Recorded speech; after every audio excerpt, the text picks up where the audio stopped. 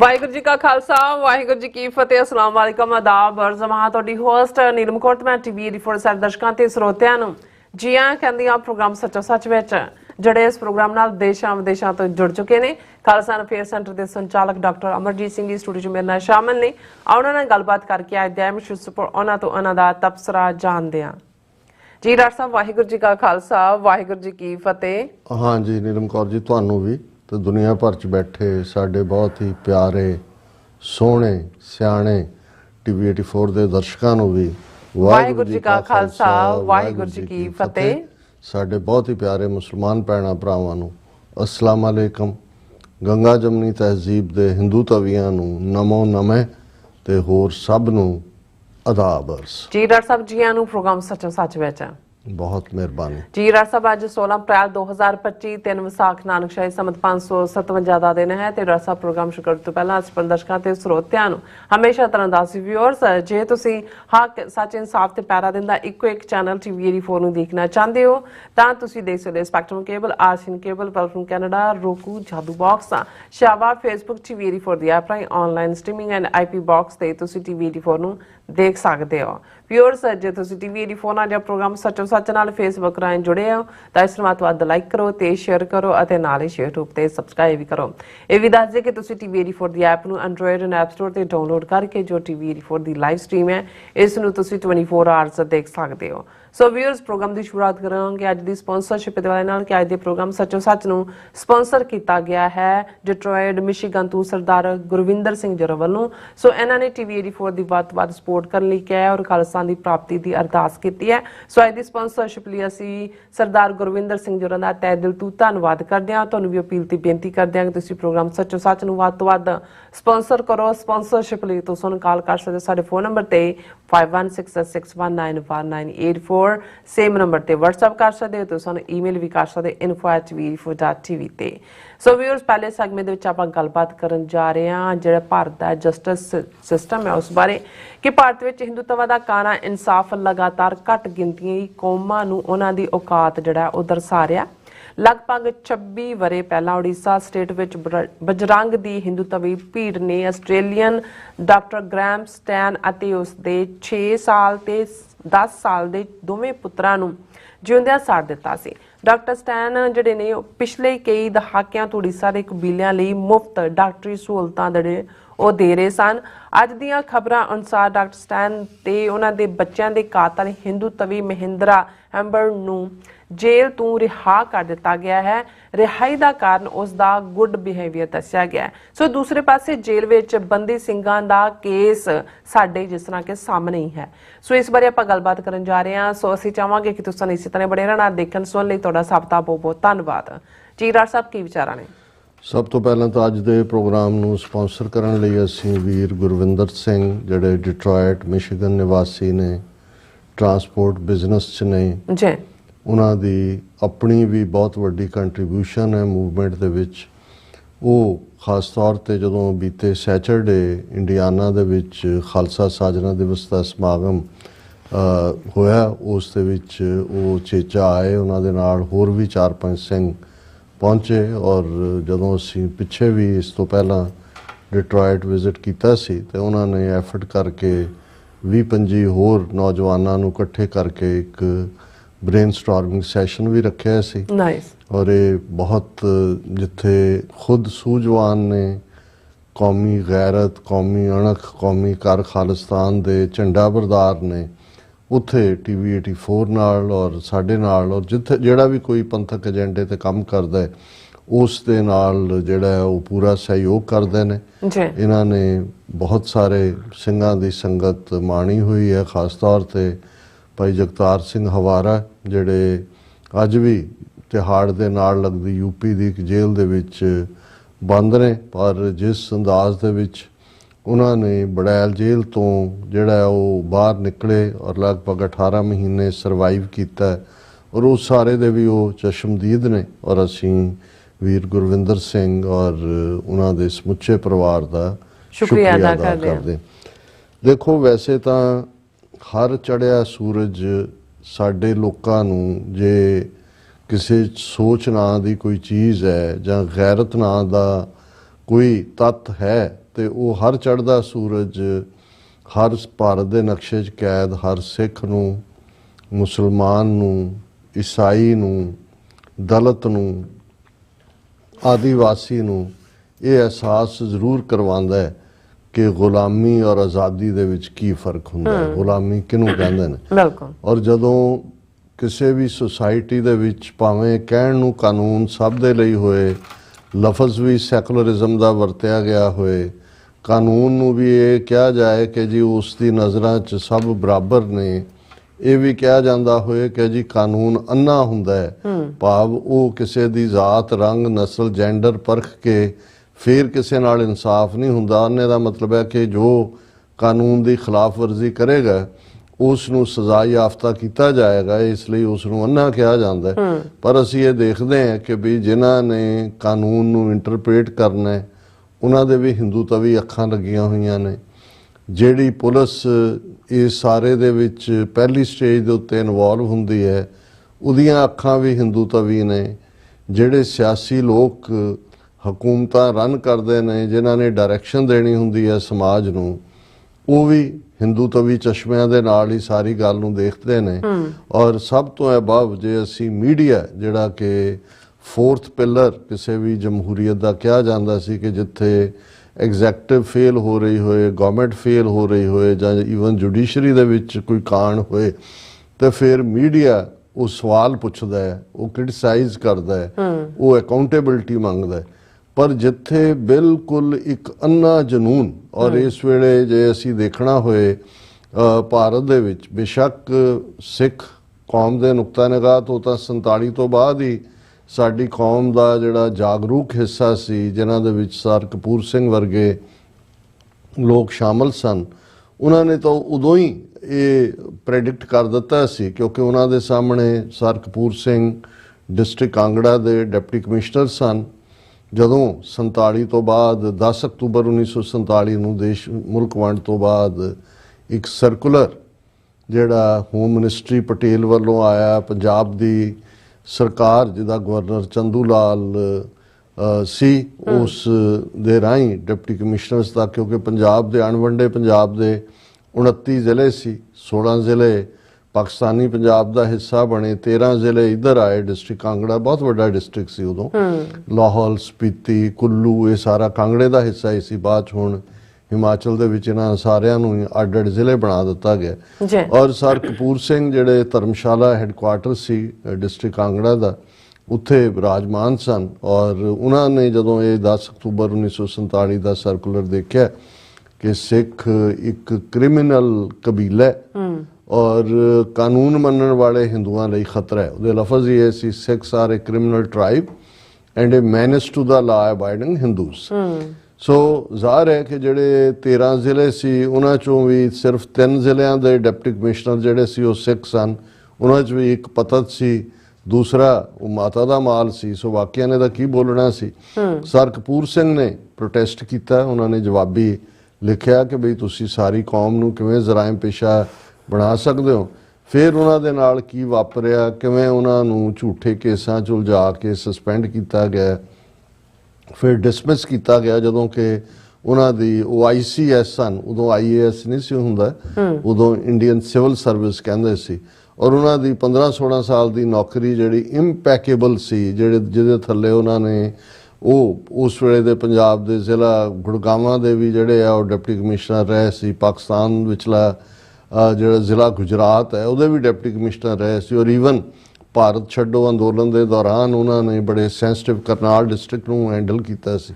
ਔਰ ਉਹਨਾਂ ਦਾ ਇੰਪੈਕੇਬਲ ਰਿਕਾਰਡ ਜਿਹੜਾ ਕਿ ਅੰਗਰੇਜ਼ ਗਵਰਨਮੈਂਟ ਨੇ ਵੀ ਉਹਨਾਂ ਦੀ ਐਡਮਿਨਿਸਟ੍ਰੇਟਿਵ ਸਕਿੱਲ ਨੂੰ ਟ੍ਰਿਬਿਊਟ ਦਿੱਤੀ ਹੋਈ ਸੀ, ਲੇਕਿਨ ਉਹਨਾਂ ਨੂੰ ਡਿਸਮਿਸ ਕੀਤਾ ਗਿਆ। ਉਹਨਾਂ ਨੇ ਉਹ ਲੜਾਈ ਹਾਈ ਕੋਰਟ ਤੋਂ ਲੈ ਕੇ, ਉਦੋਂ ਪੰਜਾਬ ਹਾਈ ਕੋਰਟ ਲਾਹੌਰ ਚੋਂ ਨਿਕਲ ਕੇ ਸ਼ਿਮਲਾ 'ਚ ਸੀ, ਕਿੰਨੀ ਦੇਰ ਉਹ ਸ਼ਿਮਲਾ ਰਹੇ, ਉਹਨਾਂ ਨੇ ਕੇਸ ਉੱਥੇ ਲੂਜ਼ ਕੀਤਾ, ਸੁਪਰੀਮ ਕੋਰਟ ਤੱਕ ਗਏ। ਪਰ ਅਲਟੀਮੇਟਲੀ ਕਿਵੇਂ ਸਿਆਸੀ ਇੰਟਰਫੇਰੈਂਸ, ਖਾਸ ਤੌਰ 'ਤੇ ਨਹਿਰੂ ਨੇ ਜਿਹੜਾ ਉੱਥੇ ਚੱਲਣ ਨਹੀਂ ਦਿੱਤੀ ਕਿਸੇ ਇਨਸਾਫ ਦੀ ਗੱਲ, ਔਰ ਜੁਡੀਸ਼ਰੀ ਨੇ, ਸੁਪਰੀਮ ਕੋਰਟ ਨੇ ਵੀ ਜਿਹੜੀਆਂ ਈਵਨ ਕਰੂਸ਼ਲ ਫਾਈਲ ਸੀ ਉਹਨਾਂ ਦੇ ਕੇਸ ਦੀ, ਜਿਹਦੇ 'ਚੋਂ ਡਾਕੂਮੈਂਟ ਵੀ ਸੀ, ਉਹ ਸਾਰੀ ਗਾਇਬ ਕਰ ਦਿੱਤੀ। ਔਰ ਇਵੈਂਚੁਅਲੀ ਸਰ ਸਾਹਿਬ ਨੂੰ ਬਿਨਾਂ ਪੈਨਸ਼ਨ ਤੋਂ ਉਹਨਾਂ ਦੀ ਨੌਕਰੀ ਤੋਂ ਡਿਸਮਿਸ ਕੀਤਾ ਗਿਆ ਔਰ ਉਹਨਾਂ ਨੇ ਫਿਰ ਜਿਹੜੀ ਬਾਅਦ ਦੇ ਵਿੱਚ 70ਵੇਂ ਦੇ 60s ਦੇ ਐਂਡ 69 70 ਚ ਆਪਣੀ ਜੀਵਨ ਕਹਾਣੀ ਜਿਸ ਦੇ ਵਿੱਚ ਉਹ ਕੋਈ ਸਿਰਫ ਸੈਲਫ ਨਾਲ ਮਹਿਦੂਦ ਨਹੀਂ ਹੈ, ਉਹਨਾਂ ਨੇ ਓਵਰਆਲ ਜਿਹੜੀ ਟ੍ਰਾਂਜੀਸ਼ਨ ਹੋਈ, ਸਿੱਖਾਂ ਨੇ ਕਿਵੇਂ ਸਿੱਖ ਲੀਡਰਸ਼ਿਪ ਨੇ ਆਜ਼ਾਦ ਮੁਲਕ ਖਾਲਿਸਤਾਨ ਦੇ ਮੌਕੇ ਗਵਾਏ ਔਰ ਕਿਵੇਂ ਸਿਸਟਮ ਵਿਚਲਾ ਉਹ ਜਿਹੜੀਆਂ ਅਪਰਚੁਨਿਟੀ ਸਿੱਖਾਂ ਨੇ ਤਾਂ ਗਵਾਈਆਂ ਹੀ ਗਵਾਈਆਂ, ਲੇਕਿਨ ਕਿਵੇਂ ਜਿਹੜੀ ਹਿੰਦੂਤਵਾ ਦਾ ਬੇਸ਼ੱਕ ਇਹ ਆਈਡੀਓਲੋਜੀ ਤਾਂ ਹੁਣ ਬੀਜੇਪੀ ਜ਼ਿਆਦਾ ਓਪਨਲੀ ਲਫ਼ਜ਼ ਕਹਿੰਦੀ ਹੈ, ਲੇਕਿਨ ਗਾਂਧੀ ਹੋਏ, ਨਹਿਰੂ ਹੋਏ, ਸੈਕੂਲਰਿਜ਼ਮ ਦੇ ਲਬਾਦੇ ਦੇ ਅੰਦਰ ਇਹਨਾਂ ਦੇ ਅੰਦਰ ਵੀ ਸ਼ੁੱਧ ਬਨਾਰਸੀ ਹਿੰਦੂ ਛੁਪਿਆ ਹੋਇਆ ਸੀ ਔਰ ਸਰਦਾਰ ਸਾਹਿਬ ਨੇ ਜਿਹੜੇ ਲਫ਼ਜ਼ ਸਾਚੀ ਸਾਖੀ 'ਚ ਫਿਰ ਸਾਰੀ ਇਸ ਸਥਿਤੀ ਨੂੰ ਬਿਆਨਦਿਆਂ ਕਹੇ ਕਿ ਮੁਲਕ ਹਿੰਦੂ ਕਾ, ਰਾਜ ਤਿਕੜੀ ਕਾ, ਗੁਰੂ ਰਾਖਾ ਭਾਈ ਸਿੱਖੜੇ ਕਾ। ਹੁਣ ਤਿਕੜੀ ਜਿਹੜੀ ਆ ਉਹ ਨਹਿਰੂ, ਪਟੇਲ ਹੋਮ ਮਿਨਿਸਟਰ ਔਰ ਚੰਦੂ ਲਾਲ ਤ੍ਰਿਵੇਦੀ ਪੰਜਾਬ ਦਾ ਗਵਰਨਰ। ਸੋ ਇਹ ਸਿੱਖਾਂ ਦੀ ਕਹਾਣੀ ਹੈ ਔਰ ਇਹ ਲਗਾਤਾਰਤਾ ਨਾਲ ਕ੍ਰਿਮੀਨਲ ਟ੍ਰਾਈਬ ਤੋਂ ਸ਼ੁਰੂ ਹੋਇਆ ਸਾਡਾ ਸਫ਼ਰ। ਜੂਨ 84 ਚ ਫੁੱਲ ਟੋਟਲ ਵਾਰ ਸਾਡੇ ਤੇ ਬਰਪਾ ਕੀਤੀ ਗਈ ਔਰ 40 ਸਾਲ ਬਾਅਦ ਅਸੀਂ ਦੇਖਦੇ ਹਾਂ ਕਿ ਉੱਥੋਂ ਦੇ ਸਿਸਟਮ ਚੋਂ ਬੰਦੀ ਸਿੰਘਾਂ ਦਾ ਜਦੋਂ ਅਸੀਂ ਜ਼ਿਕਰ ਕਰਦੇ ਹਾਂ, ਜਿਹੜੇ ਪ੍ਰਿਜ਼ਨਰਸ ਆਫ ਕੌਨਸ਼ੀਅੰਸ ਨੇ, ਪੋਲੀਟੀਕਲ ਪ੍ਰਿਜ਼ਨਰ ਨੇ, 35 ਸਾਲ ਹੋ ਗਏ ਨੇ, ਉਹਨਾਂ ਦੀ ਜਿਹੜੀ ਹੈ ਉਹ ਰਿਹਾਈ ਤਾਂ ਕੀ ਹੋਣੀ ਹੈ, ਉਹਨਾਂ ਨੂੰ ਕਿਸ ਹਾਲਤ 'ਚ ਰੱਖਿਆ ਜਾਂਦਾ ਹੈ। ਇਸ ਦੇ ਉਲਟ ਜਿਹੜੇ ਕ੍ਰਿਮੀਨਲ ਕਨਵਿਕਟਡ ਸੌਦਾ ਸਾਧ ਵਰਗੇ ਜਿਨ੍ਹਾਂ ਨੇ ਸਿੱਖ ਭਾਵਨਾਵਾਂ ਦੇ ਨਾਲ ਵੀ ਲਗਾਤਾਰਤਾ ਨਾਲ ਗੁਰੂ ਗ੍ਰੰਥ ਸਾਹਿਬ ਦੀਆਂ ਬੇਅਦਬੀਆਂ ਕਰਵਾ ਕੇ ਖਿਲਵਾੜ ਕੀਤਾ, ਜਿਹੜਾ ਮਰਡਰ ਕੇਸ ਦੇ ਵਿੱਚ ਕਨਵਿਕਟ ਹੈ, ਜਿਹੜਾ ਰੇਪ ਕੇਸ ਦੇ ਵਿੱਚ ਕਨਵਿਕਟ ਹੈ, ਉਹ ਇਹ ਨਹੀਂ ਹੈ ਵੀ ਅੰਡਰ ਟ੍ਰਾਇਲ ਹੈ, ਸਜ਼ਾ ਹੋ ਚੁੱਕੀ ਹੈ ਔਰ ਕਿਵੇਂ ਸਾਲ ਦੇ ਵਿੱਚ 10-10 ਵਾਰੀ ਪੈਰੋਲ ਔਰ ਜਦੋਂ ਨਹੀਂ ਹੈ ਪੈਰੋਲ ਫਿਰ ਫਰਲੋ, ਹੁਣ ਵੀ ਉਹ ਬਾਹਰ ਗੁੰਡਾ ਘੁੰਮ ਰਿਹਾ। ਔਰ ਇਹੀ ਪਾਰਟ ਅਸੀਂ ਜਦੋਂ ਅੱਜ ਇਸ ਖਬਰ ਦਾ, ਜਿਸ ਨੂੰ ਤੁਸੀਂ ਬਿਗਨਿੰਗ ਦੇ ਵਿੱਚ ਮੈਂਸ਼ਨ ਕੀਤਾ ਕਿ ਕਿਵੇਂ ਇਹ ਜਸਟਿਸ ਸਿਸਟਮ ਜਿਹੜਾ ਸੋ ਕਾਲਡ ਜਸਟਿਸ ਹੈ, ਕਿਵੇਂ ਹਿੰਦੂਤਵੀ ਚਸ਼ਮੇ ਦੇ ਨਾਲ ਇਸ ਦਾ ਫੈਸਲਾ ਕੀਤਾ ਜਾਂਦਾ ਹੈ ਔਰ ਇਹ ਕੱਲਾ ਸਿੱਖ ਕੌਮ ਤਾਂ ਟਾਰਗੇਟਡ ਸੀ, ਕਿਉਂਕਿ ਸਾਡੇ ਨਾਲ ਤਾਂ ਜਿਵੇਂ ਅੱਜ ਦੀ ਆਵਾਜ਼ ਪ੍ਰੋਗਰਾਮ 'ਚ ਵੀ ਜਦੋਂ ਅੱਜ ਇੱਕ ਟੌਪਿਕ ਡਿਸਕਸ ਹੋ ਰਿਹਾ ਸੀ ਤੇ ਮੈਂ ਕਿਹਾ ਕਿ 9 ਜੂਨ 1984 ਨੂੰ ਅਫਜ਼ਲ ਅਹਿਸਨ ਰੰਧਾਵਾ ਜਿਹੜੇ ਰਾਵੀ ਦੇ ਦੂਸਰੇ ਕੰਢੇ ਬੈਠੇ ਨੇ, ਉਹਨਾਂ ਨੇ ਜਦੋਂ ਘੱਲੂਘਾਰਾ 84 ਉਸ ਬਾਰੇ ਜੋ ਬਿਆਨਿਆ, ਉਹਨਾਂ ਨੇ ਆਪਣੀ ਨਜ਼ਮ ਦਾ ਨਾਂ ਹੀ ਰੱਖਿਆ ਸੀ ਨਵਾਂ ਘੱਲੂਘਾਰਾ ਔਰ ਉਸ 'ਚ ਉਹਨਾਂ ਨੇ ਕਿਹਾ ਸੀ ਕਿ ਵੈਰੀਆਂ ਕੱਢ ਵਿਖਾਲਿਆ 5 ਸਦੀਆਂ ਦਾ ਵੈਰ। ਸੋ ਉਹ ਤਾਂ ਜੋ ਉਹਨਾਂ ਦੀ ਵਾਰ ਗੁਰੂ ਨਾਨਕ ਪਾਤਸ਼ਾਹ ਦੇ ਵੇਲੇ ਤੋਂ ਆਈਡੀਓਲੋਜੀ ਜਿਹੜੀ ਗੁਰਮਤ ਦੀ, ਸਿੱਖੀ ਦੀ ਆਈਡੀਓਲੋਜੀ, ਬਰਾਬਰੀ, ਇਨਸਾਨੀ ਪਿਆਰ, ਹਰ ਇੱਕ ਨੂੰ ਆਪਣੇ ਗਲ ਨਾਲ ਲਾਣਾ ਔਰ ਛੂਆ-ਛੂਤ ਔਰ ਕਾਸਟ ਸਿਸਟਮ, ਉਸ ਦਾ ਖਾਤਮਾ, ਔਰਤ ਦੇ ਬਰਾਬਰੀ ਦੇ ਹੱਕਾਂ ਦੀ ਗੱਲ। ਸੋ ਇਹ ਬ੍ਰਾਹਮਣਵਾਦ ਦੀ ਧੁਨੀ ਦੇ ਵਿੱਚ ਤੀਰ ਵੱਜਣ ਵਾਂਗ ਸੀ। ਸੋ ਉਹਨਾਂ ਨੇ ਤਾਂ ਪਹਿਲੇ ਦਿਨ ਹੀ ਜਦੋਂ ਗੁਰੂ ਨਾਨਕ ਸਾਹਿਬ ਨੇ ਪੰਡਤ ਦਾ ਹੱਥ ਰੋਕਤਾ ਸੀ ਵੀ ਤੇਰਾ ਜਨੇਊ ਨਹੀਂ ਪਾਉਣਾ, ਉਦੋਂ ਹੀ ਇਹ ਲੜਾਈ ਸ਼ੁਰੂ ਹੋ ਗਈ ਸੀ। ਪਰ ਇਹ ਸਾਰੇ ਪੀਰੀਅਡ 'ਚ ਸਿੱਧੇ ਤੌਰ ਤੇ ਪੋਲੀਟੀਕਲ ਪਾਵਰ ਇਹਨਾਂ ਦੇ ਕੋਲ ਨਹੀਂ ਸੀ ਆਈ, ਇਸ ਲਈ 5 ਸਦੀਆਂ ਬਾਅਦ ਜਦੋਂ ਉਹਨਾਂ ਦੇ ਕੋਲ ਪੋਲੀਟੀਕਲ ਪਾਵਰ ਆਈ ਤਾਂ ਉਹਨਾਂ ਨੇ ਟੈਂਕਾਂ ਤੋਪਾਂ ਦੇ ਨਾਲ ਇਸ ਵਿਚਾਰਧਾਰਾ ਨੂੰ ਨਿਸ਼ਾਨਾ ਬਣਾਇਆ। ਲੇਕਿਨ ਇਸ ਦੇ ਨਾਲ ਨਾਲ ਜੇ ਅਸੀਂ ਦੂਸਰੇ ਵਰਗਾਂ ਵੱਲ ਵੀ ਦੇਖਦੇ ਹਾਂ, ਮੁਸਲਮਾਨ ਜਿਹੜੇ ਵੱਡੀ ਗਿਣਤੀ ਦੇ ਵਿੱਚ, ਔਰ ਜੇ ਕਹਿਣਾ ਹੋਏ ਕਿ ਆਲਮੋਸਟ ਭਾਰਤ ਦੇ ਨਕਸ਼ੇ 'ਚ ਸਿੱਖਾਂ ਦੀ ਗਿਣਤੀ ਨਾਲੋਂ ਦੁੱਗਣੀ ਆਬਾਦੀ ਉਹਨਾਂ ਦੀ ਹੈ ਔਰ 20 ਕਰੋੜ ਤੋਂ ਜ਼ਿਆਦਾ, ਉਹਨਾਂ ਦੇ ਨਾਲ ਕੀ ਵਾਪਰ ਰਿਹਾ ਹੈ, ਦੰਗਿਆਂ ਦੇ ਨਾਂ ਥੱਲੇ ਉਹਨਾਂ ਦੀ ਨਸਲਕੁਸ਼ੀ ਤਾਂ 47 ਤੋਂ ਬਾਅਦ ਹੀ ਸ਼ੁਰੂ ਹੋ ਗਈ ਸੀ। ਉਹ ਮੇਰਠ 'ਚ ਹੋਏ, ਅਹਿਮਦਾਬਾਦ 'ਚ ਹੋਏ, ਮੁਜ਼ੱਫਰਾਬਾਦ 'ਚ ਹੋਏ, ਕਿੰਨੇ ਉਦੋਂ, ਕਿਉਂਕਿ ਅਸੀਂ ਜੋ ਇਹਨਾਂ ਦੇ ਮੀਡੀਆ ਦਾ ਪ੍ਰਚਾਰ ਸੀ ਅਸੀਂ ਵੀ ਸਮਝਦੇ ਸੀ ਵੀ ਦੰਗਾਈ ਦੋਵੇਂ ਪਾਸਿਓਂ ਨੇ, ਪਰ ਉਹ ਸਾਰੇ ਹੀ ਸਟੇਟ ਸਪਾਂਸਰਡ ਕਿਲਿੰਗ ਸੀ। ਔਰ ਹੁਣ ਜਦੋਂ ਦਾ 2014 ਤੋਂ ਮੋਦੀ ਐਂਡ ਕੰਪਨੀ ਆਏ ਨੇ, ਫਿਰ ਤਾਂ ਅਸੀਂ ਯੂਪੀ ਦੇ ਵਿੱਚ ਦੇਖ ਰਹੇ ਹਾਂ ਆਦਿੱਤਿਆਨਾਥ ਯੋਗੀ ਕਿਵੇਂ ਮੁਸਲਮਾਨਾਂ ਦੇ ਘਰ, ਬਿਜ਼ਨਸਿਸ ਢਾਣਾ, ਮਾਰਨਾ, ਦਿੱਲੀ ਰਾਇਟਸ ਦੇ ਨਾਂ ਥੱਲੇ ਜਿਹੜੇ ਈਵਨ ਸਟੂਡੈਂਟ ਫੜੇ ਹੋਏ ਨੇ ਉਸ ਜਾਮੀਆ ਮਿਲੀਆ ਜਾਂ ਜਵਾਹਰ ਲਾਲ ਨਹਿਰੂ ਯੂਨੀਵਰਸਿਟੀ ਦੇ 5-5 ਸਾਲ ਤੋਂ ਉਹਨਾਂ ਦੀ ਜ਼ਮਾਨਤ ਤੱਕ ਨਹੀਂ ਹੋਈ। ਔਰ ਇਹੀ ਪਾਰਟ ਦਲਿਤ, ਬੇਸ਼ੱਕ ਜਦੋਂ ਸਪੈਸ਼ਲ ਰਾਈਟਸ ਦੀ ਜਾਂ ਰਿਜ਼ਰਵੇਸ਼ਨਸ ਦੀ ਜਾਂ ਇਕੁਅਲ ਵੋਟਿੰਗ ਰਾਈਟ ਦੀ ਗੱਲ ਹੁੰਦੀ ਹੈ, ਉਹਦੇ 'ਚ ਕੋਈ ਸ਼ੱਕ ਨਹੀਂ ਹੈ ਕਿ ਉਹ ਕਨਸਟੀਟਿਊਸ਼ਨ ਦਾ ਹਿੱਸਾ ਹੈ। ਲੇਕਿਨ ਤੁਸੀਂ ਦੇਖੋਗੇ ਕਿ ਵੀ ਅੱਜ ਵੀ ਭਾਰਤ ਦੀਆਂ ਕਿੰਨੀਆਂ ਸਟੇਟਾਂ ਨੇ ਜਿੱਥੇ ਦਲਿਤ ਘੋੜੀ ਨਹੀਂ ਚੜ੍ਹ ਸਕਦਾ, ਜਿੱਥੇ ਜੇ ਉਹ ਇਨਕਾਰ ਕਰਦਾ ਉੱਚੀ ਜਾਤ ਵਾਲੇ ਕੁੱਟ-ਕੁੱਟ ਕੇ ਮਾਰ ਦਿੰਦੇ ਨੇ। ਉਨਾਓ ਕੇਸ ਤੋਂ ਲੈ ਕੇ ਯੂਪੀ ਤੱਕ ਕਿੰਨੀਆਂ ਥਾਵਾਂ ਤੇ ਦਲਿਤ ਬੱਚੀਆਂ ਦੇ ਨਾਲ ਜ਼ਬਰ ਜਨਾਹ ਹੁੰਦਾ ਔਰ ਪਿਛਲੇ ਪੀਰੀਅਡ ਦੇ ਵਿੱਚ ਬਹੁਤ ਤੇਜ਼ੀ ਦੇ ਨਾਲ ਕੇਸ ਵਧੇ ਨੇ ਦਲਿਤਾਂ ਦੇ ਖਿਲਾਫ ਹਿੰਸਾ ਦੇ। ਔਰ ਈਸਾਈ, ਹੁਣ ਇਹ ਵੀ ਦੇਖਣ ਵਾਲੀ ਗੱਲ ਇਹ ਹੈ ਕਿ ਵੀ ਬਹੁਤ ਸਾਰਾ ਤਬਕਾ ਜਿਹੜਾ ਭਾਰਤ ਦੇ ਵਿੱਚ ਦਲਿਤ ਜਾਂ ਸ਼ਡਿਊਲ ਟਰਾਈਬ ਜਾਂ ਸ਼ਡਿਊਲ ਕਾਸਟ ਜਿਹੜੇ ਲਫ਼ਜ਼ ਕਨਸਟੀਟਿਊਸ਼ਨਲ ਨੇ, ਉਹਨਾਂ ਦੇ ਵਿੱਚ ਇੱਕ ਤਾਂ ਸੰਵਿਧਾਨ ਦੇ ਵਿੱਚ ਵੀ ਈਸਾਈ ਜਿਹੜੇ ਦਲਿਤ ਨੇ ਉਹਨਾਂ ਨੂੰ ਬਰਾਬਰੀ ਦੇ ਹੱਕ ਨਹੀਂ ਦਿੱਤੇ ਗਏ, ਉਹ ਤਾਂ ਸਿਰਫ ਹਿੰਦੂ ਦੇ ਥੱਲੇ ਰੱਖਿਆ ਗਿਆ।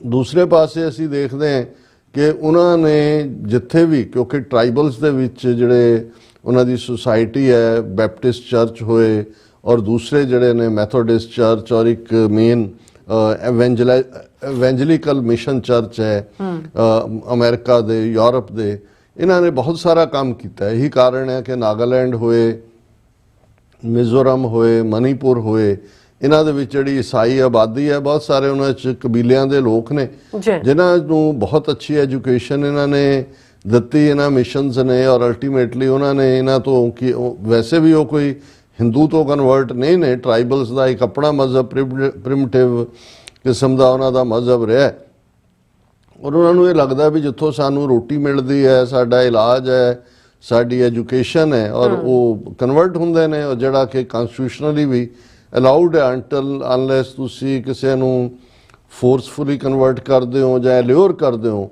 ਉਸ ਦੇ ਥੱਲੇ। ਸੋ ਇਹ ਜਿਹੜੇ ਸਟੇਟਸ ਨੇ, ਉੜੀਸਾ ਦੇ ਵਿੱਚ ਵੀ ਕਾਫੀ ਵੱਡੀ ਟਰਾਈਬਲ ਬੈਲਟ ਹੈ ਔਰ ਨਾਰਥ ਈਸਟ ਦੀਆਂ ਸਟੇਟਾਂ ਦਾ ਅਸੀਂ ਜ਼ਿਕਰ ਕੀਤਾ ਹੀ ਹੈ। ਔਰ ਉੱਥੇ ਜੋ ਕੁਛ ਈਸਾਈ ਕਬੀਲਿਆਂ ਦੇ ਨਾਲ, ਕੁਕੀ ਕਬੀਲੇ ਨਾਲ ਮਨੀਪੁਰ ਦੇ ਵਿੱਚ ਪਿਛਲੇ ਸਾਰੇ ਪੀਰੀਅਡ 'ਚ ਹੋ ਰਿਹਾ, ਯੂਰਪੀਅਨ ਯੂਨੀਅਨ, ਯੂਰਪੀਅਨ ਪਾਰਲੀਮੈਂਟ ਦੇ ਰੈਜ਼ੋਲੂਸ਼ਨ ਨੇ, US ਕਾਂਗਰਸ ਦੇ ਵਿੱਚ ਆਵਾਜ਼ ਹੈ ਔਰ US ਸਰਫ ਦੀਆਂ ਰਿਪੋਰਟਾਂ 'ਚ ਇਸ ਦਾ ਜ਼ਿਕਰ ਹੈ ਕਿ ਕਿਵੇਂ ਕੁਕੀ ਟਰਾਈਬਸ ਦੇ ਇਸ ਵੇਲੇ 70,000 ਤੋਂ ਜ਼ਿਆਦਾ ਲੋਕ ਕੈਂਪਾਂ 'ਚ ਬਿਠਾਏ ਹੋਏ ਨੇ ਔਰ ਕਿੰਨੀਆਂ ਕਿਲਿੰਗਸ ਹੋਈਆਂ ਔਰ ਕੀ ਉਹਨਾਂ ਦੇ ਨਾਲ ਵਾਪਰ ਰਿਹਾ। ਲੇਕਿਨ ਅੱਜ ਜਿਹੜੀ ਖਬਰ ਸਾਡਾ ਲੀਡ ਸੈਗਮੈਂਟ ਹੈ ਉਹ ਬੜਾ ਇੱਕ ਬਰੂਟਲ ਕਹਾਣੀ ਇੱਕ ਪਾਸੇ, ਕਿਉਂਕਿ ਮੈਨੂੰ ਯਾਦ ਹੈ ਵੀ ਜਦੋਂ 1999 ਦੇ ਵਿੱਚ ਇਹ ਘਟਨਾ ਵਾਪਰਦੀ ਹੈ ਔਰ ਇਹ ਜਨਵਰੀ ਦਾ ਮਹੀਨਾ ਸੀ ਮੁੱਢਲੇ ਤੌਰ ਦੇ ਉੱਤੇ ਔਰ ਇਹ ਜਿਹੜਾ ਇਸ ਪੀਰੀਅਡ ਦੇ ਵਿੱਚ ਸਿੱਖ ਕੌਮ ਦੇ ਵਿੱਚ ਉਤਸ਼ਾਹ ਸੀ ਕਿ ਜੀ ਅਸੀਂ 300 ਸਾਲਾ ਖਾਲਸਾ ਸਾਜਨਾ ਦਿਵਸ ਸੈਲੀਬ੍ਰੇਟ ਕਰਨਾ ਹੈ। ਔਰ ਇਹ ਖਬਰ ਲਾਈਕ ਬੋਲਡ ਫਰਮ ਦਾ ਬਲੂ, ਜਿਵੇਂ ਹੁੰਦਾ ਹੈ ਕਿ ਵੀ ਹਿਰਦੇ ਵਲੂੰਦਰਨ ਵਾਲੀ ਸੀ ਕਿ ਉੜੀਸਾ ਦੇ ਜਿਹੜਾ ਇੱਕ ਉਹਨਾਂ ਦਾ ਏਰੀਆ ਜਿਸ ਦੇ ਵਿੱਚ ਟਰਾਈਬਲ ਬੈਲਟ ਹੈ ਔਰ ਇਹ ਉਹਨਾਂ ਦਾ ਜਿਹੜਾ ਪਿੰਡ ਕੈਂਡ ਕੁੰਜ ਨਾਂ ਦੇ ਥਾਂ ਦੇ ਉੱਤੇ 50 ਗੁੰਡਿਆਂ ਦੀ ਭੀੜ ਨੇ ਜਿਹੜੀ ਕਿ ਕੁਹਾੜੀਆਂ ਨਾਲ ਦੂਜਿਆਂ ਨਾਲ ਲੈਸ ਸੀ। ਇੱਕ ਸਟੇਸ਼ਨ ਵੈਗਨ, ਇੱਕ ਵੱਡੀ ਗੱਡੀ ਜਿਸ ਦੇ ਵਿੱਚ ਆਸਟ੍ਰੇਲੀਅਨ ਮੂਲ ਦੇ ਡਾਕਟਰ ਗ੍ਰਾਮ ਸਟੇਨ, ਉਹਨਾਂ ਦਾ ਇੱਕ 10 ਸਾਲ ਦਾ ਬੇਟਾ ਫਿਲਿਪ ਔਰ 6 ਸਾਲ ਦਾ ਬੇਟਾ ਟਿਮੋਥੀ, ਜਿਹੜੇ ਉੱਥੇ ਇੱਕ ਉਹਨਾਂ ਦਾ ਕੈਂਪ ਸੀ ਟਰਾਈਬਲਸ ਦਾ, ਉਹਦੇ 'ਚ ਪਾਰਟਿਸਿਪੇਟ ਕਰਨ ਲਈ ਗਏ ਸੀ ਔਰ ਰਾਹ ਦੇ ਵਿੱਚ ਹੀ ਉਹਨਾਂ ਨੇ ਗੱਡੀ ਰੋਕੀ। ਔਰ ਇਹ ਡਾਕਟਰ ਗ੍ਰੈਮ ਸਟੇਨ ਪਿਛਲੇ 20 ਸਾਲ ਤੋਂ 1999 ਤੋਂ ਵੀ 20 ਸਾਲ ਪਹਿਲਾਂ ਉਸ ਖਿੱਤੇ ਦੇ ਵਿੱਚ ਲੈਪਰੋਸੀ, ਜਿਹਦੀ ਐਕਜ਼ੀਮਾ ਦੀ ਵਰਸਟ ਫਾਰਮ ਵੀ ਹੁੰਦੀ ਹੈ ਲੈਪਰੋਸੀ, ਉਹਨਾਂ ਦੇ ਮਰੀਜ਼ਾਂ ਦੇ ਲਈ ਕੰਮ ਕਰਦੇ ਸੀ ਔਰ ਉਹਨਾਂ ਦੀ ਵਾਈਫ ਵੀ ਔਰ ਇਵੈਂਜਲਿਕਲ ਮਿਸ਼ਨ ਦੇ ਨਾਲ ਇਹਨਾਂ ਦਾ ਸੰਬੰਧ ਸੀ। ਸੋ ਇਹ ਜਿਹੜੀ 50 ਤੋਂ ਜ਼ਿਆਦਾ ਗੁੰਡਿਆਂ ਦੀ ਭੀੜ ਜਿਹਨੂੰ ਉਸ ਵੇਲੇ ਉੜੀਸਾ ਦਾ ਬਜਰੰਗ ਦਲ ਦਾ ਮੁਖੀ ਪ੍ਰਤਾਪ ਚੰਦਰ ਸਾਰੰਗ ਲੀਡ ਕਰ ਰਿਹਾ ਸੀ, ਜਿਹੜਾ ਪ੍ਰਤਾਪ ਚੰਦਰ ਸਾਰੰਗ ਜਿਵੇਂ ਨਵੰਬਰ 84 ਦੀ ਸਿੱਖ ਨਸਲਕੁਸ਼ੀ ਜਿਨ੍ਹਾਂ ਨੇ ਕੀਤੀ ਉਹਨਾਂ ਨੂੰ MP ਬਣਾਇਆ ਗਿਆ, HKL ਭਗਤ, ਸੱਜਣ ਕੁਮਾਰ, ਜਗਦੀਸ਼ ਟਾਈਟਲ ਕਾਂਗਰਸ ਨੇ ਮਿਨਿਸਟਰ ਵੀ ਬਣਾਇਆ, ਇਵੇਂ ਹੀ ਇਹ ਜਿਹੜਾ ਪ੍ਰਤਾਪ ਚੰਦਰ ਸਾਰੰਗ ਜਿਸ ਨੇ ਡਾਕਟਰ ਗ੍ਰੈਮ ਸਟੈਨ ਔਰ ਉਹਦੇ 6 ਤੇ 10 ਸਾਲ ਦੇ ਬੱਚਿਆਂ ਨੂੰ ਜਿਉਂਦਿਆਂ ਸਾੜਿਆ, ਉਸ ਨੂੰ MP ਦੀ ਸੀਟ ਦਿੱਤੀ ਗਈ ਔਰ ਬਾਅਦ ਦੇ ਵਿੱਚ ਉਹ ਮਿਨਿਸਟਰ ਵੀ ਬਣਿਆ। ਹੁਣ ਵੀ ਉਹ ਉਸ ਇਲਾਕੇ 'ਚੋਂ MP ਹੈ ਔਰ ਸ਼ਾਇਦ ਮਿਨਿਸਟਰ ਵੀ ਹੋਏ, ਮੈਨੂੰ ਇਹ ਕਨਫਰਮ ਨਹੀਂ ਹੈ, ਲੇਕਿਨ ਇੱਕ ਸਟੇਜ ਤੇ ਇਸ ਨੂੰ ਪ੍ਰਤਾਪ ਚੰਦਰ ਸਾਰੰਗ ਨੂੰ ਮਿਨਿਸਟਰ ਵੀ ਬਣਾਇਆ ਗਿਆ ਸੀ। ਹੁਣ ਜਿਹੜਾ ਇਸ ਸਾਰੇ ਦੇ ਚੱਲਦੇ ਆ ਇੱਕ ਬਹੁਤ ਬਰੂਟਲ ਐਕਟ ਸੀ। ਦੁਨੀਆ ਭਰ ਦੇ ਵਿੱਚ ਇਸ ਦਾ ਰਿਐਕਸ਼ਨ ਹੋਇਆ।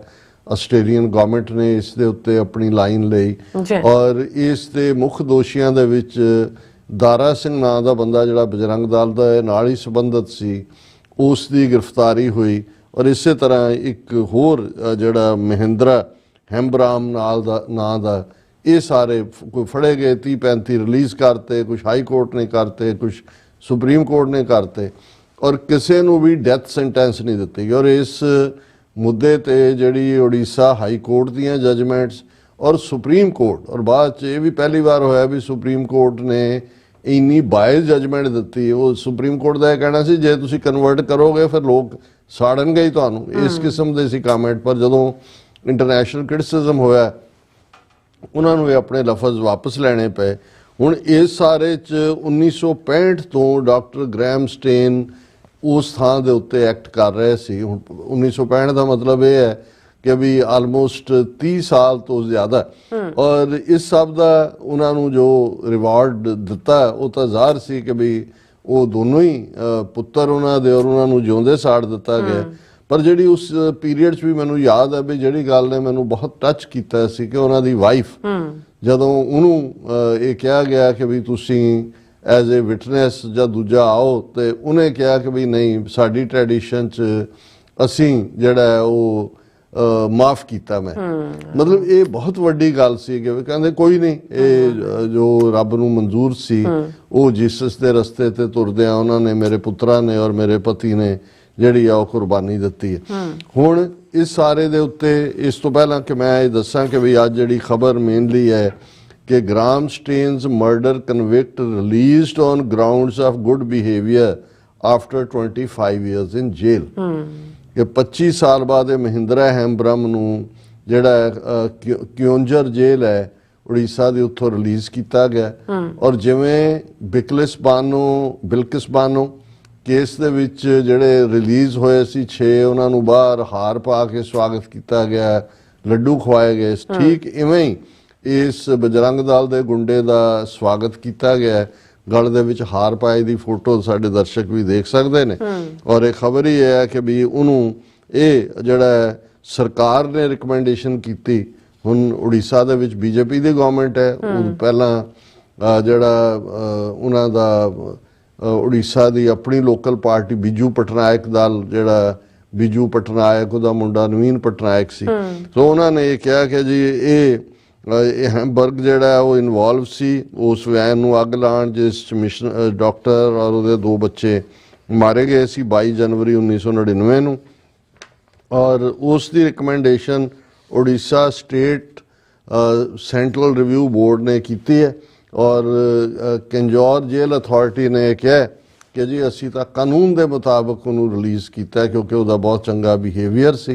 ਔਰ ਇਹ ਸਾਰੇ ਦੇ ਉੱਤੇ ਜਿਹੜਾ ਇਸ ਤੋਂ ਪਹਿਲਾਂ ਚੀਫ ਮਿਨਿਸਟਰ ਜਿਹੜਾ ਹੁਣ ਮੋਹਨ ਮਾਝੀ ਹੈ, ਨਾਓ ਦਾ ਚੀਫ ਮਿਨਿਸਟਰ, ਇਹ ਜਦੋਂ ਕੰਜੌਰ ਤੋਂ MLA ਸੀ, ਇਹਨੇ ਵੀ ਰਿਕਮੈਂਡ ਕੀਤਾ ਸੀ ਕਿ ਜੀ ਇਹਨਾਂ ਨੇ ਤਾਂ ਦੁਸ਼ਮਣਾਂ ਨੂੰ ਜਿਹੜਾ ਹੈ ਉਹ ਸਜ਼ਾ ਦਿੱਤੀ ਸੀ, ਉਹਨਾਂ ਨੂੰ ਪਿਓ ਪੁੱਤਰਾਂ ਨੂੰ, ਕਿ ਵੀ ਉਹ ਸਾਡੇ ਇਲਾਕੇ 'ਚ ਈਸਾਈਅਤ ਫੈਲਾ ਰਹੇ ਸੀ ਔਰ ਉਹਨੂੰ ਰਿਲੀਜ਼ ਕੀਤਾ ਜਾਏ।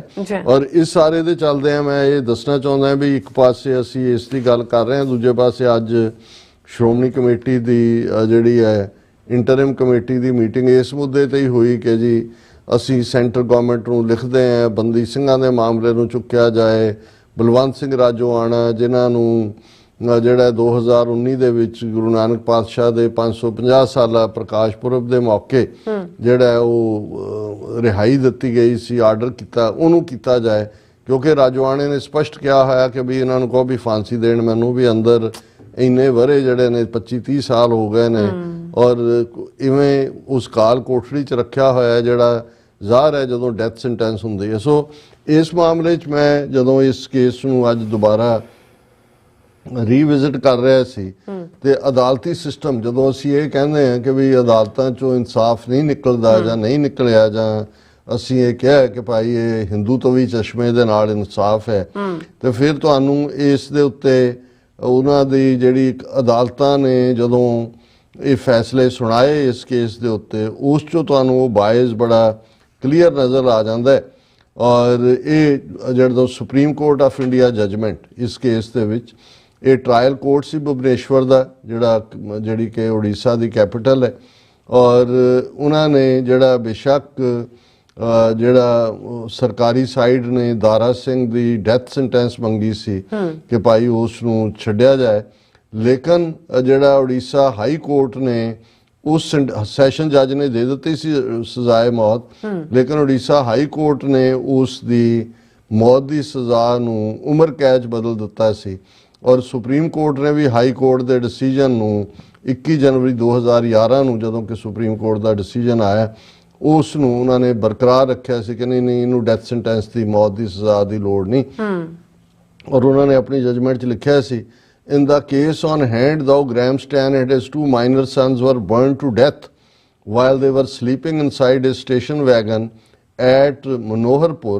The intention was to teach a lesson to Graham Staines about his religious activities, namely converting poor tribals into Christianity. उन्होंने कहा जी इन्हों इसलिए नहीं जड़ा डेथ सेंटेंस देनी क्योंकि ਇਹ ਜਿਹੜਾ ਇਹਨਾਂ ਦਾ ਮਕਸਦ ਸੀ 50 ਗੁੰਡਿਆਂ ਦਾ ਜਿਹਦੇ 'ਚ ਉਹਨਾਂ ਨੇ ਜਿਉਂਦਿਆਂ ਉਹਨਾਂ ਨੂੰ ਸਾੜਤਾ ਪਿਓ ਤੇ ਪੁੱਤਰਾਂ ਨੂੰ ਕਿ ਉਹ ਜਿਹੜੇ ਨੇ ਉਹ ਇਸ ਗੱਲ ਤੋਂ ਖਫਾ ਸੀ ਕਿ ਜੀ ਇਹ ਈਸਾਈ ਬਣਾ ਰਹੇ ਨੇ। ਔਰ ਉਹਨਾਂ ਨੇ ਕਿਹਾ ਜੀ ਹਾਈ ਕੋਰਟ ਨੇ ਇਸ ਨੂੰ ਐਪਰੀਸ਼ੀਏਟ ਕੀਤਾ ਕਿ ਬਈ ਉਹ ਜਿਹੜੇ ਨੇ ਉਹ ਇਸ ਤੋਂ ਖਫਾ ਸਨ ਔਰ ਇਸ ਲਈ ਉਹਨਾਂ ਨੇ ਜੇ ਹਾਈ ਕੋਰਟ ਨੇ ਡੈਥ ਸੈਂਟੈਂਸ ਨੂੰ ਲਾਈਫ ਇੰਪ੍ਰਿਜ਼ਨਮੈਂਟ 'ਚ ਕਨਵਰਟ ਕੀਤਾ ਤੇ ਅਸੀਂ ਉਹਦੇ ਨਾਲ ਸਹਿਮਤ ਹਾਂ। ਫਿਰ ਸੁਪਰੀਮ ਕੋਰਟ ਇਹ ਕਹਿ ਰਿਹਾ our concept of secularism is that the state will have no religion कि ਅਸੀਂ ਤਾਂ secular ਹੈ ਔਰ state ਦਾ ਕੋਈ religion ਨਹੀਂ ਹੈ। The state shall treat all religions and religious group equally and with equal respect without in any manner interfering in their individual right of religion, faith and worship. ਫਿਰ ਉਹਨਾਂ ਨੇ ਕਿਹਾ ਕਿ it is undisputed that there is no justification for interfering in someone's belief by way of use of force, provocation, conversion, incitement, or upon a flawed promise that one religion is better than the other.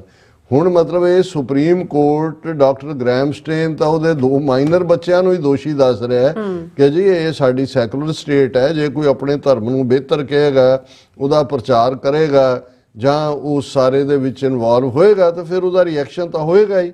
ਸੋ ਉਹਨਾਂ ਨੇ ਜਿਹੜਾ ਇਹ ਬਜਰੰਗ ਦਲ ਦੇ ਗੁੰਡਿਆਂ ਨੇ ਕੀਤਾ ਉਹ ਤਾਂ ਸਬਕ ਸਿਖਾਉਣਾ ਚਾਹੁੰਦੇ ਸੀ। ਔਰ ਇਸ ਦੇ ਉੱਤੇ ਬਾਅਦ ਦੇ ਵਿੱਚ ਈਵਨ ਸੁਪਰੀਮ ਕੋਰਟ ਜਦੋਂ ਸੁਪਰੀਮ ਕੋਰਟ ਦੇ ਇਸ ਦੀ ਬਹੁਤ ਕ੍ਰਿਟਿਸਿਜ਼ਮ ਹੋਈ 76 ਪੇਜ ਦੇ ਜਜਮੈਂਟ ਸੀ ਔਰ ਇਸ ਦੇ ਉੱਤੇ ਲੇਕਿਨ 4 ਦਿਨਾਂ ਬਾਅਦ 25 ਜਨਵਰੀ 2011 ਨੂੰ supreme court of India in a rare move expunged its own comments with regards to conversion from its verdict. ਨਾ ਹੀ ਸੀਬੀਆਈ ਦੀ ਰਿਪੋਰਟ ਸੀ ਨਾ ਹੀ ਸਟੇਟ ਗਵਰਨਮੈਂਟ ਦੀ ਕਿ ਡਾਕਟਰ ਗ੍ਰੈਹਮ ਸਟੈਨ ਕੋਈ ਕਨਵਰਸ਼ਨ ਕਰ ਰਿਹਾ ਸੀ, ਉਹਨੇ ਕੋਈ ਕਨਵਰਸ਼ਨ ਨਹੀਂ ਕੀਤੀ। ਲੇਕਿਨ ਇਹ ਤੁਸੀਂ ਹੁਣ ਜਦੋਂ ਜੱਜਾਂ ਦਾ ਮਾਈਂਡਸੈਟ ਤੁਸੀਂ ਦੇਖਦੇ ਹੋ ਹਿੰਦੂਤਵੀ ਮਾਈਂਡਸੈਟ ਜਿਹੜਾ ਬਿਲਕੁਲ ਹੈ ਔਰ ਉਹ ਹਰ ਚੀਜ਼ ਹੁਣ ਵਕਫ ਬੋਰਡ ਦੇ ਮੁੱਦੇ ਤੇ ਜਿਹੜਾ ਵਕਫ ਅਮੈਂਡਮੈਂਟ ਐਕਟ ਇਹਨਾਂ ਨੇ ਪਾਸ ਕੀਤਾ ਹੈ ਸੁਪਰੀਮ ਕੋਰਟ 'ਚ ਜਿਹੜਾ ਕੇਸ ਲੈ ਲਿਆ ਸੁਪਰੀਮ ਕੋਰਟ ਨੇ।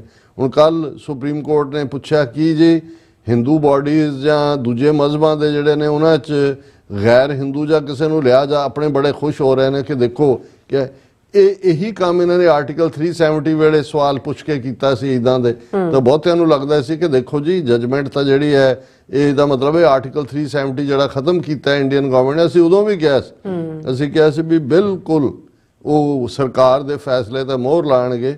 ਇਹੀ ਹਾਲ ਵਕਫ ਬੋਰਡ ਵਾਲੇ ਮੁੱਦੇ ਤੇ ਵੀ ਹੋਏਗਾ ਕਿ ਸਾਨੂੰ ਇਹ ਲੱਗਦਾ ਹੋਏ ਜੀ ਕਿ ਉੱਥੋਂ ਜਸਟਿਸ ਨਿਕਲਣਾ।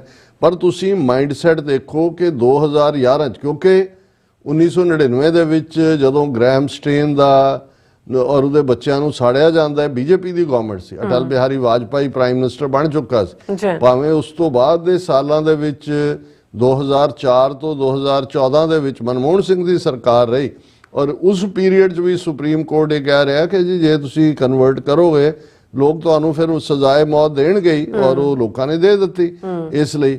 ਔਰ ਉਹੀ ਜਿਹੜਾ ਉਸ ਦਾ ਜਿਹੜਾ ਇਹ ਮੇਨ ਸੈਕੰਡ ਸਰਗਣਾ ਸੀ ਅੱਜ ਜਿਹੜਾ ਉਹ 25 ਸਾਲ ਬਾਅਦ ਕਿ ਗੁੱਡ ਬਿਹੇਵੀਅਰ ਚੀਫ ਮਿਨਿਸਟਰ ਨੇ ਰਿਕਮੈਂਡ ਕੀਤਾ, ਜੇਲ੍ਹ ਅਥਾਰਟੀਜ਼ ਨੇ ਰਿਕਮੈਂਡ ਕੀਤਾ। ਤਾਂ ਹੁਣ ਸਾਡੇ ਕਿਹੜੇ ਲੋਕ ਕਿਹੜੇ ਜਿਹੜਾ ਉਹ ਕਿਹਨਾਂ ਤੋਂ ਇਨਸਾਫ ਦੀ ਮੰਗ ਕਰਦੇ ਨੇ ਕਿ ਜੀ ਸਾਨੂੰ ਇਨਸਾਫ ਦਿਓ ਔਰ 40 ਸਾਲਾਂ 'ਚ ਸਾਨੂੰ ਇਨਸਾਫ ਨਹੀਂ ਮਿਲਿਆ।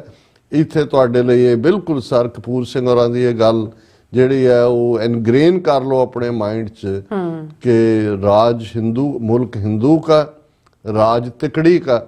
उदों तिकड़ी नेहरू पटेल और चंदूलाल त्रिवेदी दी सी, अज मोदी अमित शाह ते अजीत डोवाल दी है। और अल्टीमेटली फिर जदों इस किस्म वालियां दे कोल पावर हुंदी है ते फिर गुरु दे सिखां दा भी और भारत दियां दूसरियां घट गिणतियां दा भी रब ही रख है। जी डॉक्टर साहब थोड़ा बहुत शुक्रिया। सो इत्थे लेने ब्रेक और ब्रेक ते जाण तो पहला ਅਸੀਂ ਆਪਣੇ ਦਰਸ਼ਕਾਂ ਤੇ ਸਰੋਤਿਆਂ ਨੂੰ ਅਪੀਲ ਤੇ ਬੇਨਤੀ ਕਰਦੇ ਵਿਊਅਰਸ, ਜਿਸ ਤਰ੍ਹਾਂ ਕਿ ਤੁਸੀਂ ਜਾਣਦੇ ਹੋ ਕਿ ਟੀਵੀ 84 ਇੱਕ ਪੰਥਕ ਚੈਨਲ ਹੈ। ਟੀਵੀ 84 ਦੀ ਚੜ੍ਹਦੀ ਕਲਾ ਲਈ ਵੱਧ ਤੋਂ ਵੱਧ ਡੋਨੇਟ ਕਰੋ। ਡੋਨੇਟ ਕਰਨ ਲਈ ਸਾਡੀ ਵੈਬਸਾਈਟ tv4.tv ਤੇ ਜਾ ਕੇ ਪੇਪਲ ਦੀ ਵਰਤੋਂ ਕਰਕੇ ਵਨ ਟਾਈਮ ਡੋਨੇਟ ਕਰ ਸਕਦੇ ਹੋ, ਮੰਥਲੀ ਡੋਨੇਟ ਵੀ ਕਰ ਸਕਦੇ ਹੋ। ਤੁਸੀਂ ਟੀਵੀ 84 ਦੇ ਨਾਮ ਤੇ ਚੈੱਕ ਬਣਾ ਕੇ ਸਾਨੂੰ ਮੇਲ ਵੀ ਕਰ ਸਕਦੇ ਹੋ ਸਾਡੇ ਇਸ ਪਤੇ ਤੇ 36-01 37th Avenue Long Island City New York 11101 USA, ਜਾਂ ਫਿਰ ਤੁਸੀਂ ਸਾਨੂੰ ਫੋਨ ਰਾਹੀਂ ਵੀ ਸੰਪਰਕ ਕਰ ਸਕਦੇ ਹੋ 5166191984। ਤੁਸੀਂ ਸਾਨੂੰ ਈਮੇਲ ਵੀ ਕਰ ਸਕਦੇ ਹੋ info@tv84.tv ਤੇ। ਅਸੀਂ ਤੁਹਾਡੇ ਤਹਿ ਦਿਲ ਤੋਂ ਸ਼ੁਕਰਗੁਜ਼ਾਰ ਹੋਵਾਂਗੇ। ਸੋ ਇੱਥੇ ਲੈਣੇ ਬ੍ਰੇਕ ਵਿਊਅਰਸ, ਤੁਸੀਂ ਸਾਨੂੰ ਇਸੇ ਤਰ੍ਹਾਂ ਬਣੇ ਰਹਿਣਾ। ਮਿਲਦੇ ਹਾਂ ਆਫਟਰ ਦਿਸ ਸ਼ਾਰਟ ਬ੍ਰੇਕ।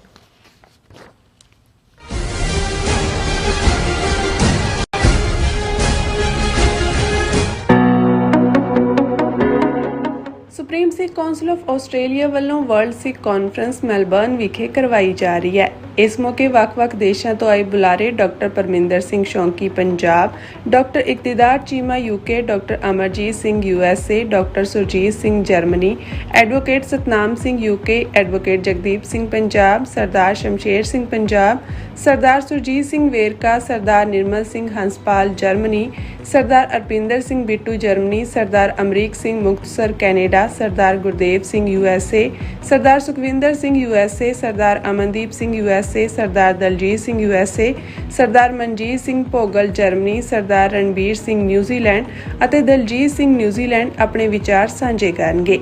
ਆਪ ਜੀ ਨੂੰ 25, 26 ਅਤੇ 27 ਅਪ੍ਰੈਲ ਨੂੰ ਇਸ ਦਾ ਹਿੱਸਾ ਬਣਨ ਦੀ ਬੇਨਤੀ ਕੀਤੀ ਜਾਂਦੀ ਹੈ। ਵਧੇਰੇ ਜਾਣਕਾਰੀ ਲਈ ਸਕਰੀਨ ਤੇ ਦਿੱਤੇ ਨੰਬਰ ਤੇ ਸੰਪਰਕ ਕਰੋ ਜੀ। ਵਾਹਿਗੁਰੂ ਜੀ ਕਾ ਖਾਲਸਾ, ਵਾਹਿਗੁਰੂ ਜੀ ਕੀ ਫਤਿਹ। ਗੁਰਦੁਆਰਾ ਸਿੱਕਲ ਸੁਸਾਇਟੀ, ਸਮੂਹ ਗੁਰਦੁਆਰਾ ਪ੍ਰਬੰਧਕ ਕਮੇਟੀਆਂ, ਪੰਥਕ ਜਥੇਬੰਦੀਆਂ, ਸਭਾਵਾਂ ਅਤੇ ਸੰਗਤੀ ਰੂਪ ਦੇ ਵਿੱਚ ਜੋ ਹਰ ਸਾਲ ਦੀ ਤਰ੍ਹਾਂ ਮਨਿਆਟਨ ਵਿਖੇ ਸਿੱਖ ਡੇ ਪਰੇਡ ਕੱਢੀ ਜਾਂਦੀ ਹੈ, ਉਹ ਇਸ ਸਾਲ 26 ਅਪ੍ਰੈਲ ਦਿਨ ਸ਼ਨੀਚਰਵਾਰ ਨੂੰ 12:30 ਵਜੇ 37 ਸਟਰੀਟ ਮੈਡੀਸਨ ਤੋਂ ਆਰੰਭ ਹੋਵੇਗੀ। ਉਹ ਤੇ 24 ਸਟਰੀਟ ਮੈਡੀਸਨ ਦੇ ਉੱਤੇ ਜੋ ਕਿ ਸਟੇਜ ਸਜਾਈ ਜਾਏਗੀ, ਜਿਹਦੇ ਉੱਤੇ ਪੰਥਕ ਬੁਲਾਰੇ ਤੇ ਸਾਡੇ ਜਿਹੜੇ ਨਿਊਯਾਰਕ ਦੇ ਜਿੰਨੇ ਵੀ ਇਲੈਕਟਡ ਅਫੀਸ਼ਲ ਆ ਉਹ ਸੰਗਤਾਂ ਨੂੰ ਸੰਬੋਧਨ ਹੋਣਗੇ। ਸਮੂਹ ਸੰਗਤਾਂ ਦੇ ਚਰਨਾਂ 'ਚ ਬੇਨਤੀ ਕੀਤੀ ਜਾਂਦੀ ਆ ਕਿ ਇਹ ਜਿਸ ਪਰੇਡ ਦੇ ਵਿੱਚ ਆਪਣੇ ਆਪ ਨੂੰ ਸ਼ਾਮਲ ਕਰੋ ਤੇ ਗੁਰੂ ਦੀਆਂ ਖੁਸ਼ੀਆਂ ਪ੍ਰਾਪਤ ਕਰੋ ਕਿ ਇਹ ਪਰੇਡ ਸਾਡੀ ਪੋਲੀਟੀਕਲ ਤੇ ਧਾਰਮਿਕ ਆਜ਼ਾਦੀ ਨੂੰ ਦਰਸਾਉਂਦੀ ਹੈ ਜੀ। ਵਾਹਿਗੁਰੂ ਜੀ ਕਾ ਖਾਲਸਾ, ਵਾਹਿਗੁਰੂ ਜੀ ਕੀ ਫਤਿਹ। ਮੁਝੇ ਨਾ ਦੇ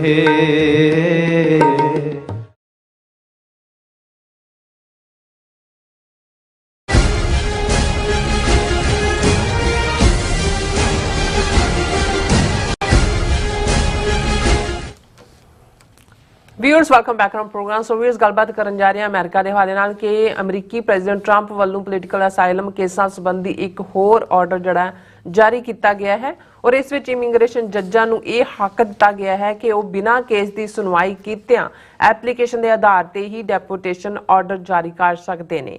ਇਸੇ ਤਰ੍ਹਾਂ ਯੂਰਪੀਅਨ ਯੂਨੀਅਨ ਦੇ 7 ਦੇਸ਼ਾਂ ਨੂੰ ਸੁਰੱਖਿਅਤ ਦੇਸ਼ ਦੱਸਿਆ ਗਿਆ ਹੈ ਔਰ ਜਿਨ੍ਹਾਂ ਦੇ ਵਸਿੰਦਿਆਂ ਨੂੰ ਪੋਲੀਟੀਕਲ ਅਸਾਈਲਮ ਦਿੱਤੀ ਜਾਏਗੀ। ਸੋ ਇਸ ਬਾਰੇ ਆਪਾਂ ਗੱਲਬਾਤ ਕਰਨ ਜਾ ਰਹੇ ਹਾਂ। ਸੋ ਅਸੀਂ ਚਾਹਾਂਗੇ ਕਿ ਤੁਸੀਂ ਇਸੇ ਤਰ੍ਹਾਂ ਬਣੇ ਰਹਿਣਾ। ਦੇਖਣ ਸੁਣ ਲਈ ਜਾਂ ਲਿਖਣ ਲਈ ਤੁਹਾਡਾ ਸਭ ਦਾ ਬਹੁਤ ਬਹੁਤ ਧੰਨਵਾਦ ਜੀ। ਡਾਕਟਰ ਸਾਹਿਬ, ਕੀ ਕਹਿਣਾ ਚਾਹੋਗੇ? ਦੇਖੋ, ਅਨਫੋਰਚੂਨੇਟਲੀ ਇੱਕ ਪਾਸੇ ਜਦੋਂ ਅਸੀਂ ਇਸ ਮੁਲਕ ਦੇ ਵਿੱਚ ਦੇਖ ਰਹੇ ਹਾਂ ਵੀ ਕਿਹਨਾਂ ਹਾਲਾਤਾਂ 'ਚ ਜਿਹੜੇ ਲੋਕ ਇਲੀਗਲੀ, ਜਿਨ੍ਹਾਂ ਦੀ ਗਿਣਤੀ 13 ਲੱਖ ਤੋਂ 17 ਲੱਖ ਤੱਕ ਅਮਰੀਕਾ ਦੇ ਹਵਾਲੇ ਨਾਲ ਦੱਸੀ ਜਾਂਦੀ ਹੈ, ਜਿਨ੍ਹਾਂ 'ਚ ਬਹੁਤ ਵੱਡੀ ਗਿਣਤੀ 'ਚ ਲਤੀਨੋ ਜਿਹੜੇ ਸਾਊਥ ਅਮਰੀਕਾ ਤੋਂ, ਔਰ ਉਸ ਤੋਂ ਬਾਅਦ ਭਾਰਤ ਦੇ ਲੋਕ ਜਿਨ੍ਹਾਂ ਦੀ ਗਿਣਤੀ ਵੀ ਲੱਖਾਂ ਦੇ ਵਿੱਚ, ਇੱਕ ਫਿਗਰ 6 ਲੱਖ 7 ਲੱਖ ਦੀ ਸੀ, ਜਿਨ੍ਹਾਂ 'ਚ ਗੁਜਰਾਤੀ ਜ਼ਿਆਦਾ ਨੇ, ਉਸ ਤੋਂ ਬਾਅਦ ਪੰਜਾਬੀ ਨੇ। ਸੋ ਉਹਨਾਂ ਨੂੰ ਹੰਟ ਕਰਨ ਦੀ ਲਾਈਨ ਤਾਂ ਚੱਲ ਹੀ ਰਹੀ ਹੈ ਔਰ ਅਸੀਂ ਦੇਖਦੇ ਹਾਂ ਕਿ ਕਿਵੇਂ ਬਾਰਡਰਸ ਦੇ ਉੱਤੇ ਫੌਜ ਵੀ ਲਾਈ ਗਈ ਹੈ। ਨਵੇਂ ਤਾਂ ਕੀ ਹੋਣੇ ਨੇ, ਪਰ ਪੁਰਾਣੇ ਵੀ ਕਿਤੇ ਨਾ ਕਿਤੇ ਖਾਸ ਤੌਰ ਤੇ ਅਜੇ ਤਾਂ ਉਹਨਾਂ ਦਾ ਫੋਕਸ ਜਿਨ੍ਹਾਂ ਦੇ ਕ੍ਰਿਮੀਨਲ ਕੇਸਿਸ ਨੇ ਉਹਨਾਂ ਨੂੰ ਲੱਭ ਕੇ ਔਰ ਦੂਸਰਾ ਜਿਹੜਾ ਉਹ ਚਾੜਿਆ ਜਾ ਰਿਹਾ। ਔਰ ਈਵਨ ਇੱਥੋਂ ਤੱਕ ਕਿ ਵੀ ਇੱਕ ਜਿਹਨੂੰ ਕਿ ਸਾਊਥ ਅਮਰੀਕਾ ਦੇ ਮੁਲਕ 'ਚ ਭੇਜਿਆ ਗਿਆ, ਜੱਜ ਨੇ ਉਹਨੂੰ ਵਾਇਲੇਸ਼ਨ ਕਿਹਾ ਲਾਅ ਦੀ, ਉਹਨੂੰ ਕਿਹਾ ਕਿ ਜੀ ਵਾਪਸ ਲਿਆਓ, ਤੇ ਉਹਨਾਂ ਨੇ ਸ਼ਾਇਦ ਐਲ ਸਲਵਾਡੋਰ ਹੈ, ਉਹਨੇ ਕਿਹਾ ਜੀ ਮੈਂ ਨਹੀਂ ਭੇਜਣਾ ਵਾਪਸ। ਔਰ ਹਾਲਾਂ ਜੱਜ ਨੇ ਕਿਹਾ ਕਿ ਵੀ ਕੰਟੈਂਪਟ ਆਫ ਕੋਰਟ ਵੀ ਟਰੰਪ ਤੇ ਲੱਗ ਸਕਦਾ। ਸੋ ਇਹ ਪਾਰਟ ਤਾਂ ਚੱਲ ਹੀ ਰਿਹਾ। ਦੂਸਰੇ ਪਾਸੇ ਜਿਹੜਾ ਬਹੁਤ ਜ਼ਿਆਦਾ ਦਬਾਅ ਜਿਹੜੇ ਐਗਜ਼ੈਕਟਿਵ ਆਰਡਰਸ ਤੋਂ ਇਲਾਵਾ ਵੀ ਜਿਹੜੇ ਮੈਮੋ ਜਾਂ ਡਾਇਰੈਕਸ਼ਨਸ ਜਾ ਰਹੀਆਂ ਨੇ, ਹਾਲਾਂ ਟਰੰਪ ਨੇ ਇਹ ਵੀ ਆਫਰ ਕੀਤਾ ਕਿ Trump says he wants to give money and flight tickets to immigrants who self deport. ਉਹਨਾਂ ਨੇ ਕਿਹਾ ਜੀ ਜਿਹੜੇ ਆਪ ਡਿਪੋਰਟ ਹੋਣਾ ਚਾਹੁੰਦੇ ਨੇ ਅਸੀਂ ਉਹਨਾਂ ਨੂੰ ਪੈਸੇ ਵੀ ਦੇਵਾਂਗੇ, ਟਿਕਟ ਵੀ ਦੇਵਾਂਗੇ, some money and plane tickets, ਫਿਰ ਅਸੀਂ ਇਹ ਦੇਖਾਂਗੇ ਕਿ if they are good we can have them back. ਇਹ ਇਵੇਂ ਹੀ ਲਾਰੇਬਾਜ਼ੀ ਹੈ ਕਿ ਵੀ ਇੱਕ ਵਾਰੀ ਤਾਂ ਤੁਸੀਂ ਸਾਹਮਣੇ ਆਓ, ਤੁਹਾਨੂੰ ਕੱਢੀਏ ਇੱਥੋਂ, ਔਰ ਜੇ ਤੁਸੀਂ ਫਿਰ ਇਹ ਜਿਹੜਾ ਇਹ ਵੀ ਹੈ ਕਿ visa cancellation sow panic for international students with hundreds fearing deportation. ਫਿਰ ਕਿਉਂਕਿ ਜਿਹੜੇ ਇੱਥੇ ਸਟੂਡੈਂਟ ਨੇ ਜਦੋਂ ਆਪਣੀ ਪੜ੍ਹਾਈ ਕੰਪਲੀਟ ਕਰ ਲੈਂਦੇ ਨੇ, ਭਾਵੇਂ ਮਾਸਟਰਸ ਹੈ ਜਾਂ PhD ਹੈ ਜਾਂ ਡਾਕਟਰੇਟ ਹੈ, ਤਾਂ ਉਹਨਾਂ ਨੂੰ 3 ਸਾਲ ਦਾ ਵਕਤ ਜਿਹੜਾ ਉਹ ਦਿੱਤਾ ਜਾਂਦਾ ਸੀ ਕਿ ਇਸ ਪੀਰੀਅਡ 'ਚ ਉਹ ਕੋਈ ਨਾ ਕੋਈ ਨੌਕਰੀ ਲੱਭ ਲੈਣ ਜਾਂ ਦੂਜਾ, ਔਰ ਬਹੁਤ ਸਾਰੇ ਸੈਟਲ ਹੋ ਹੀ ਜਾਂਦੇ ਸੀ ਕਿਸੇ ਨਾ ਕਿਸੇ ਪਾਸੇ। ਉਹ ਵੀ ਖਤਮ ਕਰਨ ਦੀ ਲਾਈਨ ਹੈ ਕਿ ਸਟੂਡੈਂਟਸ ਆਏ ਔਰ ਜਾਣਗੇ, ਕਿਉਂਕਿ ਇਹਦੇ ਨਾਲ ਇਹ ਹੈ ਇੱਥੇ ਜਿਹੜੀਆਂ ਵੱਡੀਆਂ ਯੂਨੀਵਰਸਿਟੀਜ਼ ਨੇ ਉਹਨਾਂ ਦੇ ਵਿੱਚ ਤਾਂ millions of dollars the loan ਹੁੰਦਾ ਹੈ ਔਰ ਉਹ ਕੰਮ ਕਰਕੇ ਮੁਕਾਉਂਦੇ ਨੇ। ਇੱਕ ਵਾਰੀ ਤਾਂ ਪੇਰੈਂਟਸ ਫੀਸ ਭਰ ਦਿੰਦੇ ਨੇ, ਪਰ ਜਿਹੜਾ ਵਿਦਨ ਲੋਨ ਹੁੰਦਾ ਹੈ ਸੋ ਉਹਨਾਂ ਦੇ ਲਈ ਵੀ ਕੋਈ ਚਾਂਸ ਨਹੀਂ ਬਚੇਗਾ। ਦੂਸਰੇ ਪਾਸੇ ਅਸੀਂ ਇਹ ਵੀ ਦੇਖਦੇ ਹਾਂ ਕਿ ਵੀ ਯੂਨੀਵਰਸਿਟੀਆਂ ਦੇ ਉੱਤੇ ਵੀ ਇੰਨਾ ਦਬਾਅ, ਜਿਵੇਂ ਕੋਲੰਬੀਆ ਯੂਨੀਵਰਸਿਟੀ ਔਰ ਹੁਣ ਹਾਰਵਰਡ ਵਾਲਿਆਂ ਨੇ ਤਾਂ ਸਟੈਂਡ ਲੈ ਲਿਆ ਟਰੰਪ ਦੇ ਖਿਲਾਫ, ਜਿਹਦੇ 'ਚ ਉਹਨਾਂ ਨੂੰ ਕਿਹਾ ਹੈ ਕਿ ਜੀ ਆ ਜਿਹਨਾਂ ਨੇ ਗਜ਼ਾ ਦੇ ਵੇੜੇ ਜੋ ਕੁਛ ਇਜ਼ਰਾਈਲੀ ਕਰ ਰਹੇ ਸੀ, ਪ੍ਰੋਟੈਸਟ ਕੀਤੇ ਨੇ, ਇਹਨਾਂ ਨੂੰ ਕੱਢੋ। ਸਾਡੇ ਜਿਹੜਾ ਉਹ ਇਹਨਾਂ ਦਾ ਜਿਹੜਾ ਓਵਰਆਲ ਐਂਟੀ ਸੈਮਿਟਿਜ਼ਮ ਹੋ ਰਿਹਾ ਕਿ ਯਹੂਦੀਆਂ ਦੇ ਖਿਲਾਫ ਹੋ ਰਿਹਾ, ਇਹਦੇ ਤੇ ਐਕਸ਼ਨ ਕਰੋ। ਮਤਲਬ ਇਹ ਹੈ ਵੀ ਯੂਨੀਵਰਸਿਟੀਆਂ ਦੇ ਸਿਸਟਮ 'ਚ ਇੰਟਰਫੀਅਰ ਕਰਨ ਦੀ ਸਿੱਧੀ ਲਾਈਨ, ਤਾਂ ਕਿ ਉਹਨਾਂ ਦੀ ਜਿਹੜੀ ਆਟੋਨਮਸ ਫੰਕਸ਼ਨਿੰਗ ਹੈ ਉਹਨੂੰ ਚੈੱਕ ਕੀਤਾ ਜਾਏ। ਕੋਲੰਬੀਆ ਯੂਨੀਵਰਸਿਟੀ ਨੇ ਤਾਂ ਬੈਂਡ ਕਰ ਦਿੱਤਾ ਹੈ, ਲੇਕਿਨ ਹਾਰਵਰਡ ਯੂਨੀਵਰਸਿਟੀ ਜਿਹਦੇ $2 ਬਿਲੀਅਨ ਦੀ ਗ੍ਰਾਂਟ ਵੀ ਰੋਕ ਦਿੱਤੀ ਗਈ ਹੈ। ਔਰ ਇਹ ਵੀ ਕਿਹਾ ਕਿ ਜੇ ਨਾ ਤੂੰ ਕੰਪਲਾਈ ਕੀਤਾ ਹਾਰਵਰਡ ਯੂਨੀਵਰਸਿਟੀ ਨੂੰ ਕਿਹਾ ਤੇ ਅਸੀਂ ਤੁਹਾਡਾ ਜਿਹੜਾ ਨਾਨ ਪ੍ਰੋਫਿਟ ਸਟੇਟਸ ਹੈ ਉਹਨੂੰ ਵੀ ਸਕ੍ਰੈਪ ਕਰ ਦਿਆਂਗੇ। ਜਿਸ ਦਾ ਜਵਾਬ ਉਹਨਾਂ ਦੇ ਪ੍ਰੈਜ਼ੀਡੈਂਟ ਨੇ ਹਾਲ ਦੀ ਘੜੀ ਤਾਂ ਉਹ ਨਹੀਂ ਚੁੱਕੇ ਹੈ, ਲੇਕਿਨ ਇਹੀ ਟ੍ਰੈਂਡ ਅਸੀਂ ਬਾਕੀ ਯੂਨੀਵਰਸਿਟੀਆਂ 'ਚ ਵੀ ਦੇਖ ਰਹੇ ਹਾਂ। ਸੋ ਮਤਲਬ ਇਹ ਹੈ ਕਿ ਵੀ ਈਵਨ ਜਿਹੜੇ ਯੂਨੀਵਰਸਿਟੀ ਕੈਂਪਸਿਸ ਫਰੀडम ਆਫ ਐਕਸਪ੍ਰੈਸ਼ਨ ਦੇ ਬੀਕਨ ਸੀ, ਉਹ ਵੀ ਉਹਨਾਂ ਦੇ ਵਿੱਚ ਇੱਕ ਡਰ ਔਰ ਸਹਿਮ ਦਾ ਮਾਹੌਲ ਬਣਿਆ ਹੋਇਆ। ਔਰ ਇਹ ਵੀ ਚੱਲ ਰਿਹਾ ਕਿ ਵੀ ਜਿਵੇਂ ਹੁਣ ਇਹ ਹੈ ਕਿ US ਫੈਡਰਲ ਜੱਜ temporarily blocks Trump administration for deporting Indian student। ਹੁਣ ਕੋਈ ਇੰਡੀਅਨ ਸਟੂਡੈਂਟ ਜਿਹੜਾ ਅਦਰਵਾਈਜ਼ ਉਹਦਾ ਲਾਸਟ ਈਅਰ ਰਹਿ ਗਿਆ, ਗ੍ਰੈਜੂਏਸ਼ਨ ਉਹਦੀ ਡਿਊ ਹੈ, ਲੇਕਿਨ ਉਹ ਕਿਤੇ ਰਾਤ ਨੂੰ ਆਪਣੇ ਦੋਸਤਾਂ ਨਾਲ ਵਾਪਸ ਆ ਰਿਹਾ ਸੀ, ਰਾਹ ਦੇ ਵਿੱਚ ਕੋਈ ਹੋਰਨਾਂ ਨੇ ਸ਼ਰਾਬੀ ਜਾਂ ਕੋਈ ਸਨ ਚੈਲੰਜ ਕੀਤਾ, ਥੋੜੀ ਸਕਫਲ ਹੋਈ ਔਰ ਉਹ ਪੁਲਿਸ ਸਟੇਸ਼ਨ ਗਿਆ ਔਰ ਉਹਦੇ ਆਧਾਰ ਦੇ ਉੱਤੇ ਹੁਣ, ਕਿਉਂਕਿ ਜਿਵੇਂ ਅਸੀਂ ਦੱਸਿਆ ਸੀ ਕਿ ਉਹ ਲਾਅ ਹੈ ਕਿ ਜੇ ਤੁਸੀਂ ਸਟੀਲਿੰਗ ਲਈ ਫੜੇ ਜਾਂਦੇ ਹੋ ਜਾਂ ਈਵਨ ਮਾਈਨਰ, ਭਾਵੇਂ ਉਹਨੂੰ ਮਿਸਡਮੀਨਰ ਹੀ ਕਿਹਾ ਜਾਂਦਾ ਹੈ, ਤੇ ਉਹ ਵੀ ਡਿਪੋਰਟੇਬਲ ਕੈਟਾਗਰੀ 'ਚ ਪਾਏ ਹੋਏ ਨੇ। ਔਰ ਉਹਦੀ ਡਿਪੋਰਟੇਸ਼ਨ ਦਾ, ਔਰ ਇਹ ਫੈਡਰਲ ਜੱਜ ਨੇ ਕਿਹਾ ਵੀ ਉਹਦੀ ਗ੍ਰੈਜੂਏਸ਼ਨ ਹੋਣੀ ਹੈ ਮੁੰਡੇ ਦੀ, ਅਖੀਰਲੇ ਇੰਡੀਅਨ ਸਟੂਡੈਂਟ ਹੈ, ਵੀ ਇਹਨੂੰ 2 ਮਹੀਨੇ ਉਹ ਰਹਿਣ ਦਿਓ, ਫਿਰ ਤੁਸੀਂ ਕੱਢ ਦੇਣਾ। ਸੋ ਇੱਕ ਪਾਸੇ ਇਹ ਚੱਲ ਰਿਹਾ ਔਰ ਅੱਜ ਇਸ ਸਭ ਦੇ ਵਿਚਾਲੇ ਜਿਹੜੀ ਇਹ ਖਬਰ ਸਾਰੇ ਪਾਸੇ ਛਾਈ ਹੋਈ ਹੈ, Trump moves to speed up asylum cases without court hearings। ਹੁਣ ਇਹ ਤੁਸੀਂ ਕੈਟਾਗਰੀਜ਼ ਜਦੋਂ ਦੇਖਦੇ ਹੋ, ਇੱਕ ਤਾਂ ਉਹ ਨੇ ਜਿਹੜੇ ਹੁਣ ਬਾਰਡਰ ਤੇ ਆ ਹੀ ਨਹੀਂ ਸਕਦੇ, ਇੱਕ ਜਿਹੜੇ ਆਏ ਹੋਏ ਨੇ ਇਲੀਗਲ ਨੇ, ਉਹਨਾਂ ਨੂੰ ਜਦੋਂ ਮਰਜ਼ੀ ਜਿੱਥੋਂ ਮਰਜ਼ੀ ਚੁੱਕ ਕੇ ਡਿਪੋਰਟ ਕੀਤਾ ਜਾ ਸਕਦਾ, ਇੱਕ ਉਹ ਨੇ ਜਿਨ੍ਹਾਂ ਦੇ ਕੋਲ ਭਾਵੇਂ ਗ੍ਰੀਨ ਕਾਰਡ ਜਾਂ ਦੂਸਰਾ ਵੀ ਹੋਏ ਜਾਂ ਉਹਨਾਂ ਦੇ ਕੋਲ ਲੀਗਲ ਸਟੇਟਸ ਹੋਏ, ਪਰ ਉਹਨਾਂ ਦੇ ਪਾਸਟ ਦੇ ਵਿੱਚ ਕੋਈ ਕ੍ਰਿਮੀਨਲ ਕੇਸ ਹੈ ਫੈਲਨੀ ਦਾ ਜਾਂ ਦੂਜਾ ਜਿਹਦੇ 'ਚ 1 ਸਾਲ ਦੇ ਲਗਭਗ ਸਜ਼ਾ ਹੁੰਦੀ ਹੈ, ਉਹ ਵੀ ਡਿਪੋਰਟੇਬਲ ਨੇ। ਪਰ ਹੁਣ ਕਿਉਂਕਿ ਲੱਖਾਂ ਅਸਾਈਲਮ ਦੀਆਂ ਐਪਲੀਕੇਸ਼ਨਸ ਲੱਗੀਆਂ ਹੋਈਆਂ ਜੱਜਾਂ ਦੇ ਸਾਹਮਣੇ ਜਾਂ ਦੂਜੇ, ਉਹਨਾਂ ਨੂੰ ਡੇਟ ਪੈਂਦੀ ਹੈ, ਤੁਸੀਂ ਪਹਿਲੇ 6 ਮਹੀਨੇ ਦੇ ਵਿੱਚ ਇੰਪਲੋਇਮੈਂਟ ਆਥੋਰਾਈਜੇਸ਼ਨ ਅਪਲਾਈ ਕਰ ਦਿੰਦੇ ਹੋ, ਕੰਮ ਕਰਨ ਲੱਗ ਜਾਂਦੇ ਨੇ। ਜੇ ਤੁਹਾਡਾ ਅਸਾਈਲਮ ਆਫਿਸਰ ਦੇ ਸਾਹਮਣੇ ਡਿਨਾਇਲ ਹੁੰਦਾ, ਤੁਸੀਂ ਮਾਸਟਰ ਹੀਅਰਿੰਗ ਲਈ ਇਮੀਗ੍ਰੇਸ਼ਨ ਜੱਜ ਦੇ ਸਾਹਮਣੇ ਜਾਂਦੇ ਹੋ, ਉੱਥੋਂ ਡਿਨਾਇਲ ਹੁੰਦਾ, ਤੁਸੀਂ ਬੋਰਡ ਆਫ ਇਮੀਗ੍ਰੇਸ਼ਨ ਕੋਲ ਜਾਂਦੇ ਹੋ, ਇਸ ਪ੍ਰੋਸੈਸ 'ਚ 10-12 ਸਾਲ ਲੰਘ ਜਾਂਦੇ ਨੇ। ਉਦੋਂ ਤੱਕ ਕੋਈ ਵਿਆਹ ਕਰਵਾ ਲੈਂਦਾ ਹੈ ਕਿਸੇ ਦੇ, ਹੋਰ ਜੇ ਟੱਬਰ ਵੀ ਨਾਲ ਆਇਆ ਹੋਇਆ ਤੇ ਉਹ ਨਿਆਣੇ ਹੋ ਜਾਂਦੇ ਨੇ, ਉਹ ਸਿਟੀਜ਼ਨ ਹੋ ਜਾਂਦੇ ਨੇ, ਉਹ ਅੱਗੋਂ ਕੋਈ ਨਾ ਕੋਈ ਆੜਾ ਬਾੜਾ ਕਰ ਲੈਂਦੇ ਨੇ। ਹੁਣ ਇਹ ਜਿਹੜਾ ਅੱਜ ਟਰੰਪ ਨੇ ਆਰਡਰ ਕੱਢਿਆ, ਇਹ ਪਿਛਲਿਆਂ ਨਾਲੋਂ ਵੀ ਸਭ ਖਤਰਨਾਕ ਹੈ। ਉਸ ਦੇ ਵਿੱਚ ਉਹਨਾਂ ਨੇ ਕਿਹਾ ਕਿ ਵੀ ਹੁਣ ਜਦੋਂ ਤੁਸੀਂ ਅਸਾਈਲਮ ਦੇ ਲਈ ਅਪਲਾਈ ਕਰਦੇ ਹੋ, ਤੁਸੀਂ ਇੱਕ ਐਪਲੀਕੇਸ਼ਨ ਹੈ ਸੈੱਟ, ਤੁਸੀਂ ਕਹਿੰਦੇ ਹੋ ਜੀ ਮੇਰਾ ਆਹ ਨਾਂ ਹੈ, ਮੈਂ ਉੱਥੋਂ ਆਇਆ ਪੰਜਾਬ ਚੋਂ, ਮੈਂ ਫਲਾਣੇ ਅਕਾਲੀ ਦਲ ਅੰਮ੍ਰਿਤਸਰ ਦਾ ਮੈਂਬਰ ਸੀ ਜਾਂ ਦਲ ਖਾਲਸਾ, ਜਾਂ ਫਲਾਣਾ ਮੇਰੇ ਇਹ ਵਿਊ ਸੀ ਔਰ ਮੇਰੇ ਨਾਲ ਇਹ ਹੋਇਆ ਉਹ ਹੋਇਆ, ਮੈਨੂੰ ਚੁੱਕਿਆ, ਟਾਰਚਰ ਕੀਤਾ, ਮੈਂ ਪਾਰਟੀ ਲਈ ਕੰਮ ਕਰ, ਜੋ ਵੀ ਕਹਾਣੀ ਤੁਸੀਂ ਝੂਠੀ ਜਾਂ ਸੱਚੀ ਜੋ ਵੀ ਹੈ ਉਹ ਫਾਈਲ ਕਰ ਦਿੰਦੇ ਹੋ ਔਰ ਉਹਦੇ ਥੱਲੇ ਤੁਹਾਡੀ ਐਪਲੀਕੇਸ਼ਨ ਐਡਮਿਟ ਹੋ ਜਾਂਦੀ ਹੈ। ਫਿਰ ਜਿਹੜਾ ਹੈ ਉਹ ਤੁਹਾਡੀ ਤਰੀਕ ਪੈਂਦੀ ਹੈ। ਇਨ ਦਾ ਮੀਨ ਟਾਈਮ ਵਕੀਲ ਯਕੀਨੀ ਬਣਾਉਂਦਾ ਹੈ ਵੀ ਜਿਹੜੀ ਤੁਹਾਡੀ ਸਟੋਰੀ ਹੈ ਉਹਦੇ ਜਿਹੜੇ ਐਲੀਮੈਂਟ ਨੇ, ਜੇ ਫਿਜ਼ੀਕਲ ਟਾਰਚਰ ਹੈ ਤੇ ਮੈਡੀਕਲ ਸਰਟੀਫਿਕੇਟ ਹੋਏ, ਜੇ ਤੁਹਾਨੂੰ ਘਰੋਂ ਚੁੱਕਿਆ ਗਿਆ ਤੇ ਐਫੀਡੇਵਿਟ ਹੋਣ ਸਰਪੰਚ ਦੂਜੇ ਤੀਜੇ ਦੇ, ਜੇ ਆਲਰੇਡੀ ਤੁਹਾਡਾ ਕੋਈ ਰਿਸ਼ਤੇਦਾਰ ਉਹਨੂੰ ਇੱਥੇ ਅਸਾਈਲਮ ਗ੍ਰਾਂਟ ਹੋਈ ਹੈ, ਸਿਟੀਜ਼ਨਸ਼ਿਪ ਹੈ, ਉਹਨੇ ਆਪਣੀ ਕਹਾਣੀ 'ਚ ਤੁਹਾਡਾ ਨਾਂ ਦਿੱਤਾ ਸੀ ਤਾਂ ਉਹ ਐਜ਼ ਏ ਵਿਟਨੈਸ ਆ ਜਾਂਦਾ ਹੈ। ਫਿਰ ਜਦੋਂ ਕੰਟਰੀ ਕੰਡੀਸ਼ਨ ਆਉਂਦੀ ਹੈ ਬਈ ਭਾਰਤ ਕੀ ਹੈ, ਉਹਦੇ 'ਚ ਜਿਹੜੀਆਂ ਫਿਰ ਰਿਪੋਰਟਾਂ ਨੇ ਕਿ USRF ਨੇ ਭਾਰਤ ਬਾਰੇ ਕੀ ਕਿਹਾ, ਐਮਨੈਸਟੀ ਇੰਟਰਨੈਸ਼ਨਲ ਨੇ ਕੀ ਕਿਹਾ, ਫਲਾਣੇ ਕੇਸ 'ਚ ਉਹ ਤੁਹਾਡੇ ਐਕਸਪਰਟ ਵਿਟਨੈਸ ਆ ਜਾਂਦੇ ਨੇ। ਸੋ ਇੱਕ ਜਾਂ ਦੂਜੇ ਤਰੀਕੇ ਨਾਲ ਜਿਹੜੇ 50-60% ਕੇਸ ਜਿਹੜੇ ਨੇ ਉਹ ਕਲੀਅਰ ਹੋ ਜਾਂਦੇ ਨੇ। ਫਿਰ ਜਿਹੜੇ ਥੋੜੇ ਬਚਦੇ ਨੇ ਉਹ ਬੋਰਡ ਆਫ ਇਮੀਗ੍ਰੇਸ਼ਨ ਤੱਕ ਚਲੇ ਜਾਂਦੇ ਨੇ ਅਗਲੇ 2-4 ਸਾਲ। ਹੁਣ ਜਿਹੜਾ ਅੱਜ ਟਰੰਪ ਦਾ ਆਰਡਰ ਹੈ ਉਹਦੇ 'ਚ ਉਹਨੇ ਕਿਹਾ ਕਿ ਵੀ fast track cases, immigration court ਨੂੰ ਕਿਹਾ by allowing judges to drop legally deficient asylum cases without a hearing। ਉਹਨੇ ਕਿਹਾ ਵੀ ਜਿਹੜੀ ਅਰਜ਼ੀ ਆਈ ਹੈ, ਜੇ ਜੱਜ ਨੂੰ ਲੱਗਿਆ ਕਿ ਵੀ ਨਹੀਂ ਇਹਦੇ 'ਚ ਕੋਈ ਨਹੀਂ ਹੈ, ਉਹਦੀ ਹੀਰਿੰਗ ਨਾ ਕਰੋ, ਉਹਨੂੰ ਚੱਕੋ, ਉਹਨੂੰ ਕਰ ਦਿਓ। ਔਰ ਇਹ ਸਾਰੇ ਦੇ ਚਲਦਿਆਂ ਇਹ 11 ਅਪ੍ਰੈਲ ਨੂੰ ਮੈਮੋ ਸੈਂਡ ਕੀਤਾ ਗਿਆ executive officer for immigration review justice department ਵੱਲੋਂ। ਔਰ ਉਹਦੇ 'ਚ ਉਹਨਾਂ ਨੇ ਕਿਹਾ ਕਿ ਵੀ ਇਹ ਜਿਹੜੇ ਨੇ ਡਾਇਰੈਕਟਲੀ ਇਮੀਗ੍ਰੇਸ਼ਨ ਜੱਜ ਹੀ ਡਿਟਰਮਿਨ ਕਰ ਸਕਦੇ ਨੇ ਕਿ ਕੌਣ ਐਲੀਜੀਬਲ ਹੈ ਅਸਾਈਲਮ ਦੇ ਲਈ without hearing, based solely on what is filed on a lengthy and complex asylum request form. ਜਿਹੜਾ ਤੁਸੀਂ ਫਾਰਮ ਜਾਂ ਅਰਜ਼ੀ ਭਰੀ ਹੈ ਉਹਦੇ ਤੇ ਜੋ ਲਿਖਿਆ ਉਹਦੇ ਤੇ ਬੇਸ ਤੁਹਾਨੂੰ ਉਹ ਰਿਪੋਰਟ ਕਰ ਸਕਦੇ ਨੇ। ਔਰ ਇਹ ਜਿਹੜਾ ਉਹਨਾਂ ਨੇ ਕਿਹਾ ਵੀ ਆਲਰੇਡੀ ਜਿਹੜਾ ਟਰੰਪ ਐਡਮਿਨਿਸਟ੍ਰੇਸ਼ਨ ਤਾਂ ਅਰੈਸਟ ਔਰ ਡਿਪੋਰਟ ਦੇ ਚੱਕਰ ਨੂੰ ਤੇਜ਼ ਕਰ ਹੀ ਰਿਹਾ। ਔਰ ਹੁਣ ਜਿੱਥੇ ਇੰਨੇ ਜ਼ਿਆਦਾ ਬੈਕਲੌਗ ਨੇ ਕੇਸਿਸ ਦੇ, ਇਹ ਤਾਂ ਜੱਜਿਸ ਦੇ ਕੋਲ, ਔਰ ਜਿਹੜੇ ਨਵੇਂ ਜੱਜ ਵੀ ਅਪਾਇੰਟ ਕੀਤੇ ਹੋਏ ਨੇ ਉਹ ਵੀ ਬਹੁਤ ਸਾਰੇ ਬਾਇਸਡ ਕਿਸਮ ਦੇ ਨੇ। ਇਹਦਾ ਮਤਲਬ ਇਹ ਹੈ ਕਿ ਵੀ ਉੱਥੋਂ ਹੀ ਉਹ ਅਰਜ਼ੀ ਤੋਂ ਹੀ ਤੁਸੀਂ ਅਰਜ਼ੀ ਫਾਈਲ ਕੀਤੀ, ਮਹੀਨੇ ਬਾਅਦ ਤੁਹਾਨੂੰ ਆ ਗਿਆ ਕਿ ਜੀ ਨੋ ਹੀਰਿੰਗ ਅਲਾਉਡ, ਔਰ ਤੁਹਾਡਾ ਐਡਰੈਸ ਦੂਜਾ ਤੀਜਾ ਉੱਥੋਂ ਹੀ ਉਹਨਾਂ ਨੇ ਚੁੱਕਿਆ। ਔਰ ਇਸ ਦੇ ਉੱਤੇ ਜਿਹੜਾ ਉਹ ਪੂਰੀ ਡਿਟੇਲ ਹੈ, ਪਰ ਮੈਂ ਘੜੀ ਵੱਲ ਵੀ ਦੇਖ ਰਿਹਾ। ਹੁਣ ਗੱਲ ਕੱਲੀ ਇਹ ਨਹੀਂ ਹੈ ਕਿ ਵੀ ਅਮਰੀਕਾ ਨੇ ਇਸ ਕਿਸਮ ਦਾ ਸਟੈਂਸ ਲਿਆ, ਇਹਦੇ ਨਾਲ ਹੀ ਯੂਰਪੀਅਨ ਯੂਨੀਅਨ ਉਹਨੇ ਅੱਜ 7 ਮੁਲਕ ਜਿਹੜੇ ਨੇ ਉਹ ਆਇਡੈਂਟੀਫਾਈ ਕੀਤੇ ਨੇ ਕਿ ਜਿੱਥੋਂ ਜਿਹੜੇ ਮੁਲਕਾਂ ਨੂੰ ਉਹਨਾਂ ਨੇ ਸੇਫ ਕਿਹਾ ਕਿ ਜੀ ਉੱਥੇ ਕੋਈ ਹਿਊਮਨ ਰਾਈਟ ਵਾਇਲੇਸ਼ਨ ਨਹੀਂ ਹੋ ਰਹੀ, ਜਾਂ ਜਿੱਥੋਂ ਵਾਲਿਆਂ ਨੂੰ ਅਸਾਈਲਮ ਡਿਨਾਈ ਕੀਤੀ ਜਾ ਸਕਦੀ ਹੈ ਕਿਉਂਕਿ ਉਹ ਸੇਫ ਕੰਟਰੀਜ਼ ਨੇ।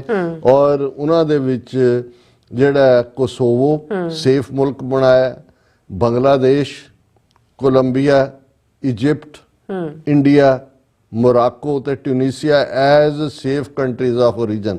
ਇਹਦਾ ਮਤਲਬ ਹਾਲਾਂ ਇਹ ਉਹਨਾਂ ਨੇ ਪ੍ਰਪੋਜ਼ ਕੀਤਾ ਹੈ, ਇਹਨੂੰ ਇਹ ਸਬਜੈਕਟ ਟੂ ਵੋਟਿੰਗ ਹੋਏਗਾ ਯੂਰਪੀਅਨ ਪਾਰਲੀਮੈਂਟ 'ਚ ਵੈਦਰ ਉਹਦੇ 'ਚ ਸਟੈਂਡ ਕਰੇਗਾ ਜਾਂ ਨਹੀਂ ਕਰੇਗਾ।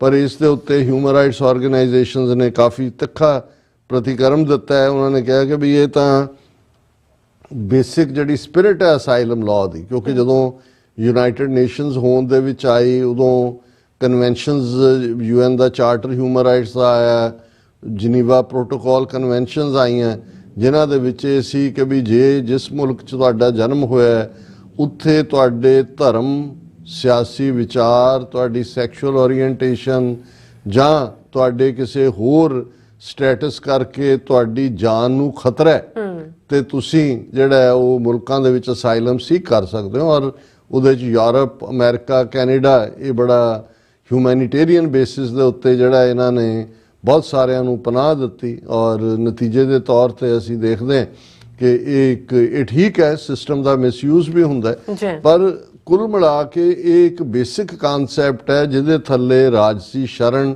ਜਾਂ ਜਿਹਨੂੰ ਰੈਫਿਊਜੀ ਸਟੇਟਸ ਕਹਿੰਦੇ ਨੇ, ਕਿਉਂਕਿ ਅੰਗਰੇਜ਼ੀ ਦਾ ਲਫ਼ਜ਼ ਰੈਫਿਊਜ ਹੈ, ਸ਼ਰਨ ਲੈਣਾ, ਔਰ ਜਿਹਨੂੰ ਸ਼ਰਨ ਜਿਹਨੇ ਲਈ ਆ ਉਹ ਰੈਫਿਊਜੀ ਹੈ। ਅਸਾਈਲਮ ਵੀ ਇਹੀ ਹੈ ਕਿ ਭਾਈ ਅਸੀਂ ਪੋਲੀਟੀਕਲ ਅਸਾਈਲਮ ਇਸ ਲਈ ਕਹਿੰਦੇ ਨੇ ਕਿ ਸਿਆਸੀ ਵਿਚਾਰਾਂ ਤੇ ਆਧਾਰਿਤ। ਹਾਲਾਂਕਿ ਇਸ ਦੇ ਵਿੱਚ ਹੋਰ ਵੀ ਬ੍ਰੌਡਰ ਪਾਰਟ ਰਹੇ ਨੇ, ਇਕੱਲਾ ਇਹੀ ਨਹੀਂ ਹੈ। ਮੈਨੂੰ ਕਪਲ ਆਫ ਹਿੰਦੂ ਸੱਜਣ ਜਿਹੜੇ ਨੇ, ਇੱਕ ਮਿਸਟਰ ਸ਼ਰਮਾ ਲੁਧਿਆਣੇ ਤੋਂ ਸੀ, ਉਹਨੇ ਅਮਰੀਕਾ 'ਚ ਅਸਾਈਲਮ ਲਈ ਹੋਈ ਸੀਗੀ, ਔਰ ਉਹਨੂੰ ਜਦੋਂ ਉਹਨੇ ਫਾਈਲ ਕੀਤਾ ਆਪਣਾ ਕੇਸ, ਕਿਉਂਕਿ ਨਿਊਯਾਰਕ 'ਚ ਹੀ ਕੀਤਾ ਔਰ ਡਾਕਟਰ ਰਣਜੀਤ ਸਿੰਘ ਵੀ ਜਾਣਦੇ ਸੀ ਉਹਨੂੰ, ਤੇ ਉਹਨੇ ਆਪਣਾ ਆਰਗੂਮੈਂਟ ਇਹ ਦਿੱਤਾ, ਉਹਨੇ ਕਿਹਾ ਜੀ ਮੈਂ ਹਿੰਦੂ ਹਾਂ ਔਰ ਲੇਕਿਨ ਮੈਂ ਸਮਝਦਾ ਵੀ ਸਿੱਖਾਂ ਦੇ ਨਾਲ ਧੱਕਾ ਹੋ ਰਿਹਾ ਔਰ ਸਿੱਖਾਂ ਦਾ ਆਪਣਾ ਮੁਲਕ ਖਾਲਿਸਤਾਨ ਹੋਣਾ ਚਾਹੀਦਾ, ਇਸ ਲਈ ਮੈਨੂੰ ਜਿਹੜਾ ਪੁਲਿਸ ਨੇ ਜ਼ਿਆਦਾ ਤੰਗ ਕੀਤਾ ਕਿ ਵੀ ਤੂੰ ਹਿੰਦੂ ਹੋ ਕੇ ਵੀ ਜਿਹੜਾ ਉਹ ਖਾਲਿਸਤਾਨ ਦੀ ਹਮਾਇਤ ਕਰਦਾ, ਉਹਦਾ ਕੇਸ ਅਪਰੂਵ ਹੋ ਗਿਆ। ਸੋ ਕਹਿਣ ਦਾ ਮਤਲਬ ਇਹ ਹੈ ਕਿ ਵੀ ਇਹ ਜਿਹੜਾ ਪਾਰਟ ਹੈ ਉਹਦੇ ਥੱਲੇ ਜਿਹੜਾ ਕਹਾਣੀ ਤਾਂ ਚਲੋ ਹਰ ਕੋਈ ਆਪਣੇ ਢੰਗ ਨਾਲ ਬਣਾਉਂਦਾ ਹੈ। ਹੁਣ ਇਹ ਸਾਰਾ ਜਿਹੜਾ ਇਸ਼ੂ ਹੈ, ਜੇ ਅੱਜ ਇੰਡੀਆ ਨੂੰ European union safe country category 'ਚ, ਮੈਂ ਬਾਕੀ ਮੁਲਕਾਂ ਦੀ ਗੱਲ ਨਹੀਂ ਕਰਦਾ ਵੀ ਉੱਥੇ ਕੀ ਚੱਲ ਰਿਹਾ ਹੈ, ਹੁਣ ਨਾਲ ਦੀ ਨਾਲ ਜਦੋਂ ਇਸ ਖਬਰ ਲੱਗੀ ਹੈ ਬੰਗਲਾਦੇਸ਼ ਦੀ ਸ਼ੇਖ ਹਸੀਨਾ ਗਵਰਨਮੈਂਟ ਨੇ ਕਿਵੇਂ 에ਅਰਪੋਰਟ ਦੇ ਨੇੜੇ ਹੀ ਪ੍ਰਿਜ਼ਨ ਬਣਾ ਕੇ ਕਿਵੇਂ ਟਾਰਚਰ ਕੀਤਾ ਜਿਹੜੇ ਉਹਦੇ ਨਾਲ ਉਹਦੀ ਪਾਰਟੀ ਦੇ ਵਿਊਜ਼ ਨਾਲ ਸਹਿਮਤ ਨਹੀਂ ਸੀ, ਉਹ ਕਹਾਣੀ ਵੀ BBC ਦੇ ਉੱਤੇ ਪੈਰਲਲ ਲੱਗੀ ਹੋਈ ਹੈ ਕਿ ਵੀ ਉਹਨਾਂ ਨੇ ਆਪਣੇ ਜਿਹੜੇ ਉਹਨਾਂ ਦੇ ਨੂੰ ਟਾਰਚਰ ਕੀਤਾ ਗਿਆ ਬੰਗਲਾਦੇਸ਼ੀਆਂ ਨੂੰ ਜਿਹੜੇ ਸ਼ੇਖ ਹਸੀਨਾ ਦੀ ਪਾਰਟੀ ਨਾਲ ਸਹਿਮਤ ਨਹੀਂ ਸੀ, ਔਰ ਯੂਨਾਈਟਿਡ ਨੇਸ਼ਨਸ ਦੀ ਬਾਡੀ ਨੇ ਉਹਨੂੰ ਜੈਨੋਸਾਈਡ ਲਈ ਦੋਸ਼ੀ ਦੱਸਿਆ ਵੀ ਉਹਨੇ ਆਪਣੀ 13-14 ਸਾਲ ਦੀ ਸਰਕਾਰ ਦੇ ਦੌਰਾਨ ਕੀ ਕੀਤਾ। ਤੇ ਇਹੀ ਯੂਰਪੀਅਨ ਯੂਨੀਅਨ ਜਿਹੜੀ ਹੈ ਉਹਨੂੰ ਬੰਗਲਾਦੇਸ਼ ਨੂੰ ਸੇਫ ਕੰਟਰੀ ਕਹਿ ਰਹੀ ਹੈ, ਤੇ ਇੰਡੀਆ ਦੇ ਤਾਂ ਕਹਿਣੇ ਹੀ ਕੀ ਨੇ। ਦੇਖ ਲਓ ਕਿੰਨਾ ਕਹਿ ਵੀ ਜੇ ਉਹ ਗ੍ਰੈਮ ਸਟੇਨ ਤੇ ਉਹਦੇ ਵਿਚਾਰੇ ਮਾਸੂਮ ਬੱਚਿਆਂ ਦੇ ਕਾਤਲ ਬਾਹਰ ਨੇ ਕਿ ਜੀ ਗੁੱਡ ਬਿਹੇਵੀਅਰ ਹੈ, ਜੋ ਯੂਪੀ ਦੇ ਵਿੱਚ ਚੱਲ ਰਿਹਾ ਹੈ, ਜੋ ਭਾਰਤ ਭਰ ਦੇ ਵਿੱਚ ਚੱਲ ਰਿਹਾ ਹੈ, ਜਿਸ ਮੁਲਕ 'ਚ ਲਿੰਚਿੰਗਸ ਹੋ ਰਹੀਆਂ ਨੇ, ਕੁੱਟ-ਕੁੱਟ ਕੇ ਮਾਰ ਦੇਣ ਦਾ, ਬੁਲਡੋਜ਼ ਹੋ ਰਹੇ ਨੇ ਘਰ, ਔਰ ਜਿਹੜਾ US ਸਰਫ ਅਮਰੀਕਾ ਦੀ ਬਾਡੀ ਜਿਹੜੀ ਹੈ ਉਹ ਪਿਛਲੇ 4 ਸਾਲ ਤੋਂ ਲਗਾਤਾਰਤਾ ਨਾਲ ਇੱਕ ਮੰਗ ਕਰ ਰਹੀ ਹੈ ਵੀ ਇਹਨੂੰ ਕੰਟਰੀ ਆਫ ਪਾਰਟਿਕੂਲਰ ਕੰਸਰਨ ਐਲਾਨਿਆ ਜਾਏ, ਤਾਂ ਉਹਨੂੰ ਤੁਸੀਂ ਯੂਰਪੀਅਨ ਯੂਨੀਅਨ ਕਹੇ ਕਿ ਜੀ ਇਹ ਤਾਂ ਬੜਾ ਸੇਫ ਮੁਲਕ ਹੈ। ਸੋ ਇਸ ਤੋਂ ਅਸੀਂ ਅੰਦਾਜ਼ਾ ਲਾ ਸਕਦੇ ਹਾਂ ਕਿ ਵੀ ਇਹ ਜਿਸ ਡਾਇਰੈਕਸ਼ਨ ਦੇ ਵਿੱਚ ਸਾਰੀ ਹਵਾ ਚੱਲੀ ਹੋਈ ਹੈ, ਉਹ ਗੱਲ ਕਈ ਵਾਰੀ ਇਹ ਹੁੰਦੀ ਹੈ ਵੀ ਉਹ ਪੰਜਾਬੀ 'ਚ ਕਹਿੰਦੇ ਨੇ ਡਿੱਗੀ ਖੋਤੇ ਤੋਂ ਗੁੱਸਾ ਘੁਮਿਆਰ ਤੇ। ਹੁਣ ਜੇ ਯੂਰਪ ਦੀ ਆਪਣੀ ਇਕਨੋਮੀ ਕਮਜ਼ੋਰ ਹੈ ਜਾਂ ਡਿਫਰੈਂਟ ਰੀਜ਼ਨ ਨੇ ਜਾਂ ਹੁਣ ਟੈਰਿਫ ਵਾਰਫੇਅਰ ਜਾਂ ਦੂਜਾ, ਤੁਸੀਂ ਹਰ ਗੱਲ ਲਈ ਇਮੀਗ੍ਰੈਂਟਸ ਨੂੰ ਦੋਸ਼ੀ ਦੱਸੋ, ਹਾਲਾਂ ਜਿਹੜੇ ਮੈਜੋਰਿਟੀ ਲੋਕ ਕਿਤੇ ਵੀ ਮਾਈਗ੍ਰੇਟ ਕਰਕੇ ਜਾਂਦੇ ਨੇ ਜਾਂ ਦੂਸਰੇ, ਉਹ ਜ਼ਿਆਦਾ ਮਿਹਨਤੀ ਹੁੰਦੇ ਨੇ, ਉਹ ਆਪਣਾ ਮਿਹਨਤ ਕਰਦੇ ਨੇ। ਜੇ ਹੁਣ ਇਹੀ ਜਿਹਨਾਂ ਨੂੰ ਸੋ ਕਾਲਡ ਲੀਗਲ 13-14 ਲੱਖ ਨੂੰ ਹੈ, ਜੇ ਇਹਨਾਂ ਚੋਂ ਇੱਕ ਕ੍ਰਾਈਟੇਰੀਆ ਰੱਖ ਕੇ ਉਹਨਾਂ ਨੂੰ ਸਿਸਟਮ ਦਿੱਤਾ ਜਾਂਦਾ, ਉਹ ਟੈਕਸ ਪੇ ਕਰਦੇ, ਤੇ ਅਮਰੀਕਾ ਦੀ ਹੁਣ ਤੁਸੀਂ ਟੈਰਿਫ ਦੇ ਥੱਲੇ ਜਾਂ ਦੂਜੇ ਅਮਰੀਕਨ ਲੋਕਾਂ ਨੂੰ ਮਹਿੰਗੀਆਂ ਚੀਜ਼ਾਂ ਖਰੀਦਣ ਲਈ ਮਜਬੂਰ ਕਰੋਗੇ ਕਿ ਜੀ ਤੁਹਾਡੀ ਇਕਨੋਮੀ ਹੋਏ। ਲੇਕਿਨ ਕਿਉਂਕਿ ਜਦੋਂ ਇੱਕ ਪੋਲੀਟੀਕਲੀ ਕੋਈ ਸੌਦਾ ਵਿਕਰਿਆ ਹੁੰਦਾ, ਜਦੋਂ ਤੁਸੀਂ ਇੱਕ ਨਫ਼ਰਤ ਪੈਦਾ ਕਰ ਦਿੱਤੀ ਹੈ ਕਿ ਜੀ ਕ੍ਰਿਮੀਨਲ ਆ ਗਏ, ਲਤੀਨੋ ਕ੍ਰਿਮੀਨਲ, ਮੈਕਸੀਕਨ ਰੇਪਿਸਟ, ਤੁਹਾਡੇ ਜੌਬ ਇਹ ਚੋਰੀ ਕਰ ਰਹੇ ਨੇ, ਦੂਸਰਾ ਕਰ ਰਹੇ ਨੇ। ਅਮਰੀਕਾ ਦੇ ਵਿੱਚ ਜੇ ਬਾਹਰਲੇ ਲੋਕ ਆਏ ਤਾਂ ਜਿੰਨੀਆਂ ਰਿਸਰਚਿਸ ਬੈਸਟ ਬ੍ਰੇਨ, ਇਹਨੂੰ ਜਦੋਂ ਅਸੀਂ 70s ਦੇ ਵਿੱਚ ਗਰੋ ਹੋ ਰਹੇ ਸੀ ਸਕੂਲਿੰਗ ਦੇ ਵਿੱਚ, ਤਾਂ ਉਹਨੂੰ ਬ੍ਰੇਨ ਡਰੇਨ ਕਹਿੰਦੇ ਸੀ। ਇੰਡੀਆ 'ਚ ਹੁੰਦਾ ਸੀ ਕਿ ਜੀ ਅਸੀਂ ਫਾਈਨ ਬ੍ਰੇਨ ਪੈਦਾ ਕਰਦੇ, ਉਹ ਡਰੇਨ ਹੋ ਰਿਹਾ ਅਮਰੀਕਾ ਤੇ ਦੂਸਰੇ ਜਾ ਰਹੇ ਨੇ। ਸੋ ਉਹਨਾਂ ਦਾ ਬ੍ਰੇਨ ਡਰੇਨ ਜਿਹੜਾ ਸੀ ਉਹ ਅਮਰੀਕਾ ਦੀ ਪ੍ਰੋਗਰੈਸ ਵੀ ਸੀ, ਔਰ ਕੱਲੀ ਅਮਰੀਕਾ ਦੀ ਨਹੀਂ। ਜੇ ਹੁਣ ਡਾਕਟਰ ਹਰਗੋਬਿੰਦ ਖੁਰਾਨਾ ਜਿਹਨੇ 250 ਰੁਪਏ ਦੀ ਨੌਕਰੀ ਅਪਲਾਈ ਕੀਤੀ, ਉੱਥੇ ਲਾਹੌਰ ਦਾ ਪੜ੍ਹਿਆ ਹੋਇਆ ਸੀ ਔਰ ਬਾਅਦ ਦੇ ਵਿੱਚ ਚੰਡੀਗੜ੍ਹ ਆਇਆ, ਔਰ ਉਹਨੂੰ ਡਿਨਾਈ ਕਰ ਦਿੱਤਾ ਗਿਆ ਸੀ। ਉਹ ਅਮਰੀਕਾ 'ਚ ਆਇਆ, ਉਹਨੂੰ ਮੌਕਾ ਮਿਲਿਆ ਚੰਗੇ ਪ੍ਰੋਫੈਸਰਸ ਨਾਲ ਕੰਮ ਕਰਨ ਦਾ, ਔਰ ਡਾਕਟਰ ਹਰਗੋਬਿੰਦ ਖੁਰਾਨਾ ਨੇ ਜਿਹੜੀ RNA ਦੇ ਉੱਤੇ, RNA DNA ਦੇ ਉੱਤੇ, ਜੈਨੇਟਿਕਸ ਦੇ ਉੱਤੇ ਉਹਨੇ ਫਰਦਰ ਰਿਸਰਚ ਜਿਹੜੀ ਹੈ ਉਹ ਅੱਗੇ ਤੋਰਿਆ, ਔਰ ਨੋਬਲ ਪ੍ਰਾਈਜ਼ ਮਿਲਿਆ ਉਹਨੂੰ ਮੈਡੀਸਨ ਦੇ ਵਿੱਚ ਹੁਣ। ਔਰ ਉਦੋਂ ਇੰਡੀਆ ਵਾਲਿਆਂ ਨੇ, ਜਿਹੜਾ ਵੀ ਸੀ ਪ੍ਰਾਈਮ ਮਿਨਿਸਟਰ, ਉਹਨੇ ਕਿਹਾ ਜੀ ਅਸੀਂ ਡਾਕਟਰ ਹਰਗੋਬਿੰਦ ਖੁਰਾਨਾ ਨੂੰ ਜਿਹੜਾ ਆਨਰ ਕਰਨਾ ਚਾਹੁੰਦੇ ਆ, ਉਹਨੂੰ ਅਸੀਂ ਇੰਡੀਅਨ ਸਿਟੀਜ਼ਨ ਇੰਡੀਆ ਜੌਬ। ਉਹਨੇ ਕਿਹਾ ਨੋ, ਤੁਸੀਂ ਮੈਨੂੰ 250 ਰੁਪਏ ਦੀ ਨੌਕਰੀ ਤੋਂ ਨਹੀਂ ਸੀ ਦਿੱਤੀ। ਔਰ ਮੈਂ ਅਮਰੀਕਾ ਦਾ ਸ਼ੁਕਰਗੁਜ਼ਾਰ ਹਾਂ ਜਿੱਥੇ ਰਹਿ ਕੇ ਜਿਹੜਾ ਮੈਂ ਉਹ ਮਿਹਨਤ ਕੀਤੀ ਹੈ ਕਿ ਅੱਜ ਮੈਂ ਨੋਬਲ ਪ੍ਰਾਈਜ਼ ਲਿਆ। ਸੋ ਮਤਲਬ ਇਹ ਹੈ ਕਿ ਵੀ ਉਹ ਵੀ ਬ੍ਰੇਨ ਡਰੇਨ ਦਾ ਹੀ ਹਿੱਸਾ ਸੀ। ਔਰ ਇਹ ਨਹੀਂ ਹੈ, ਹੋਰ ਵੀ ਫਾਈਨ ਬ੍ਰੇਨਸ ਬਹੁਤ ਸਾਰੇ। ਸੋ ਕੱਲਾ ਇਹ ਨਹੀਂ ਹੈ ਜੀ ਬਾਹਰਲੇ ਆ ਗਏ ਤੇ ਉਹ ਸਿਟੀਜ਼ਨ ਬਣ ਗਏ, ਦੇ ਆਰ ਗਿਵਿੰਗ ਬੈਕ। ਪਰ ਇਹ ਜਿਹੜੀ ਇਹ ਦੌੜ ਜਿਹੀ ਸ਼ੁਰੂ ਹੋ ਗਈ ਹੈ ਨਫ਼ਰਤੀ, ਔਰ ਉਹਦੇ ਵਿੱਚ ਹਰ ਕੋਈ ਜਿਹੜਾ ਟੁੱਲ ਲਾਉਣ ਤੇ ਲੱਗਾ ਹੋਇਆ ਹੈ। ਹੁਣ ਪਤਾ ਨਹੀਂ ਉਹ ਟੁੱਲ ਲਾਉਂਦੇ ਆ ਗੁੱਲੀ ਕਿਹਦੀਆਂ ਅੱਖਾਂ 'ਚ ਵੱਜਣੀ ਹੈ, ਕਿਹਨੂੰ ਕਾਣਾ ਕਰਨਾ ਹੈ, ਕਿਹਨੂੰ ਅੰਨਾ ਕਰਨਾ ਹੈ, ਲੇਕਿਨ ਇਹ ਠੀਕ ਨਹੀਂ ਹੈ। ਜੀ ਡਾਕਟਰ ਸਾਹਿਬ ਤੁਹਾਡਾ ਬਹੁਤ ਬਹੁਤ ਸ਼ੁਕਰੀਆ। ਸੋ ਇੱਥੇ ਲੈਣ ਬ੍ਰੇਕ ਵਿਊਅਰਸ ਤੁਸੀਂ ਸਾਨੂੰ ਇਸੇ ਤਰ੍ਹਾਂ ਬਣੇ ਰਹਿਣਾ। ਮਿਲਦੇ ਹਾਂ ਛੋਟੇ ਜਿਹੇ ਵਕਫੇ ਤੋਂ ਬਾਅਦ।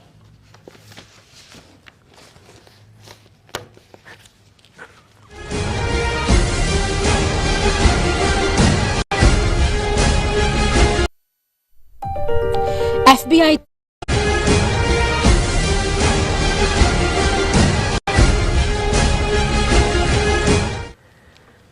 ਦਰਸ਼ਕੋ ਬ੍ਰੇਕ ਤੋਂ ਬਾਅਦ ਫਿਰ ਦੁਬਾਰਾ ਤੁਹਾਡਾ ਸਵਾਗਤ ਹੈ। ਸੋ ਇਸ ਗੱਲਬਾਤ ਕਰਨ ਜਾ ਰਹੇ ਹਾਂ ਬੰਗਲਾਦੇਸ਼ ਦੇ ਹਵਾਲੇ ਨਾਲ ਕਿ ਭਾਰਤ ਦੇ ਵਿਦੇਸ਼ ਮੰਤਰੀ ਅਜੈ ਸ਼ੰਕਰ ਨੇ ਕਿਹਾ ਹੈ ਕਿ ਭਾਰਤ ਦੀਆਂ ਉੱਤਰ ਪੂਰਬ ਦੀਆਂ 7 ਸਟੇਟਾਂ ਸਾਊਥ ਈਸਟ ਏਸ਼ੀਆ ਦਾ ਗੇਟਵੇ ਹਨ। ਸੋ ਯਾਦ ਰਹੇ ਕੁਝ ਦਿਨ ਪਹਿਲਾਂ ਬੰਗਲਾਦੇਸ਼ ਦੇ ਮੁਖੀ ਮੁਹੰਮਦ ਜੌਨਸ ਨੇ ਆਪਣੇ ਚੀਨ ਦੌਰੇ ਦੌਰਾਨ ਕਿਹਾ ਸੀ ਕਿ ਭਾਰਤ ਦੀਆਂ ਉੱਤਰ ਪੂਰਬ ਦੀਆਂ 7 ਸਟੇਟਾਂ ਲੈਂਡਲੌਕਡ ਹਨ ਅਤੇ ਬੰਗਲਾਦੇਸ਼ ਸਮੁੰਦਰ ਦਾ ਪਹਿਰੇਦਾਰ ਹੈ। ਸੋ ਭਾਰਤੀ ਵਿਦੇਸ਼ ਮੰਤਰੀ ਨੇ ਬੰਗਲਾਦੇਸ਼ ਨੂੰ ਮੋੜਵਾਂ ਜਵਾਬ ਦਿੱਤਾ। ਸੋ ਇਸ ਬਾਰੇ ਆਪਾਂ ਗੱਲਬਾਤ ਕਰਨ ਜਾ ਰਹੇ ਹਾਂ। ਸੋ ਅਸੀਂ ਚਾਹਾਂਗੇ ਕਿ ਤੁਸੀਂ ਇਸੇ ਤਰ੍ਹਾਂ ਬਣੇ ਰਹਿਣਾ, ਦੇਖਣ ਸੁਣਨ ਲਈ ਐਂਡ ਲਿਖਣ ਲਈ ਤੁਹਾਡਾ ਸਭ ਦਾ ਬਹੁਤ ਬਹੁਤ ਧੰਨਵਾਦ। ਜੀ ਡਾਕਟਰ ਸਾਹਿਬ ਕੀ ਕਹਿਣਾ ਚਾਹੋਗੇ? ਦੇਖੋ ਇੱਕ ਪਾਰਟ ਤਾਂ ਬੜਾ ਕਲੀਅਰ ਹੈ ਕਿ ਬੰਗਲਾਦੇਸ਼ ਦਾ ਚੀਫ ਐਡਵਾਈਜ਼ਰ ਜਿਹਦਾ ਸਟੇਟਸ ਆਲਮੋਸਟ ਪ੍ਰੈਜ਼ੀਡੈਂਟ ਵਾਂਗ ਹੈ ਇਸ ਵੇਲੇ, ਕਿਉਂਕਿ ਇਹ ਇੰਟਰਿਮ ਅਰੇਂਜਮੈਂਟ ਹੈ, ਇਲੈਕਸ਼ਨਸ ਹੋਣੀਆਂ ਨੇ, ਕੁਝ ਰਿਫਾਰਮ ਹੋ ਰਹੇ ਨੇ, ਕੁਝ ਜਿਹੜੀਆਂ ਅਕਾਊਂਟੇਬਿਲਟੀਜ਼ ਹੋ ਰਹੀਆਂ। ਮੁਹੰਮਦ ਯੂਨਸ ਔਰ ਉਹ ਨਿਕਲੇ ਨੇ ਬਾਹਰ ਵੀ, ਪਿੱਛੇ ਉਹਨਾਂ ਨੇ ਚੀਨ ਦੀ ਯਾਤਰਾ ਕੀਤੀ। ਉਸ ਤੋਂ ਇਲਾਵਾ ਥਾਈਲੈਂਡ ਜਿਹੜੀ ਇੱਕ ਹੋਰ ਬਾਡੀ ਦੀ ਮੀਟਿੰਗ ਸੀ ਉਹਦੇ 'ਚ ਵੀ ਗਏ ਔਰ ਖੁੱਲ੍ਹ ਕੇ ਆਪਣੇ ਉਹ ਵਿਚਾਰ ਵੀ ਐਕਸਪ੍ਰੈਸ ਕਰਦੇ ਨੇ। ਦੂਸਰੇ ਪਾਸੇ ਉਹਨਾਂ ਨੇ ਪਾਕਿਸਤਾਨ ਦੇ ਨਾਲ ਵੀ ਵਪਾਰ ਸ਼ੁਰੂ ਕੀਤਾ ਹੈ ਔਰ ਖਾਸ ਤੌਰ ਤੇ ਜਦੋਂ ਮੈਂ ਅੱਜ ਖਬਰ ਦੇਖ ਰਿਹਾ ਕਿ Pakistan foreign secretary arrives in Bangladesh to hold foreign office consultation after 15 years. 15 ਸਾਲ ਤੋਂ ਪਾਕਿਸਤਾਨ ਦੇ ਨਾਲ ਬਿਲਕੁਲ ਕਨੈਕਸ਼ਨ ਕੱਟਿਆ ਹੋਇਆ ਸੀ ਬੰਗਲਾਦੇਸ਼ ਦਾ, ਔਰ ਹੁਣ ਜਿਹੜਾ ਉਹਨਾਂ ਦਾ ਜਿਹੜਾ ਫੋਰਨ ਸੈਕਟਰੀ ਹੈ ਉਹ ਪਹੁੰਚਿਆ। ਸੋ ਜ਼ਾਹਰ ਹੈ ਕਿ ਵੀ ਬਹੁਤ ਕਲੋਜ਼ ਸਬੰਧ ਜੁੜ ਰਹੇ ਨੇ। ਚਾਈਨਾ ਦੇ ਨਾਲ ਜਦੋਂ ਚਾਈਨਾ ਦੇ ਦੌਰੇ ਤੇ ਮੁਹੰਮਦ ਯੂਨਸ 4 ਰੋਜ਼ਾ ਦੌਰੇ ਤੇ ਗਏ ਤੇ ਜਿੱਥੇ ਉਹਨਾਂ ਨੇ ਬਹੁਤ ਸਾਰੇ ਮੈਮੋ ਆਫ ਅੰਡਰਸਟੈਂਡਿੰਗ ਸਾਈਨ ਕੀਤੇ। ਸ਼ੀ ਜਿਨਪਿੰਗ ਨਾਲ 1-to-1 ਮੁਲਾਕਾਤ ਵੀ ਹੋਈ। ਚਾਈਨੀਜ਼ ਜਿਹੜੇ ਐਂਟਰਪ੍ਰਾਈਜ਼ਰ ਨੇ ਉਹਨਾਂ ਨੂੰ, ਬਿਜ਼ਨਸ ਪੀਪਲ ਉਹਨਾਂ ਨੂੰ ਵੀ ਉਹਨੇ ਐਡਰੈਸ ਕੀਤਾ। ਔਰ ਉਹਦੇ 'ਚ ਉਹਨੇ ਜਿਹੜੀ ਇੱਕ ਗੱਲ ਕਹੀ ਜਿਹੜੀ ਇੰਡੀਅਨਸ ਨੂੰ ਬਹੁਤ ਬੁਰੀ ਤਰ੍ਹਾਂ ਚੁਭੀ। ਅਸੀਂ ਤਾਂ ਉਹਨੂੰ ਉਸੇ ਦਿਨ ਹੀ ਫੜ ਲਿਆ ਸੀ ਉਸ ਗੱਲ ਨੂੰ ਔਰ ਉਹਨੂੰ ਦੱਸ ਦਿੱਤਾ ਸੀ ਵੀ ਇਹਦਾ ਕੀ ਡੂੰਘਾ ਮਤਲਬ ਹੈ, ਲੇਕਿਨ ਭਾਰਤ ਨੂੰ ਆਲਮੋਸਟ 2 ਹਫ਼ਤੇ ਲੱਗੇ ਨੇ ਹੁਣ ਆਫੀਸ਼ੀਅਲ ਉਹਦੇ ਤੇ ਰਿਐਕਸ਼ਨ ਦਿੰਦੇ ਆ। ਹਾਲਾਂਕਿ ਜਦੋਂ ਮੀਡੀਆ 'ਚ ਔਰ ਦੂਸਰੇ ਰੌਲਾ ਪਿਆ, ਭਾਰਤ ਨੇ ਬੰਗਲਾਦੇਸ਼ ਨੂੰ ਪਨਿਸ਼ ਕਰਨ ਦੇ ਐਂਗਲ ਤੋਂ ਜਿਹੜੀ ਉਹਨਾਂ ਦੀਆਂ ਪੋਰਟਸ ਤੋਂ ਔਰ 에ਅਰਪੋਰਟਸ ਤੋਂ ਜਿਹੜੀ ਉਹਨਾਂ ਦੇ ਸਮਾਨ ਨੂੰ ਫੈਸਿਲਿਟੀ ਦਿੱਤੀ ਗਈ ਸੀ ਕਿ ਉੱਥੋਂ ਵੀ ਲੋਡ ਅਨਲੋਡ ਹੋ ਸਕਦਾ, ਇਹ ਕਹਿ ਕੇ ਜੀ ਕੰਜੈਸ਼ਨ ਹੋ ਰਹੀ ਹੈ ਸਾਡੀਆਂ ਪੋਰਟਸ ਤੇ ਔਰ 에ਅਰਪੋਰਟਸ ਤੇ, ਉਹਨੂੰ ਡਿਨਾਈ ਕੀਤਾ। ਪਰ ਬੰਗਲਾਦੇਸ਼ ਦੇ ਜਿਹੜੇ ਕਮਰਸ ਸੈਕਟਰੀ ਸੀ ਉਹਨੇ ਕਿਹਾ ਸਾਨੂੰ ਕੋਈ ਫਰਕ ਨਹੀਂ ਪੈਂਦਾ, ਅਸੀਂ we will make the alternate arrangement. ਹੁਣ ਐਸੀ ਕੀ ਗੱਲ ਸੀ ਮੁਹੰਮਦ ਯੂਨਸ ਨੇ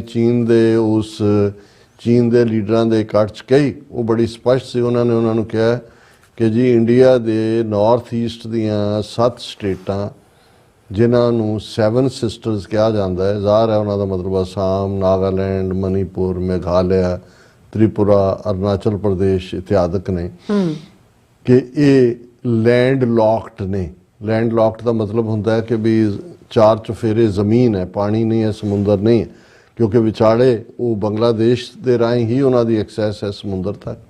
ਉਹਨੇ ਕਿਹਾ ਵੀ ਇੰਡੀਆ ਦੀਆਂ ਇਹ 7 ਸਟੇਟਾਂ ਜਿਹੜੀਆਂ 7 ਸਿਸਟਰਸ ਨੇ ਇਹ ਲੈਂਡ ਲੌਕਡ ਨੇ ਔਰ ਬੰਗਲਾਦੇਸ਼ ਓਸ਼ਨ ਦਾ ਜਿਹੜਾ ਉਹ ਪਹਿਰੇਦਾਰ ਹੈ। ਔਰ ਉਹਨਾਂ ਨੇ ਕਿਹਾ ਬੇ ਆਫ ਬੰਗਾਲ, ਕਿਉਂਕਿ ਬੰਗਾਲ ਦੀ ਖਾੜੀ। ਔਰ ਉਹਨਾਂ ਨੇ ਚਾਈਨਾ ਨੂੰ ਕਿਹਾ ਵੀ ਤੁਸੀਂ ਇਸ ਰਾਊਟ ਨੂੰ ਇਸਤੇਮਾਲ ਕਰ ਸਕਦੇ ਹੋ to send the stuff out, ਉਸ ਤੋਂ ਬਾਹਰ ਨਿਕਲ।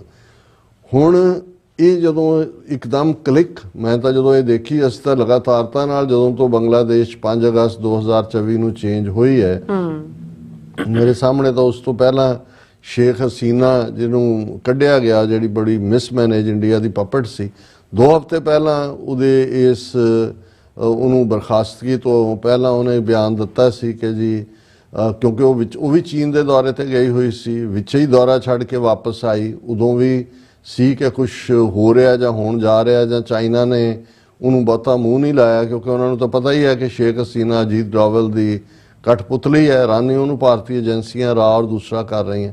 ਪਰ ਉਦੋਂ ਉਹਨੇ ਕਿਹਾ ਸੀ ਜੀ ਅਮਰੀਕਾ ਨੇ ਮੇਰੇ ਤੋਂ ਫਲਾਂ ਆਈਲੈਂਡ ਦੀ ਮੰਗ ਕੀਤੀ ਸੀ, ਜਿਹੜੀ ਮੈਂ ਉਹਨਾਂ ਨੂੰ ਜਿਹੜਾ ਉਹ ਬੈਂਡ ਨਹੀਂ ਕੀਤਾ, ਔਰ ਅਮਰੀਕਾ ਇਸ ਖਿੱਤੇ ਦੇ ਵਿੱਚ ਇੱਕ ਕ੍ਰਿਸਚੀਅਨ ਸਟੇਟ ਬਣਾਉਣਾ ਚਾਹੁੰਦਾ ਹੈ ਜਿਹਦੇ ਵਿੱਚ part of the Bangladesh, Myanmar ਔਰ ਭਾਰਤ ਦੀਆਂ ਰਿਆਸਤਾਂ ਮਨੀਪੁਰ ਔਰ ਮੇਘਾਲਿਆ ਨੂੰ ਮਿਲਾ, ਕਿਉਂਕਿ ਉਹ ਕ੍ਰਿਸਚੀਅਨ ਬੈਲਟ ਹੀ ਹੈ। ਔਰ ਬੰਗਲਾਦੇਸ਼ ਦੇ ਵਿੱਚ ਵੀ ਜਿਹੜਾ ਉਹਨਾਂ ਦੇ ਹਿੱਲੀ ਟਰਾਈਬਲ ਨੇ ਚਿਟਾਗੋਂਗ ਜਾਂ ਦੂਸਰੇ ਜਿਹੜੇ ਉਹਨਾਂ ਦੇ ਇੱਕ ਹੋਰ ਹੈ ਇਸ ਕਿਸਮ ਦਾ, ਉਹ ਚਿਟਾਗੋਂਗ ਤਾਂ ਪੋਰਟ ਹੈ ਉਹਨਾਂ ਦੀ ਬਹੁਤ ਵੱਡੀ, ਚੱਕਮਾ ਉਹਨਾਂ ਦਾ ਇੱਕ ਕਬੀਲਾ ਹੈ, ਚੱਕਮਾ ਟਰਾਈਬ, ਜਿਹੜੇ ਕ੍ਰਿਸਚੀਅਨ ਕਬੀਲੇ ਨੇ, ਕਿ ਵੀ ਉਹਨਾਂ ਨੂੰ ਕਰਨਾ ਚਾਹੁੰਦੇ ਨੇ। ਔਰ ਜ਼ਾਹਰ ਹੈ ਵੀ ਜਦੋਂ ਇਹ ਮੁਹੰਮਦ ਯੂਨਸ, ਇਹ ਤਾਂ ਫਰਾਂਸ 'ਚ ਬੈਠਾ ਸੀ, ਇਹਦੇ ਤੇ 100 ਤੋਂ ਜ਼ਿਆਦਾ ਕੇਸ ਸ਼ੇਖ ਹਸੀਨਾ ਨੇ ਪਾਏ ਹੋਏ ਸੀ, ਔਰ ਔਰ ਇਹ ਵੀ ਫਿਰ ਉਦੋਂ ਸਾਹਮਣੇ ਆਇਆ ਕਿ ਵੀ ਕਿਵੇਂ ਕਿਹਦੇ ਨਾਲ ਜਿਹੜਾ ਜਾਰਜ ਸੋਰਸ ਉਸ ਦੇ ਨਾਲ ਨੇੜਤਾ ਸੀ, ਫਿਰ ਜਾਰਜ ਸੋਰਸ ਦਾ USAID 'ਚ ਕੀ ਸੰਬੰਧ ਸੀ ਇਹ ਵੀ ਆਇਆ। ਔਰ ਈਵਨ ਜਾਰਜ ਸੋਰਸ ਤਾਂ ਹੁਣ ਬੁੱਢਾ ਹੈ, ਉਹਦਾ ਮੁੰਡਾ ਵੀ ਉਹਨੂੰ ਮਿਲਣ ਗਿਆ, ਉਹਨੇ ਕਿਹਾ ਜੀ ਮੁਹੰਮਦ ਯੂਨਸ ਤੇ ਸਾਡਾ ਪੁਰਾਣਾ ਦੋਸਤ ਹੈ ਫੈਮਿਲੀ ਦਾ, ਔਰ ਇਹ ਸੋ ਜਿਸ ਕੰਫਰਟ ਦੇ ਨਾਲ ਮੁਹੰਮਦ ਯੂਨਸ ਇਸ ਸਾਰੇ ਪੀਰੀਅਡ ਦੇ ਵਿੱਚ ਇਸ ਸਾਰੇ ਨੂੰ ਰਨ ਕਰ ਰਹੇ ਨੇ। ਹਾਂ, ਸਿਰਫ ਜਿਹੜਾ ਮੈਨੂੰ ਇਹ ਥੋੜਾ ਜਿਹਾ ਕਈ ਵਾਰੀ ਲੱਗਦਾ ਵੀ ਜੇ ਅਮਰੀਕਨ ਬੈਕਡ ਸਾਰੀ ਲਾਈਨ ਹੀ ਹੈ ਤੇ ਫਿਰ ਮੁਹੰਮਦ ਯੂਨਸ, ਜਦੋਂ ਕਿ ਹੁਣ ਅਮਰੀਕਾ ਔਰ ਚਾਈਨਾ ਟੈਰਿਫ ਦੇ ਮੁੱਦੇ ਤੇ ਵੀ ਔਰ ਦੂਸਰੇ ਵੀ ਆਮੋ ਸਾਹਮਣੇ ਨੇ, ਤਾਂ ਫਿਰ ਜਾਂ ਤਾਂ ਬੰਗਾਲੀ ਮਾਈਂਡ ਜਿਹੜੇ ਬਹੁਤ ਚਲਾਕ ਵੀ ਹੁੰਦੇ ਨੇ, ਜਾਂ ਇੰਟੈਲੀਜੈਂਟ ਲਫ਼ਜ਼ ਵੀ ਕਿਹਾ ਜਾ ਸਕਦਾ, ਆਪਣਾ ਇੰਟਰਸਟ ਦੇਖਦੇ ਨੇ, ਜਾਂ ਬੇਸ਼ੱਕ ਮਦਦ ਅਮਰੀਕਾ ਦੀ ਨਾਲ ਹੀ ਉਹ ਤਬਦੀਲੀ ਹੋਈ, ਪਰ ਜਦੋਂ ਉਹਨਾਂ ਨੂੰ ਲੱਗਦਾ ਹੈ ਕਿ ਵੀ ਅਮਰੀਕਾ ਤੇ ਭਾਰਤ ਦੇ ਨਾਲ ਇਹਨਾਂ ਦਾ ਟ੍ਰੇਡ ਪੈਕਟ ਵੀ ਹੋ ਜਾਣਾ ਹੈ, ਜਾਂ ਅਲਟੀਮੇਟਲੀ ਅਮਰੀਕਾ ਦੀ ਕੱਛ 'ਚ ਵੜਿਆ ਹੋਇਆ, ਤਾਂ ਉਹਨੂੰ ਲੱਗਦਾ ਵੀ ਜੇ ਲੋਕਲੀ ਸਾਡੇ ਹੱਕ ਮਹਿਫੂਜ਼ ਹੋਣਗੇ ਤੇ ਉਹ ਚੀਨ ਰਾਹੀਂ ਹੋਣਗੇ। ਸੋ ਉਹਨੇ ਚੀਨ ਵੱਲ ਵੀ ਪਹੁੰਚ ਕੀਤੀ। ਫਿਰ ਕੱਲਾ ਇਹੀ ਨਹੀਂ ਹੈ, 2-3 ਦਿਨ ਪਹਿਲਾਂ ਰਸ਼ੀਆ ਦੇ ਵੱਡੇ ਬੇੜੇ ਜਿਹੜੇ ਨੇ ਉਹ ਵੀ ਬੇ ਆਫ ਬੰਗਾਲ ਦੇ ਵਿੱਚ ਆਏ ਉਹਨਾਂ ਦੇ ਸੱਦੇ ਦੇ ਉੱਤੇ, ਔਰ ਬੰਗਲਾਦੇਸ਼ ਦਾ ਜਿਹੜਾ ਫੌਜੀ ਚੀਫ ਆ ਉਹ ਰੂਸ ਦੇ ਦੌਰੇ ਤੇ ਵੀ ਗਿਆ। ਹੁਣ ਇਹ ਡਿਵੈਲਪਮੈਂਟਸ ਚੱਲ ਰਹੀਆਂ ਜਿਹੜੀਆਂ ਬਹੁਤ ਵਾਰ ਮੀਡੀਆ ਦੀ ਸਕਰੀਨ ਤੋਂ ਦੂਰ ਹੁੰਦੀਆਂ, ਜਾਂ ਉਹਦੀਆਂ ਨੁਆਂਸਿਸ ਕੀ ਨੇ, ਕਿਉਂਕਿ ਇਸ ਗੱਲ ਦਾ ਵੀ ਧਿਆਨ ਰਿਹਾ ਕਿ ਬੰਗਲਾਦੇਸ਼ ਦੀ ਕ੍ਰੀਏਸ਼ਨ ਦੇ ਵਿੱਚ ਰਸ਼ੀਆ ਦਾ ਵੀ ਇੱਕ ਰੋਲ ਸੀ। ਉਹ ਇਸ ਤਰੀਕੇ ਨਾਲ ਸੀ ਕਿ ਵੀ ਅਮਰੀਕਾ ਦਾ ਜਿਹੜਾ 7ਵਾਂ ਬੇੜਾ ਹੈ, ਜਿਸ ਨੂੰ 7th ਫਲੀਟ ਕਹਿੰਦੇ ਨੇ, ਕਿਉਂਕਿ 14 ਦਿਨ ਦੀ ਜੰਗ ਹੋਈ ਜਿਹੜੀ ਢਾਕਾ, ਸਕੂਤੇ ਢਾਕਾ ਜਿਹਨੂੰ ਕਿਹਾ ਜਾਂਦਾ, ਔਰ ਅਮਰੀਕਨ ਬੇੜਾ ਜਿਹੜਾ ਉਹ ਤੁਰਿਆ ਹੋਇਆ ਸੀ ਇੰਡੀਅਨ ਓਸ਼ਨ ਤੱਕ ਪਹੁੰਚਦਿਆਂ ਹੌਲੀ, ਲੇਕਿਨ ਉੱਥੇ ਸੋਵੀਅਤ ਯੂਨੀਅਨ ਉਸ ਵੇਲੇ ਸੀ, ਉਹਨਾਂ ਦੇ ਜਹਾਜ਼ ਵੀ ਮੌਜੂਦ ਸੀ, ਕਿਉਂਕਿ ਠੀਕ ਪਹਿਲਾਂ ਬੰਗਲਾਦੇਸ਼ ਵਾਲਾ ਸਾਰੀ ਜਿਹੜੀ ਹੈ ਉਹ ਆਪਰੇਸ਼ਨ ਕਰਨ ਤੋਂ ਪਹਿਲਾਂ ਇੰਦਰਾ ਗਾਂਧੀ ਨੇ ਸੋਵੀਅਤ ਯੂਨੀਅਨ ਦੇ ਨਾਲ ਡਿਫੈਂਸ ਪੈਕਟ ਸਾਈਨ ਕੀਤਾ ਸੀ। ਉਸ ਕਿਸਮ ਦਾ ਹੀ ਡਿਫੈਂਸ ਪੈਕਟ ਸੀ ਜਿਹੋ ਜਿਹਾ ਸੋਵੀਅਤ ਯੂਨੀਅਨ ਨੇ ਕਿਸੇ ਵੇਲੇ ਹੰਗਰੀ ਨਾਲ, ਚੈਕੋਸਲੋਵਾਕੀਆ ਦੇ ਨਾਲ ਸਾਈਨ ਕੀਤਾ ਸੀ, ਔਰ ਬਹਾਨਾ ਬਣਾ ਕੇ ਰਸ਼ੀਅਨ ਫੌਜਾਂ ਜਿਹੜੀਆਂ ਨੇ ਉਹ ਹੰਗਰੀ 'ਚ ਵੀ ਵੜ ਗਈਆਂ ਸੀ, ਚੈਕੋਸਲੋਵਾਕੀਆ 'ਚ ਵੀ ਵੜ ਗਈਆਂ ਸੀ। ਸੋ ਅਮਰੀਕਾ ਨੇ ਇਸ ਮੁੱਦੇ ਤੇ ਕੋਈ ਲਾਈਨ ਨਹੀਂ ਲਈ, ਕਿਉਂਕਿ ਅਮਰੀਕਾ ਉਸ ਖਿੱਤੇ 'ਚ ਜਾ ਕੇ ਉਹਨੂੰ ਰਸ਼ੀਆ ਸੋਵੀਅਤ ਯੂਨੀਅਨ ਨਾਲ ਟਕਰਾਉਣ ਦੀ ਲਾਈਨ ਨਹੀਂ ਸੀ। ਸੋ ਇਹ ਕਨੈਕਸ਼ਨ ਸੋਵੀਅਤ ਯੂਨੀਅਨ ਤਾਂ ਖਤਮ ਹੋ ਗਿਆ 1999 'ਚ ਰਸ਼ੀਆ। ਸੋ ਬੰਗਲਾਦੇਸ਼ ਦੇ ਮੁਹੰਮਦ ਯੂਨਸ ਨੇ ਇੱਕੋ ਵੇਲੇ ਅਮਰੀਕਾ ਨੂੰ ਵੀ ਐਨਗੇਜ ਕੀਤਾ, ਔਰ ਉਹਨਾਂ ਦੇ ਜਿੰਨੀ ਆ ਬੰਗਲਾਦੇਸ਼ ਫਰੀडम ਡੇ ਦੇ ਮੌਕੇ ਵੀ ਅਮਰੀਕਾ ਨੇ ਵਧਾਈ ਦਿੱਤੀ, ਔਰ ਜਦੋਂ ਮੁਹੰਮਦ ਯੂਨਸ ਨੇ ਸਹੁੰ ਚੁੱਕੀ ਸੀ ਅਮਰੀਕਨ ਐਮਬੈਸੀ ਦਾ ਸਾਰਾ ਸਟਾਫ ਉੱਥੇ ਮੌਜੂਦ ਸੀ। ਚਾਈਨਾ ਦੇ ਨਾਲ ਵੀ ਜਿਹੜਾ ਉਹਨੇ ਖੋਲ੍ਹ ਲਿਆ, ਔਰ ਉਹਨਾਂ ਨੂੰ ਕਿਹਾ ਵੀ ਆਓ ਇਹ ਲੈਂਡਲੌਕਡ ਸਟੇਟਾਂ ਨੇ, ਔਰ ਹੁਣ ਅਸੀਂ ਰਸ਼ੀਆ ਦੀ ਗੱਲ ਕਰ ਰਹੇ ਹਾਂ ਕਿ ਰਸ਼ੀਅਨ ਬੇੜੇ ਵੀ ਉਹਨਾਂ 'ਚ ਨੇ, ਔਰ ਉਹਨਾਂ ਦਾ ਫੌਜੀ ਚੀਫ ਰਸ਼ੀਆ ਵੀ ਜਾ ਰਿਹਾ। ਸੋ ਸਮਾਰਟ ਅਲਟੀਮੇਟਲੀ ਇਹ ਹੈ ਵੀ ਹਾਲਾਂ ਟੈਰਿਫ ਦੇ ਮੁੱਦੇ ਦੇ ਉੱਤੇ ਬੰਗਲਾਦੇਸ਼ ਦੀ ਐਕਸਪੋਰਟ ਵੀ ਹੈ ਅਮਰੀਕਾ ਨੂੰ, ਕਿਉਂਕਿ ਬਹੁਤ ਸਾਰਾ ਉਹਨਾਂ ਦੇ ਇੱਕ ਸਟੇਜ ਤੇ ਜੂਟ ਜਿਹਨੂੰ ਅਸੀਂ ਪਟਸਨ ਕਹਿੰਦੇ ਹਾਂ, ਉਹ ਬਹੁਤ ਹੁੰਦੀ ਹੈ ਬੰਗਲਾਦੇਸ਼ 'ਚ।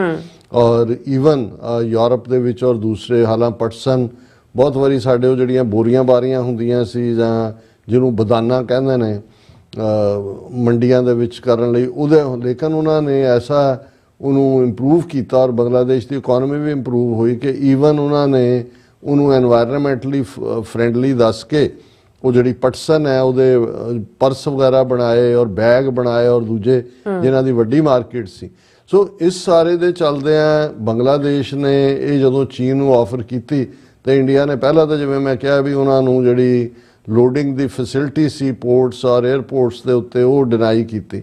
ਹੁਣ ਅੱਜ ਐਸ ਜੈ ਸ਼ੰਕਰ ਨੇ ਉਹਦਾ ਜਵਾਬ ਹੋਰ ਅੰਦਾਜ਼ ਦੇ ਵਿੱਚ ਦਿੱਤਾ ਔਰ ਉਸ ਦਾ ਹੈਡਲਾਈਨ ਹੈ North Eastern region is the gateway to Southeast Asia, says Jaishankar.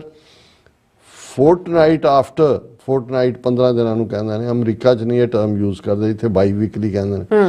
Fortnight after Mohammad Yunus described the region as landlocked, External Affairs Minister says the Northeast is at the heart of many key Indian policies.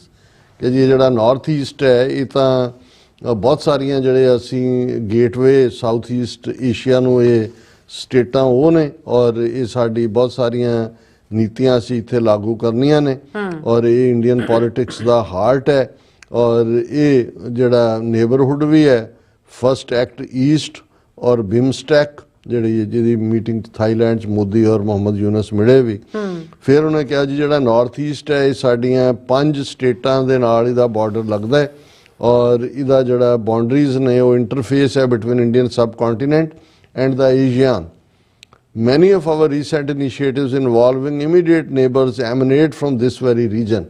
So ਉਹਨਾਂ ਨੂੰ ਇਹ ਕਹਿ ਰਿਹਾ ਕਿ ਜੀ ਤੁਸੀਂ ਇਹਦੇ ਹਾਫਜ਼ ਨਹੀਂ ਹੋ ਔਰ ਇਹ ਸਿਰਫ ਲੈਂਡ ਲੌਕਡ ਵਾਲਾ ਕੰਮ ਹੈ, ਠੀਕ ਨਹੀਂ ਹੈ।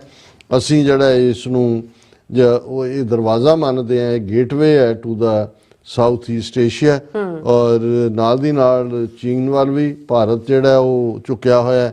Indian Chinese official speed up efforts on Kailash Mansarovar ਯਾਤਰਾ ਰਿਜ਼ੰਪਸ਼ਨ ਐਗਰੀਮੈਂਟ। ਇਹਨਾਂ ਨੇ ਲੋਕਾਂ ਨੂੰ ਬਸ ਉਹ ਇਸੇ ਕੰਮ ਤੇ ਹੀ ਲਾਇਆ ਹੋਇਆ। ਪਹਿਲਾਂ ਉਹ ਕੁੰਭ ਦੇ ਵਿੱਚ ਨਵਾਇਆ ਸਾਰਿਆਂ ਨੂੰ 32 ਕਰੋੜ ਕੇ 62 ਕਰੋੜ ਨੂੰ, ਹੁਣ ਇਹ ਮਾਨਸਰੋਵਰ ਦੇ ਠੰਡੇ ਪਾਣੀਆਂ 'ਚ ਨਵਾਉਣਾ ਔਰ ਇਧਰ ਹਾਰਵਰਡ ਯੂਨੀਵਰਸਿਟੀ ਨੂੰ ਲੈ ਕੇ ਉਹਨਾਂ ਦੀ ਯੂਨੀਵਰਸਿਟੀ ਅੜੀ ਹੋਈ ਹੈ ਵੀ ਉਹਨਾਂ ਨੇ ਟਰੰਪ ਦੀ ਮਨਮਾਨੀ ਨਹੀਂ ਮੰਨਣੀ, ਫਰੀडम ਰੱਖਣੀ ਹੈ। ਤੇ ਉਹ ਇੰਡੀਅਨ ਇੱਕ ਯੂਨੀਵਰਸਿਟੀ ਦੇ ਹਵਾਲੇ ਨਾਲ ਹੈ ਕਿ ਸਟੂਡੈਂਟਸ ਜਿਹੜੇ ਨੇ ਉਹ ਪ੍ਰਿੰਸੀਪਲ ਦੇ ਕਮਰੇ 'ਚ ਵੜ ਗਏ, ਉਹਨਾਂ ਨੇ ਗੋਹਾ ਲਿਪ ਦਿੱਤਾ, ਉਹਨਾਂ ਨੇ ਕਿਹਾ ਏਅਰ ਕੰਡੀਸ਼ਨ ਚੱਕੋ ਇੱਥੋਂ, ਜਿਹੜੀ ਗੋਹੇ ਦੀ ਠੰਡਕ ਹੈ ਇਹ ਬਹੁਤ ਅਸਲੀ ਹੈ ਔਰ ਦੂਸਰਾ ਔਰ ਉਹਦੇ 'ਤੇ ਹੀ ਅੱਜ ਇੱਕ ਯੂਟਿਊਬਰ ਦੀ ਪੂਰੀ ਸਟੋਰੀ ਸੀ ਕਿ ਇੱਕ ਪਾਸੇ ਹਾਰਵਰਡ ਯੂਨੀਵਰਸਿਟੀ ਹੈ, ਇੱਕ ਪਾਸੇ ਗੋਬਰ ਯੂਨੀਵਰਸਿਟੀ ਹੈ। ਉਹ ਚੰਗੇ ਭਲਿਆਂ ਨੂੰ ਵੀ ਕਰ ਰਹੇ ਨੇ। ਸੋ ਹੁਣ ਇਹ ਮਾਨਸਰੋਵਰ ਲੈ ਕੇ ਜਾਣਗੇ। ਸੋ ਇਸ ਸਾਰੇ ਦੇ ਚੱਲਦੇ ਆ ਇੰਟਰਸਟਿੰਗ ਨਾਰਥ ਈਸਟ ਦੇ ਵੀ ਜਿਹੜੀਆਂ ਡਿਵੈਲਪਮੈਂਟਸ ਨੇ ਕਿਉਂਕਿ ਸਾਡਾ ਖਿੱਤਾ ਹੈ ਔਰ ਇਸ ਸਾਰੇ 'ਚੋਂ ਅਸੀਂ ਦੇਖ ਰਹੇ ਹਾਂ ਕਿ ਵੀ ਇਸ ਦਾ ਇਹ ਨਾਰਥ ਈਸਟ ਦਾ ਫਰੰਟ ਹੈ, ਵੈਸਟਰਨ ਫਰੰਟ ਤੇ ਸਾਡੇ ਫਰੰਟ ਤੇ ਇਹ ਕਿਵੇਂ ਪ੍ਰਭਾਵਿਤ ਕਰੇਗਾ ਸਾਰਾ ਔਰ ਖਾਲਿਸਤਾਨ ਦੀ ਕਾਇਮੀ ਕਿਵੇਂ ਜਿਹੜੀ ਹੈ ਇਹ ਸਾਰੇ ਤਕਰਾਰ ਨੂੰ ਔਰ ਇਹ ਸਾਰਾ ਜਿਹੜਾ ਨਵਾਂ ਵਰਲਡ ਆਰਡਰ ਸਪਰੈਡ ਆਊਟ ਹੋ ਰਿਹਾ ਹੈ ਜਿਸ ਦੀਆਂ ਕੋਨੋਟੇਸ਼ਨਸ ਆਉਣ ਵਾਲੇ ਪੀਰੀਅਡ ਦੇ ਵਿੱਚ ਕੋਨੋਟੇਸ਼ਨਸ ਕੰਟੂਅਰਸ ਹੋਰ ਵੀ ਕਲੀਅਰ ਹੋਣਗੇ। ਇਹਨਾਂ ਚੋਂ ਹੀ ਸਾਡਾ ਦਾ ਵੀ ਲੱਗੇਗਾ। ਬਿਲਕੁਲ ਰਾਸਾ, ਤੁਹਾਡਾ ਬਹੁਤ ਬਹੁਤ ਧੰਨਵਾਦ। ਸੋ ਥਲੇ ਬ੍ਰੇਕ ਵਿਊਅਰਸ ਤੁਸੀਂ ਇਸੇ ਤਰ੍ਹਾਂ ਬਣੇ ਰਹਿਣਾ। ਮਿਲਦੇ ਹਾਂ ਆਫਟਰ ਦਿਸ ਸ਼ਾਰਟ ਬ੍ਰੇਕ।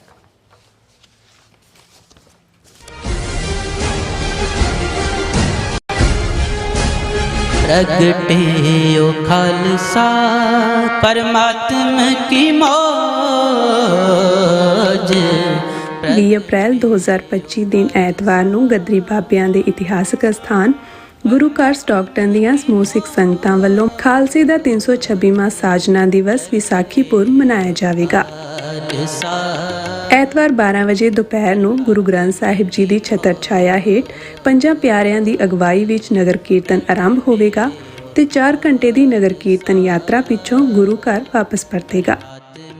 ਸਮੂਹ ਇਲਾਕਾ ਨਿਵਾਸੀ ਤੇ ਦੇਸ਼ ਪ੍ਰਦੇਸ਼ ਦੀਆਂ ਸੰਗਤਾਂ, ਧਾਰਮਿਕ ਸੰਸਥਾਵਾਂ ਅਤੇ ਸਮੂਹ ਗੁਰੂ ਘਰਾਂ ਦੀਆਂ ਪ੍ਰਬੰਧਕ ਕਮੇਟੀਆਂ ਨੂੰ ਸਨਿਮਰ ਬੇਨਤੀ ਕੀਤੀ ਜਾਂਦੀ ਹੈ ਕਿ ਇਸ ਸ਼ਾਨਦਾਰ ਤੇ ਮਹਾਨ ਅਵਸਰ ਤੇ ਫਲੋਟਾਂ ਸਮੇਤ ਪਹੁੰਚ ਕੇ ਨਗਰ ਕੀਰਤਨ ਦੀਆਂ ਰੌਣਕਾਂ ਵਧਾਓ ਅਤੇ ਕਲਗੀਧਰ ਪਾਤਸ਼ਾਹ ਅੰਮ੍ਰਿਤ ਦੇ ਦਾਤੇ ਸ੍ਰੀ ਗੁਰੂ ਗੋਬਿੰਦ ਸਿੰਘ ਸਾਹਿਬ ਜੀ ਦੀਆਂ ਖੁਸ਼ੀਆਂ ਪ੍ਰਾਪਤ ਕਰੋ ਜੀ।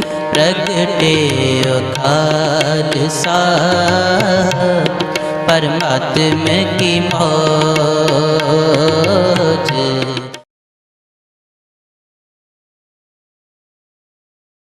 ਵਾਹਿਗੁਰੂ ਜੀ ਕਾ ਖਾਲਸਾ ਵਾਹਿਗੁਰੂ ਜੀ ਕੀ ਫਤਿਹ। ਗੁਰਦੁਆਰਾ ਸਿੱਕਲ ਸੁਸਾਇਟੀ ਸਮੂਹ ਗੁਰਦੁਆਰਾ ਪ੍ਰਬੰਧਕ ਕਮੇਟੀਆਂ ਪੰਥਕ ਜਥੇਬੰਦੀਆਂ ਸਭਾਵਾਂ ਅਤੇ ਸੰਗਤੀ ਰੂਪ ਦੇ ਵਿੱਚ ਜੋ ਹਰ ਸਾਲ ਦੀ ਤਰ੍ਹਾਂ ਮਨਿਆਟਨ ਵਿਖੇ ਸਿੱਖ ਡੇ ਪਰੇਡ ਕੱਢੀ ਜਾਂਦੀ ਹੈ, ਉਹ ਇਸ ਸਾਲ 26 ਅਪ੍ਰੈਲ ਦਿਨ ਸ਼ਨੀਚਰਵਾਰ ਨੂੰ 12:30 ਵਜੇ 37 ਸੀਟ ਮੈਡੀਸਨ ਤੋਂ ਆਰੰਭ ਹੋਵੇਗੀ। ਉਹ ਤੇ 24 ਸੀਟ ਮੈਡੀਸਨ ਦੇ ਉੱਤੇ ਜੋ ਕਿ ਸਟੇਜ ਸਜਾਈ ਜਾਏਗੀ, ਜਿਹਦੇ ਉੱਤੇ ਪੰਥਕ ਬੁਲਾਰੇ ਤੇ ਸਾਡੇ ਜਿਹੜੇ ਨਿਊਯਾਰਕ ਦੇ ਜਿੰਨੇ ਵੀ ਇਲੈਕਟਡ ਅਫੀਸ਼ਲ ਆ ਉਹ ਸੰਗਤਾਂ ਨੂੰ ਸੰਬੋਧਨ ਹੋਣਗੇ। ਸਮੂਹ ਸੰਗਤਾਂ ਦੇ ਚਰਨਾਂ 'ਚ ਬੇਨਤੀ ਕੀਤੀ ਜਾਂਦੀ ਆ ਕਿ ਇਹ ਜਿਸ ਪਰੇਡ ਦੇ ਵਿੱਚ ਆਪਣੇ ਆਪ ਨੂੰ ਸ਼ਾਮਲ ਕਰੋ ਤੇ ਗੁਰੂ ਦੀਆਂ ਖੁਸ਼ੀਆਂ ਪ੍ਰਾਪਤ ਕਰੋ ਕਿ ਇਹ ਪਰੇਡ ਸਾਡੀ ਪੋਲੀਟੀਕਲ ਤੇ ਧਾਰਮਿਕ ਆਜ਼ਾਦੀ ਨੂੰ ਦਰਸਾਉਂਦੀ ਹੈ ਜੀ। ਵਾਹਿਗੁਰੂ ਜੀ ਕਾ ਖਾਲਸਾ ਵਾਹਿਗੁਰੂ ਜੀ ਕੀ ਫਤਿਹ। ਆਈ ਮੁਝੇ ਨ ਦੇ।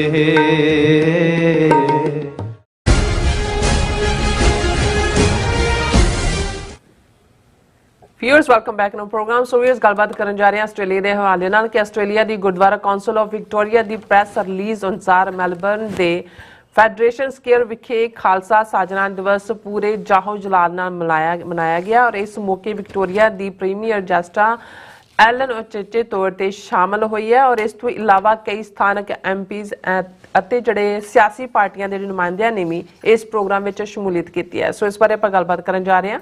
ਸੋ ਅਸੀਂ ਚਾਹਾਂਗੇ ਕਿ ਤੁਸੀਂ ਇਸੇ ਤਰ੍ਹਾਂ ਬਣੇ ਰਹਿਣਾ, ਦੇਖਣ ਸੁਣਨ ਲਈ ਲਿਖਣ ਲਈ ਤੁਹਾਡਾ ਸਭ ਦਾ ਬਹੁਤ ਬਹੁਤ ਧੰਨਵਾਦ ਜੀ। ਡਾਕਟਰ ਸਾਹਿਬ ਕੀ ਕਹਿਣਾ ਚਾਹੋਗੇ? ਦੇਖੋ, ਆਸਟ੍ਰੇਲੀਆ ਨਾ ਸਿਰਫ ਇੱਕ ਕੰਟੀਨੈਂਟ ਹੈ ਬਲਕਿ ਸਿੱਖ ਨੁਕਤਾ ਨਿਗਾਹ ਤੋਂ ਵੀ ਆਸਟ੍ਰੇਲੀਆ ਹੁਣ ਇੱਕ ਬੜੀ ਅਹਿਮੀਅਤ ਰੱਖਦਾ ਹੈ।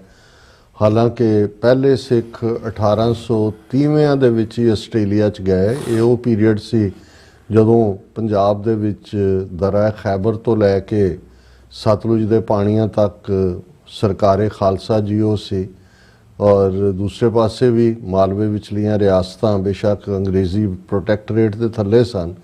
ਉਸ ਪੀਰੀਅਡ ਸਿੱਖਾਂ ਨੇ 1830 'ਚ ਇਹ ਮਚ ਬਿਫੋਰ ਈਵਨ ਕੈਨੇਡਾ ਦੇ ਨਾਲ ਜੁੜਾਵ ਦੀ ਗੱਲ ਹੈ ਔਰ ਫਿਰ ਸਿੱਖਾਂ ਨੇ ਸਟਰਗਲ ਕੀਤੀ ਫਸਟ ਵਰਲਡ ਵਾਰ ਦੇ ਵੇਲੇ। ਅੱਜ ਵੀ ਜਦੋਂ ਆਸਟ੍ਰੇਲੀਅਨ ਫੌਜ ਦੇ ਵਿੱਚ ਪੱਗ ਦੀ ਅਹਿਮੀਅਤ ਹੈ ਜਾਂ ਉਹਨਾਂ ਦੇ ਹੈਡਗੇਅਰ 'ਚ ਪੱਗ ਦੀ ਸ਼ਮੂਲੀਅਤ ਹੈ ਤੇ ਫਸਟ ਵਰਲਡ ਵਾਰ ਵੇਲੇ ਖਾਸ ਤੌਰ ਤੇ ਜਿਹੜੀ ਲੜਾਈ ਬੜੀ ਲਊ ਡੋਲਵੀਂ ਸੀ ਗੈਲੀਪੋਲੀ, ਜਿਸ ਨੂੰ ਅਤਾਤੁਰਕ ਨੇ ਡਿਫੈਂਡ ਕੀਤਾ, ਉੱਥੇ ਸਿੱਖ ਸੋਲਜਰਸ ਦਾ ਖੂਨ ਆਸਟ੍ਰੇਲੀਅਨ ਔਰ ਬ੍ਰਿਟਿਸ਼ ਸੋਲਜਰਸ ਦੇ ਨਾਲ ਡੁੱਲਿਆ। ਔਰ ਇਸ ਤੋਂ ਇਲਾਵਾ ਪਿਛਲੇ ਪੀਰੀਅਡ ਦੇ ਵਿੱਚ ਜਦੋਂ ਕਿ ਇੰਟਰਨੈਸ਼ਨਲ ਸਟੂਡੈਂਟਸ ਦਾ ਇਨਫਲਕਸ ਸਾਰੇ ਪਾਸੇ ਹੋਇਆ, ਸਾਰੇ ਪਾਸਿਓਂ ਆਸਟ੍ਰੇਲੀਆ ਦੀਆਂ ਵੀ ਲਿਬਰਲ ਪਾਲਿਸੀ ਦੀ ਬਦੌਲਤ ਜਿਹੜੀਆਂ ਹੁਣ ਉਹ ਕੱਸ ਰਹੇ ਨੇ, ਵੱਡੀ ਗਿਣਤੀ 'ਚ ਇੰਟਰਨੈਸ਼ਨਲ ਸਟੂਡੈਂਟ ਵੀ ਆਏ ਔਰ ਇਸ ਵੇਲੇ ਇੱਕ ਅੰਦਾਜ਼ੇ ਮੁਤਾਬਕ 6 ਲੱਖ ਤੋਂ ਜ਼ਿਆਦਾ ਸਿੱਖ ਆਬਾਦੀ ਆਸਟ੍ਰੇਲੀਆ ਦੇ ਵਿੱਚ ਹੈ।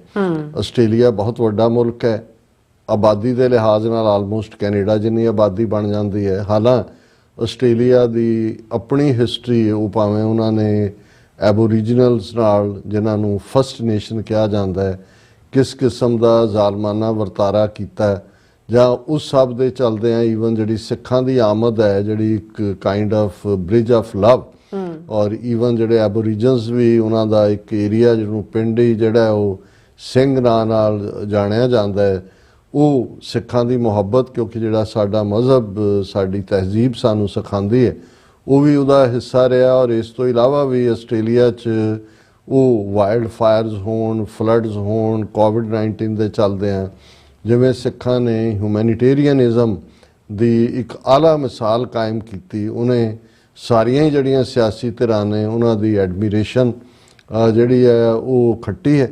ਲੇਕਿਨ ਇਸ ਗੱਲ ਦਾ ਵੀ ਧਿਆਨ ਰਹੇ ਕਿ ਵੀ ਜਦੋਂ ਅਸੀਂ ਆਸਟ੍ਰੇਲੀਅਨ ਸਪਾਈ ਚੀਫ ਦਾ within Australia nest of spies ਕਿ ਵੀ ਜਸੂਸਾਂ ਦਾ ਆਲਣਾ, ਉਹਦੀ ਗੱਲ ਕਰਦੇ ਹਾਂ ਜਿਹੜੀ ਪਾਰਟਿਕੂਲਰਲੀ ਇੰਡੀਆ ਦੇ ਕੰਟੈਕਸਟ 'ਚ ਹੈ ਔਰ ਉਹਨਾਂ ਦੀ ਇਨਫਿਲਟ੍ਰੇਸ਼ਨ ਉਹ ਏਅਰਪੋਰਟਸ ਦੇ ਉੱਤੇ ਹੋਏ, ਦੂਸਰੇ ਪਾਰਟਸ ਹੋਏ ਔਰ ਜਿਹੜੇ ਆਸਟ੍ਰੇਲੀਆ ਦੇ ਕੁਝ ਲਾਅ ਨੇ ਜਿਹੜੇ ਉਹਨਾਂ ਨੇ ਆਪੋ ਆਪਣੇ ਪ੍ਰੋਵਿੰਸ ਦੇ ਲਿਹਾਜ਼ ਨਾਲ ਜਾਂ ਆਪਣੀ ਨੀਡ ਦੇ ਲਿਹਾਜ਼ ਨਾਲ, ਕਿਉਂਕਿ ਫੋਰਨ ਇਨਵੈਸਟਮੈਂਟ ਨੂੰ ਵੀ ਉਹ ਤੱਕਦੇ ਨੇ, ਉਹਦੇ ਥੱਲੇ ਜਿਵੇਂ ਅਮਰੀਕਾ ਦੇ ਵਿੱਚ ਕਾਫੀ ਸਖਤ ਲਾਈਨ ਹੈ, ਜੇ ਕੋਈ ਫੋਰਨ ਲੌਬੀ ਕਰਨਾ ਚਾਹੁੰਦਾ ਹੈ ਐਜ਼ ਏ ਫੋਰਨ ਏਜੰਟ ਉਹਨੂੰ ਰਜਿਸਟਰ ਹੋਣਾ ਪੈਂਦਾ। ਦੂਜਾ ਸੋ ਆਸਟ੍ਰੇਲੀਆ 'ਚ ਉਹਦਾ ਫਾਇਦਾ ਚੁੱਕ ਕੇ ਵੀ ਆਸਟ੍ਰੇਲੀਅਨ ਇੰਟਰਫੀਅਰੈਂਸ ਜਿਹੜੀ ਉਹਨਾਂ ਦੇ ਹਾਈ ਕਮਿਸ਼ਨਰਸ ਦੀ, ਕੌਂਸੂਲੇਟਸ ਦੀ, ਉਹ ਬਹੁਤ ਜ਼ਿਆਦਾ ਹੈ।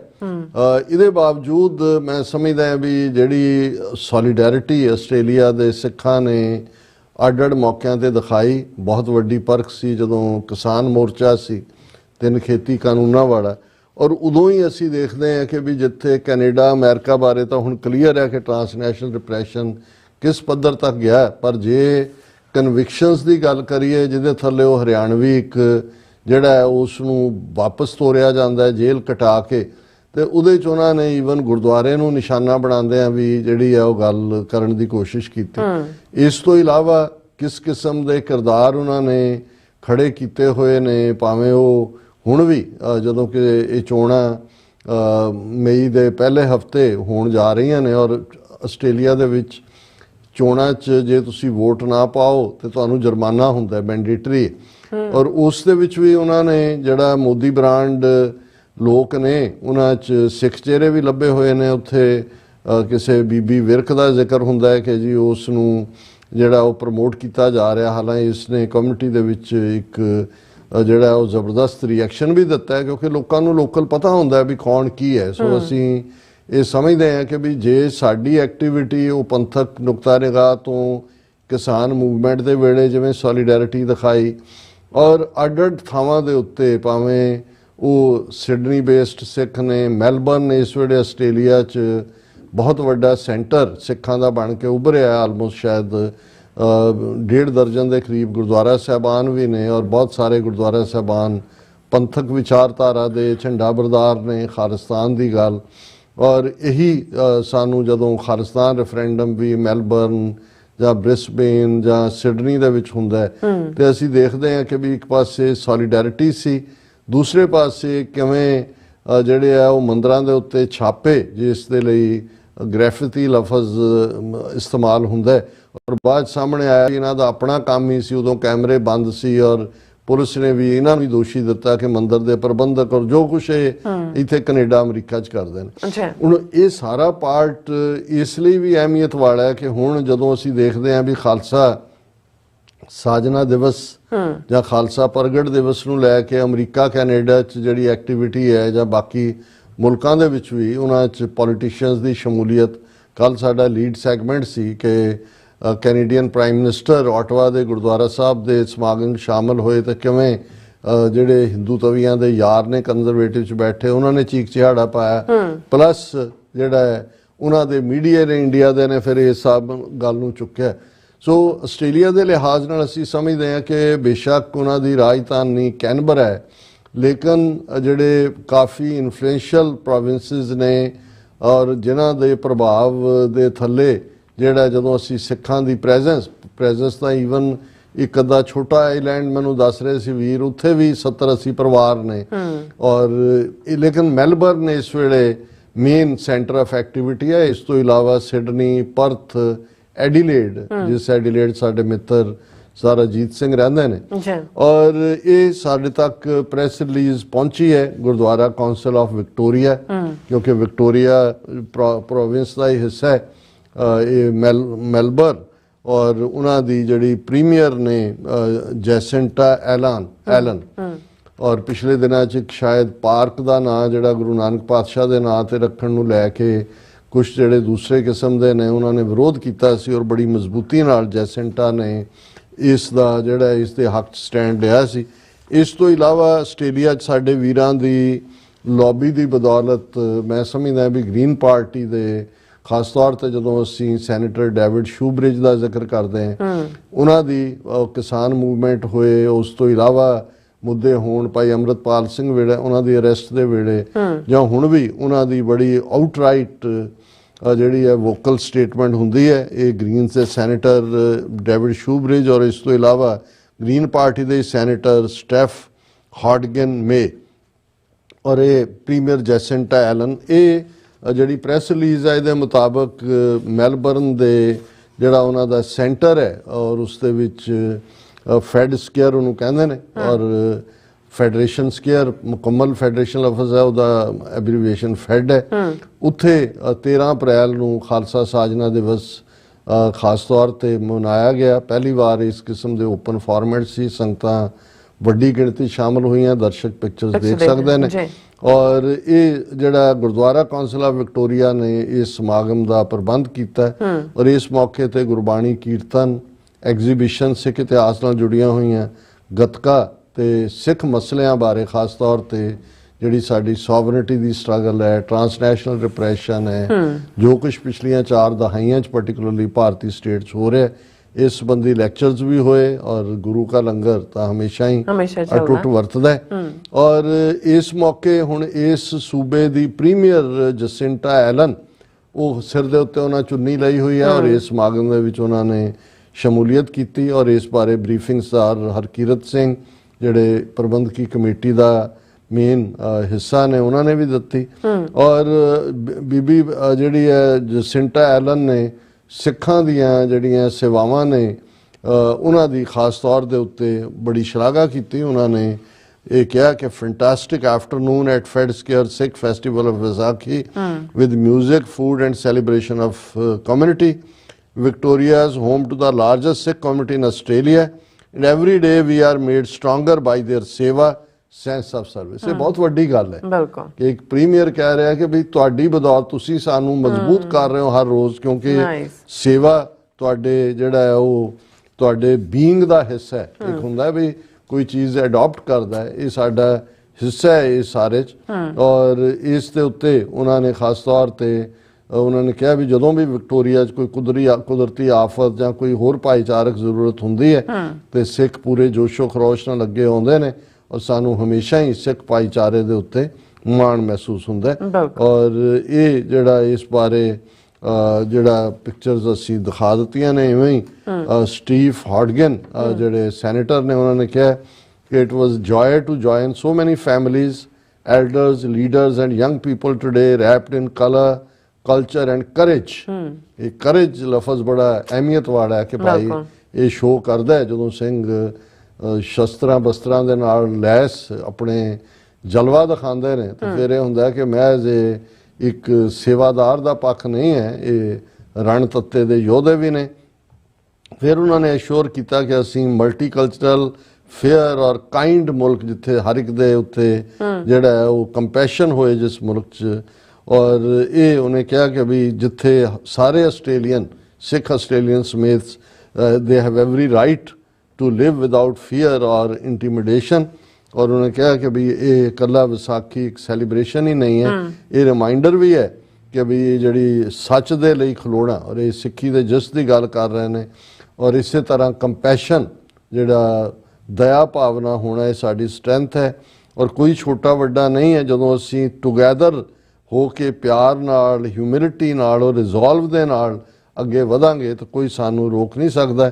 ਫਿਰ ਉਹਨਾਂ ਨੇ ਸਿੱਖਾਂ ਦੀ ਜੈਨਰੋਸਿਟੀ ਔਰ ਲੀਡਰਸ਼ਿਪ, ਉਹਨਾਂ ਦੀ ਸ਼ਲਾਘਾ ਕਰਦੇ ਆ, ਨਾਲ ਹੀ ਉਹਨਾਂ ਨੇ ਜਕਾਰਾ ਵੀ ਗਜਾਇਆ, ਬੋਲੇ ਸੋ ਨਿਹਾਲ, ਸਤਿ ਸ੍ਰੀ ਅਕਾਲ। ਔਰ ਇਹ ਜਿਹੜੀ press release Gurdwara council of Victoria, ਇਹ ਰਵਿੰਦਰ ਸਿੰਘ ਜੁਆਇੰਟ ਸੈਕਟਰੀ ਨੇ ਗੁਰਦੁਆਰਾ ਕੌਂਸਲ ਆਫ ਵਿਕਟੋਰੀਆ ਦੇ, ਔਰ ਪ੍ਰੀਤਮ ਸਿੰਘ ਜਿਹੜੇ ਪ੍ਰੈਜ਼ੀਡੈਂਟ ਨੇ ਗੁਰਦੁਆਰਾ ਕੌਂਸਲ ਆਫ ਵਿਕਟੋਰੀਆ। ਸੋ ਮੈਂ ਕਾਫੀ ਪੋਰਸ਼ਨ ਕਵਰ ਕੀਤਾ। ਹਾਲਾਂਕਿ ਇਸ ਪ੍ਰੈਸ ਰਿਲੀਜ਼ ਉਹਨਾਂ ਨੇ ਕਾਫੀ ਜੋ ਸਿੱਖਾਂ ਦੇ ਨਾਲ ਹੋ ਰਿਹਾ ਕਿ ਭਾਈ ਅਸੀਂ ਇਸ ਜੋ ਸਟਰਗਲ ਇੰਡੀਅਨ ਹੈਜਮਨੀ ਦੇ ਖਿਲਾਫ ਕਰ ਰਹੇ ਹਾਂ, ਉਹਦੇ ਨਾਲ ਸਾਡੇ ਨਾਲ ਦੂਸਰੀਆਂ ਮਾਈਨੋਰਟੀਜ਼ ਵੀ, ਕ੍ਰਿਸਚਨਸ, ਮੁਸਲਿਮ, ਦਲਿਤ ਤੇ ਇੰਡੀਜਨਸ ਜਿਹੜੇ ਆਦੀਵਾਸੀ ਨੇ ਉਹ ਵੀ ਸਾਡੇ ਨਾਲ ਨੇ, ਕਿਉਂਕਿ ਅਸੀਂ ਰਿਲੀਜੀਅਸ ਟੋਲਰੈਂਸ ਯਕੀਨ ਕਰਦੇ ਹਾਂ। ਔਰ ਭਾਰਤ ਦੇ ਵਿੱਚ ਜਿਹੜੀ ਮੈਜੋਰੀਟੇਰੀਅਨਿਜ਼ਮ ਦੀ ਵਾਇਲੈਂਸ ਹੈ ਔਰ ਇਹ ਮੌਬ ਲਿੰਚਿੰਗ, ਐਂਟੀ ਕਨਵਰਸ਼ਨ ਲਾਜ਼ ਔਰ ਇਹ ਸਾਰੇ ਜਿਹੜੇ ਨੇ ਇਹ ਡਿਸਕ੍ਰਿਮੀਨੇਟਰੀ ਨੇ, ਮਾਈਨੋਰਟੀਜ਼ ਨੂੰ ਟਾਰਗੇਟ ਕਰਦੇ ਨੇ।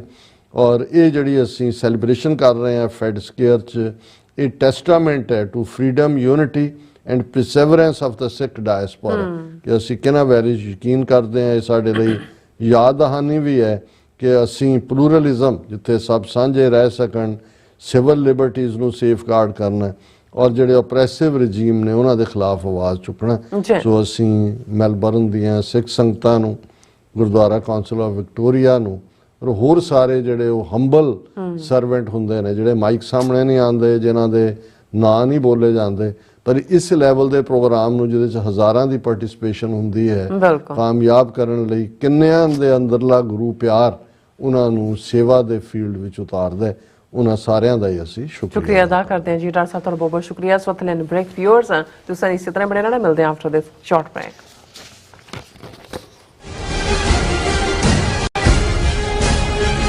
प्रगटे ओ खालसा परमात्मा की मौज। 20 ਅਪ੍ਰੈਲ 2025 ਦਿਨ ਐਤਵਾਰ ਨੂੰ ਗੱਦਰੀ ਬਾਬਿਆਂ ਦੇ ਇਤਿਹਾਸਕ ਅਸਥਾਨ ਗੁਰੂ ਘਰ ਸਟਾਕਟਨ ਦੀਆਂ ਸਮੂਹ ਸਿੱਖ ਸੰਗਤਾਂ ਵੱਲੋਂ ਖਾਲਸੇ ਦਾ 326ਵਾਂ ਸਾਜਨਾ ਦਿਵਸ ਵਿਸਾਖੀ ਪੁਰਬ ਮਨਾਇਆ ਜਾਵੇਗਾ। ਐਤਵਾਰ 12 ਵਜੇ ਦੁਪਹਿਰ ਨੂੰ ਗੁਰੂ ਗ੍ਰੰਥ ਸਾਹਿਬ ਜੀ ਦੀ ਛਤਰ ਛਾਇਆ ਹੇਠ ਪੰਜਾਂ ਪਿਆਰਿਆਂ ਦੀ ਅਗਵਾਈ ਵਿੱਚ ਨਗਰ ਕੀਰਤਨ ਆਰੰਭ ਹੋਵੇਗਾ ਤੇ 4 ਘੰਟੇ ਦੀ ਨਗਰ ਕੀਰਤਨ ਯਾਤਰਾ ਪਿੱਛੋਂ ਗੁਰੂ ਘਰ ਵਾਪਸ ਪਰਤੇਗਾ। ਸਮੂਹ ਇਲਾਕਾ ਨਿਵਾਸੀ ਤੇ ਦੇਸ਼ ਪ੍ਰਦੇਸ਼ ਦੀਆਂ ਸੰਗਤਾਂ, ਧਾਰਮਿਕ ਸੰਸਥਾਵਾਂ ਅਤੇ ਸਮੂਹ ਗੁਰੂ ਘਰਾਂ ਦੀਆਂ ਪ੍ਰਬੰਧਕ ਕਮੇਟੀਆਂ ਨੂੰ ਸਨਿਮਰ ਬੇਨਤੀ ਕੀਤੀ ਜਾਂਦੀ ਹੈ ਕਿ ਇਸ ਸ਼ਾਨਦਾਰ ਤੇ ਮਹਾਨ ਅਵਸਰ ਤੇ ਫਲੋਟਾਂ ਸਮੇਤ ਪਹੁੰਚ ਕੇ ਨਗਰ ਕੀਰਤਨ ਦੀਆਂ ਰੌਣਕਾਂ ਵਧਾਓ ਅਤੇ ਕਲਗੀਧਰ ਪਾਤਸ਼ਾਹ ਅੰਮ੍ਰਿਤ ਦੇ ਦਾਤੇ ਸ੍ਰੀ ਗੁਰੂ ਗੋਬਿੰਦ ਸਿੰਘ ਸਾਹਿਬ ਜੀ ਦੀਆਂ ਖੁਸ਼ੀਆਂ ਪ੍ਰਾਪਤ ਕਰੋ ਜੀ। प्रगटे ओ खालसा परमात्मा की मौज।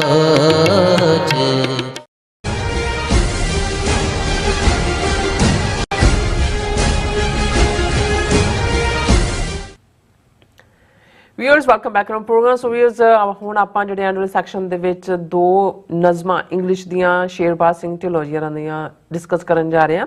ਪਹਿਲੀ ਹੈਗੀ ਹੈ Song of the Unbroken Spirit, ਦੂਸਰੀ ਹੈਗੀ ਹੈ Rise of Voices Rise। ਸੋ ਇਸ ਬਾਰੇ ਆਪਾਂ ਵਿਚਾਰ ਚਰਚਾ ਕਰਨ ਜਾ ਰਹੇ ਹਾਂ, ਨਾਲ ਜਿਹੜੇ ਤੁਹਾਡੇ ਲਾਈਵ ਮੈਸੇਜ ਨੇ ਉਹ ਵੀ ਆਪਾਂ ਸ਼ੇਅਰ ਕਰਨ ਜਾ ਰਹੇ ਹਾਂ। ਸੋ ਅਸੀਂ ਚਾਹਾਂਗੇ ਕਿ ਤੁਸੀਂ ਸਾਨੂੰ ਇਸੇ ਤਰ੍ਹਾਂ ਬਣੇ ਰਹਿਣਾ, ਦੇਖਣ ਸੁਣ ਲਿਆ, ਲਿਖਣ ਲਈ ਤੁਹਾਡਾ ਸਭ ਦਾ ਬਹੁਤ ਧੰਨਵਾਦ ਜੀ। ਡਾਕਟਰ ਸਾਹਿਬ ਕੀ ਕਹਿਣਾ ਚਾਹੋਗੇ ਇਹਨਾਂ ਨਜ਼ਮਾਂ ਬਾਰੇ? ਦੇਖੋ, ਅਸੀਂ ਆਪਣੇ ਵਿਊਅਰਸ ਨੂੰ ਜਿਵੇਂ ਕੱਲ ਵੀ ਇਹ ਦੱਸਿਆ ਸੀ ਕਿ ਗੁਰਦੁਆਰਾ ਜਿਹੜਾ ਅਮਰੀਕਾ ਦੀ ਧਰਤੀ ਤੇ ਇਤਿਹਾਸਕ ਹੈ, ਸਭ ਤੋਂ ਪੁਰਾਣਾ Pacific cost Khalsa Diwan society 1912 ਦੇ ਵਿੱਚ ਹੋਂਦ ਦੇ ਵਿੱਚ ਆਇਆ ਜੀ।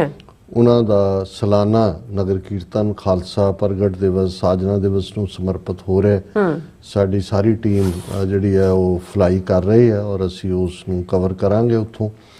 ਔਰ ਇਸੇ ਪੀਰੀਅਡ 'ਚ ਕੱਲ ਔਰ ਪਰਸੋਂ ਦੇ ਪ੍ਰੋਗਰਾਮ ਜਿਹੜੇ ਨੇ ਉਹ ਦਿਲਚਸਪ ਹੋਣਗੇ। ਇੱਕ ਜਿਹੜਾ ਗੁਰਦੁਆਰਾ ਰਿਚਮੰਡ ਹਿੱਲ ਬੀਤੇ ਸਾਜਨਾ ਦਿਵਸ ਦੇ ਮੌਕੇ ਤੇ 13 ਅਪ੍ਰੈਲ ਦਾ ਸੀ, ਔਰ ਫਰਾਈਡੇ ਨੂੰ ਅਸੀਂ ਇੰਡੀਆਨਾ ਦਾ ਪ੍ਰੋਗਰਾਮ ਜਿਹੜਾ ਬਹੁਤਿਆਂ ਨੂੰ ਦਿਲਚਸਪੀ ਵਾਲਾ ਲੱਗੇਗਾ, ਉਹ ਜਿਹੜਾ ਟੈਲੀਕਾਸਟ ਹੋਏਗਾ। ਸੋ ਇਵੇਂ ਨਾਲ ਜੁੜੇ ਵੀ ਰਹਿਣ। ਬਿਲਕੁਲ। ਔਰ ਅਸੀਂ ਜਿਹੜਾ ਹੈ ਉਹ ਹੁਣ ਥੋੜਾ ਜਿਹਾ ਅਮਰੀਕਾ ਦੇ ਅਸਮਾਨਾਂ ਚੋਂ ਦੂਸਰੇ ਅਸਮਾਨਾਂ ਵੱਲ ਵੀ ਜਾਣ ਦੀ ਕੋਸ਼ਿਸ਼ ਕਰ ਰਹੇ ਹਾਂ ਤਾਂ ਕਿ ਕੌਮ ਦਾ ਸੁਨੇਹਾ ਦੂਰ ਦੁਰਾਡੇ ਪਹੁੰਚੇ।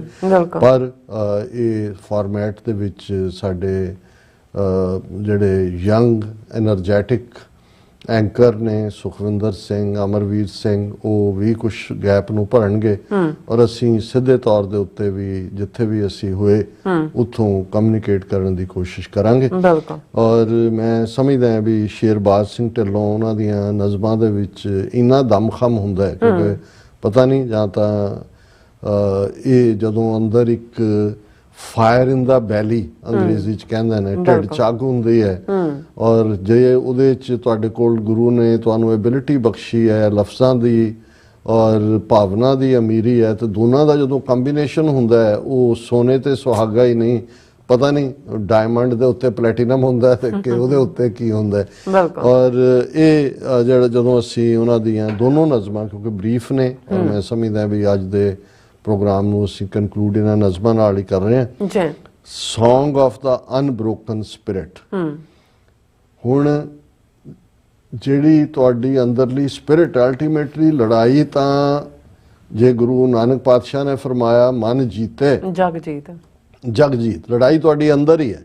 ਜਦੋਂ ਤੁਸੀਂ ਅੰਦਰ ਨੂੰ ਜਿੱਤ ਲਿਆ ਤੁਸੀਂ ਦੁਨੀਆ ਨੂੰ ਜਿੱਤ ਲਿਆ। ਜਦੋਂ ਤੱਕ ਤੁਹਾਡੀ ਸਪਿਰਿਟ ਡਿਫਾਈਨਡ ਹੈ, ਤੁਸੀਂ ਬਿਲਕੁਲ ਜਿਹੜੀ ਹੈ ਤੁਹਾਡੀ ਸਪਿਰਿਟ ਅਨਕੰਕਰੇਬਲ ਹੈ, ਤੁਹਾਡਾ ਐਟੀਟਿਊਡ ਇਨਵਿੰਸੀਬਲ ਹੈ ਤੇ ਦੁਨੀਆ ਦੀ ਕੋਈ ਤਾਕਤ ਤੁਹਾਨੂੰ ਮਾਰ ਤਾਂ ਸਕਦੀ ਹੈ, ਉਹ ਜ਼ਿਆਦਾ ਵਧੀਆ ਹਥਿਆਰ ਦੂਸਰਿਆਂ ਦੇ ਉੱਤੇ ਕਾਬੂ ਪਾ ਸਕਦੇ ਨੇ, ਪਰ ਤੁਹਾਡੀ ਸਪਿਰਿਟ ਨੂੰ ਕੋਈ ਬ੍ਰੇਕ ਨਹੀਂ ਕਰ। ਇਹੀ ਸਵਾ ਲੱਖੀ ਸਪਿਰਿਟ ਹੈ। ਜਦੋਂ ਅਸੀਂ ਚੜ੍ਹਦੀ ਕਲਾ ਦੀ ਗੱਲ ਕਰਦੇ ਹਾਂ, ਔਰ ਮੈਂ ਇੱਕ ਕੁਦਰਤੀ ਕੱਲ ਸੋਸ਼ਲ ਮੀਡੀਆ ਨੂੰ ਜਿਹੜਾ ਸਰਫ ਕਰਦੇ ਆ, ਇੱਕ ਸਿੱਖ ਨੌਜਵਾਨ ਜਿਹੜਾ ਮੋਟਰਸਾਈਕਲ ਤੇ ਇੱਕ ਹੋਰ ਨੌਜਵਾਨ ਦੇ ਨਾਲ ਤੁਰਿਆ ਹੋਇਆ, ਰਾਹਗੀਰ ਕੇ ਕੀ ਉਹਦਾ ਨਾਂ ਹੈ ਉਹਨਾਂ ਦਾ ਟਰੈਵਲ ਬਲੌਗ ਦਾ, ਸੋ ਕੇਰਲਾ ਦੀ ਗੱਲ ਕਰ ਰਿਹਾ, ਔਰ ਕੇਰਲਾ ਦੇ ਕੋਚੀਨ ਜਿਹਨੂੰ ਕਹਿੰਦੇ ਸੀ, ਸ਼ਾਇਦ ਹੁਣ ਕੋਚੀ ਕਹਿੰਦੇ ਨੇ, ਕਿ ਉੱਥੇ ਗੁਰਦੁਆਰਾ ਹੈ 1920 ਦਾ, ਔਰ ਮੋਟਰਸਾਈਕਲ ਤੇ ਜਾ ਰਿਹਾ, ਔਰ ਉੱਥੇ ਕੁਦਰਤੀ ਦੀਵਾਨ ਦੇ ਵਿੱਚ ਬਿਲਕੁਲ ਹਿੱਸਾ ਦੂਜੇ ਪਾਸੇ ਕੇਰਲਾ ਦੇ, ਤੇ ਉਹ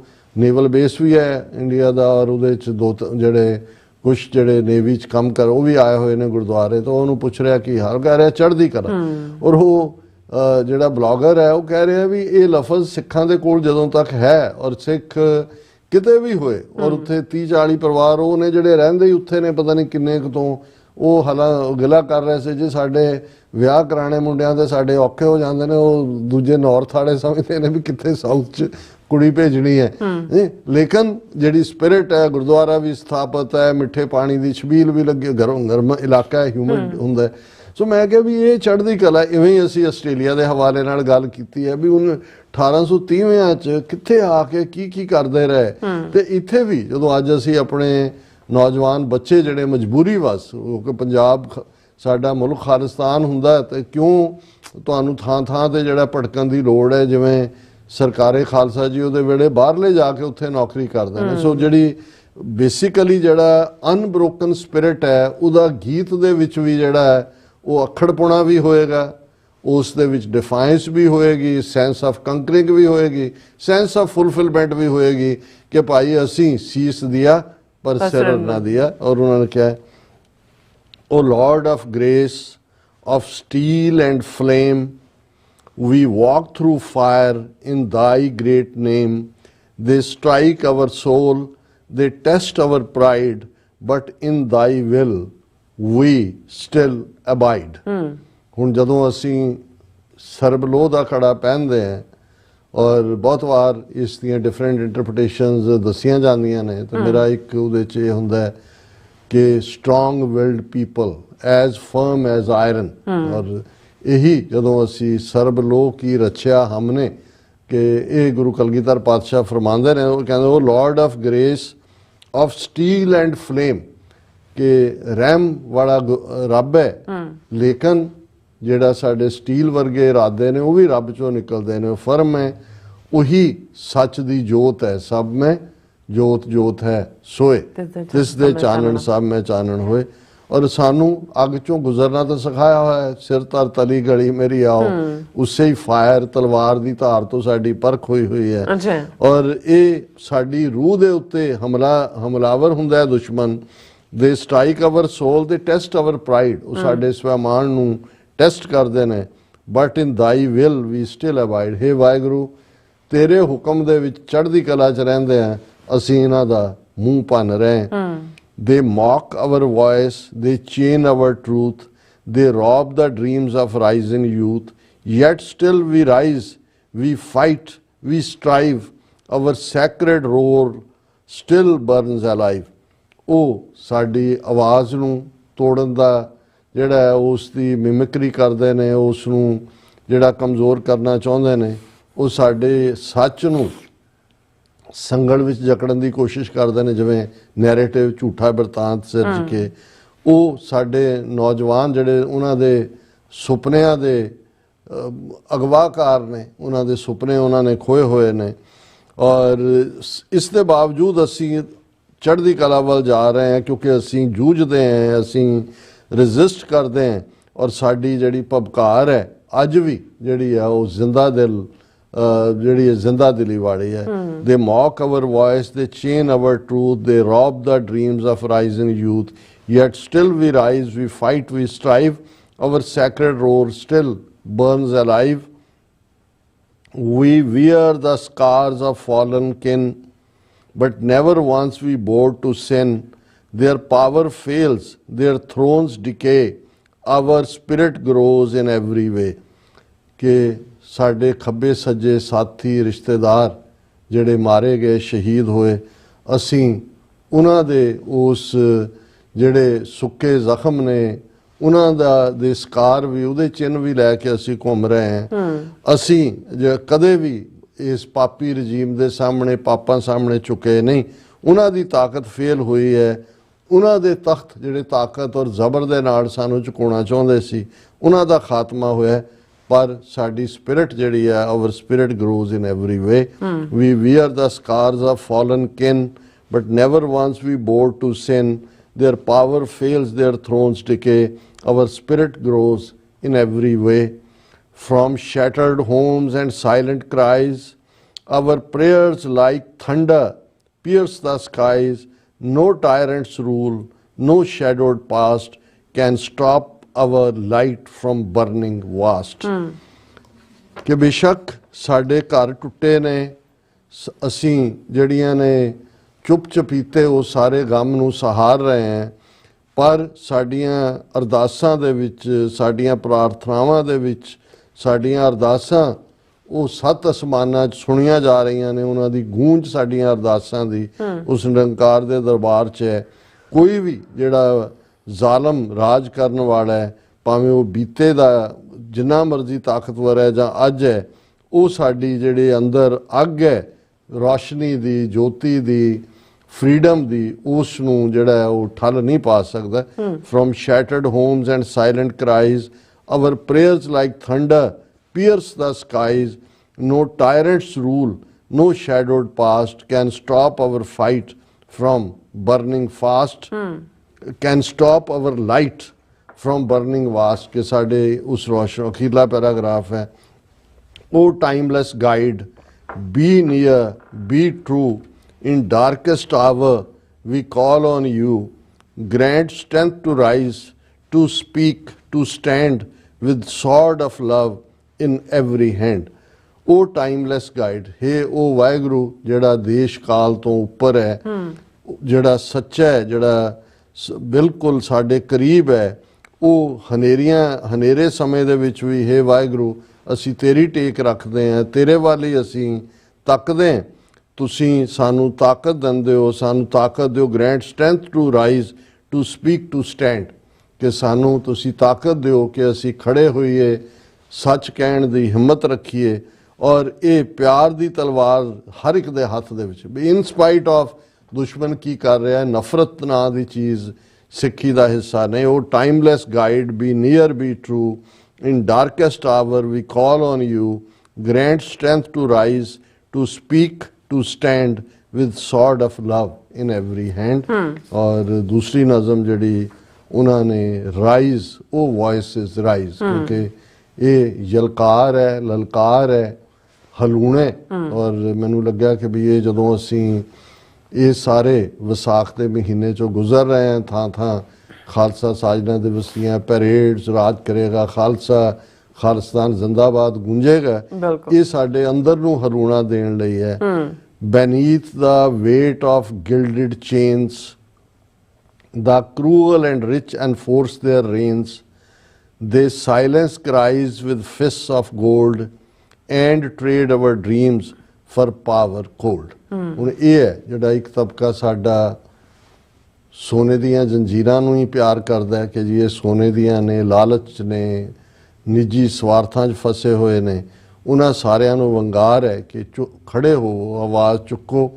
ਔਰ ਇਹ ਜਿਹੜੇ ਤੁਸੀਂ ਗਿਲਡਡ ਚੇਨਸ ਦੇ ਵਿੱਚ, ਸੁਨਹਿਰੀ ਉਹਨਾਂ ਸੰਗਲੀਆਂ ਦੇ ਵਿੱਚ ਜਕੜੇ ਹੋਏ ਹੋ, ਔਰ ਇਹ ਜਿਹੜੇ ਕਰੂਅਲ ਔਰ ਰਿਚ ਨੇ ਉਹ ਜ਼ਾਹਰ ਹੈ ਕਿ ਆਪਣਾ ਗਲਬਾ ਪਾ ਰਹੇ ਨੇ। ਔਰ ਉਹ ਜਿਹੜੀ ਚੀਖੋ ਪੁਕਾਰ ਹੈ ਉਸ ਨੂੰ ਸੋਨੇ ਦੀਆਂ ਮੋਹਰਾਂ ਸੁੱਟ ਕੇ ਚੁੱਪ ਕਰਾ ਰਹੇ ਨੇ। ਜਿਵੇਂ ਅਸੀਂ ਟ੍ਰੇਡ ਡੀਲਸ ਦੇਖਦੇ ਹਾਂ, ਦੂਸਰੇ ਜੋ ਵੀ ਹੈ ਉਹ ਉਹਨੂੰ ਇਗਨੋਰ ਕਰਦੇ ਨੇ। ਔਰ ਉਹ ਜਿਹੜੇ ਸਾਡੇ ਸੁਪਨੇ ਨੇ ਉਸ ਨੂੰ ਕਿਵੇਂ ਇਹ ਜਿਹੜੀ ਤਾਕਤ ਵਾਲੇ ਨੇ ਇਹ ਤਾਰ ਕਰਦੇ ਨੇ। Rise O voices rise beneath the weight of gilded chains, the cruel and rich enforce their reigns. They silence cries with fists of gold and trade our dreams for power cold. But hark, the wind begins to roar a whisper grows to something more. The streets will echo loud and bright with voices burning for the right.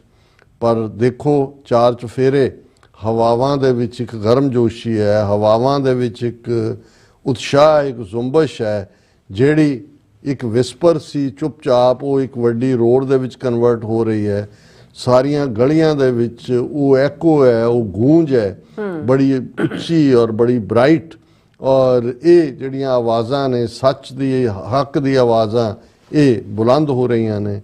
No more shall fear bind tight your tongue, no more the weak be trampled, wrung, for every soul that dares to speak makes tremble those who rule so weak.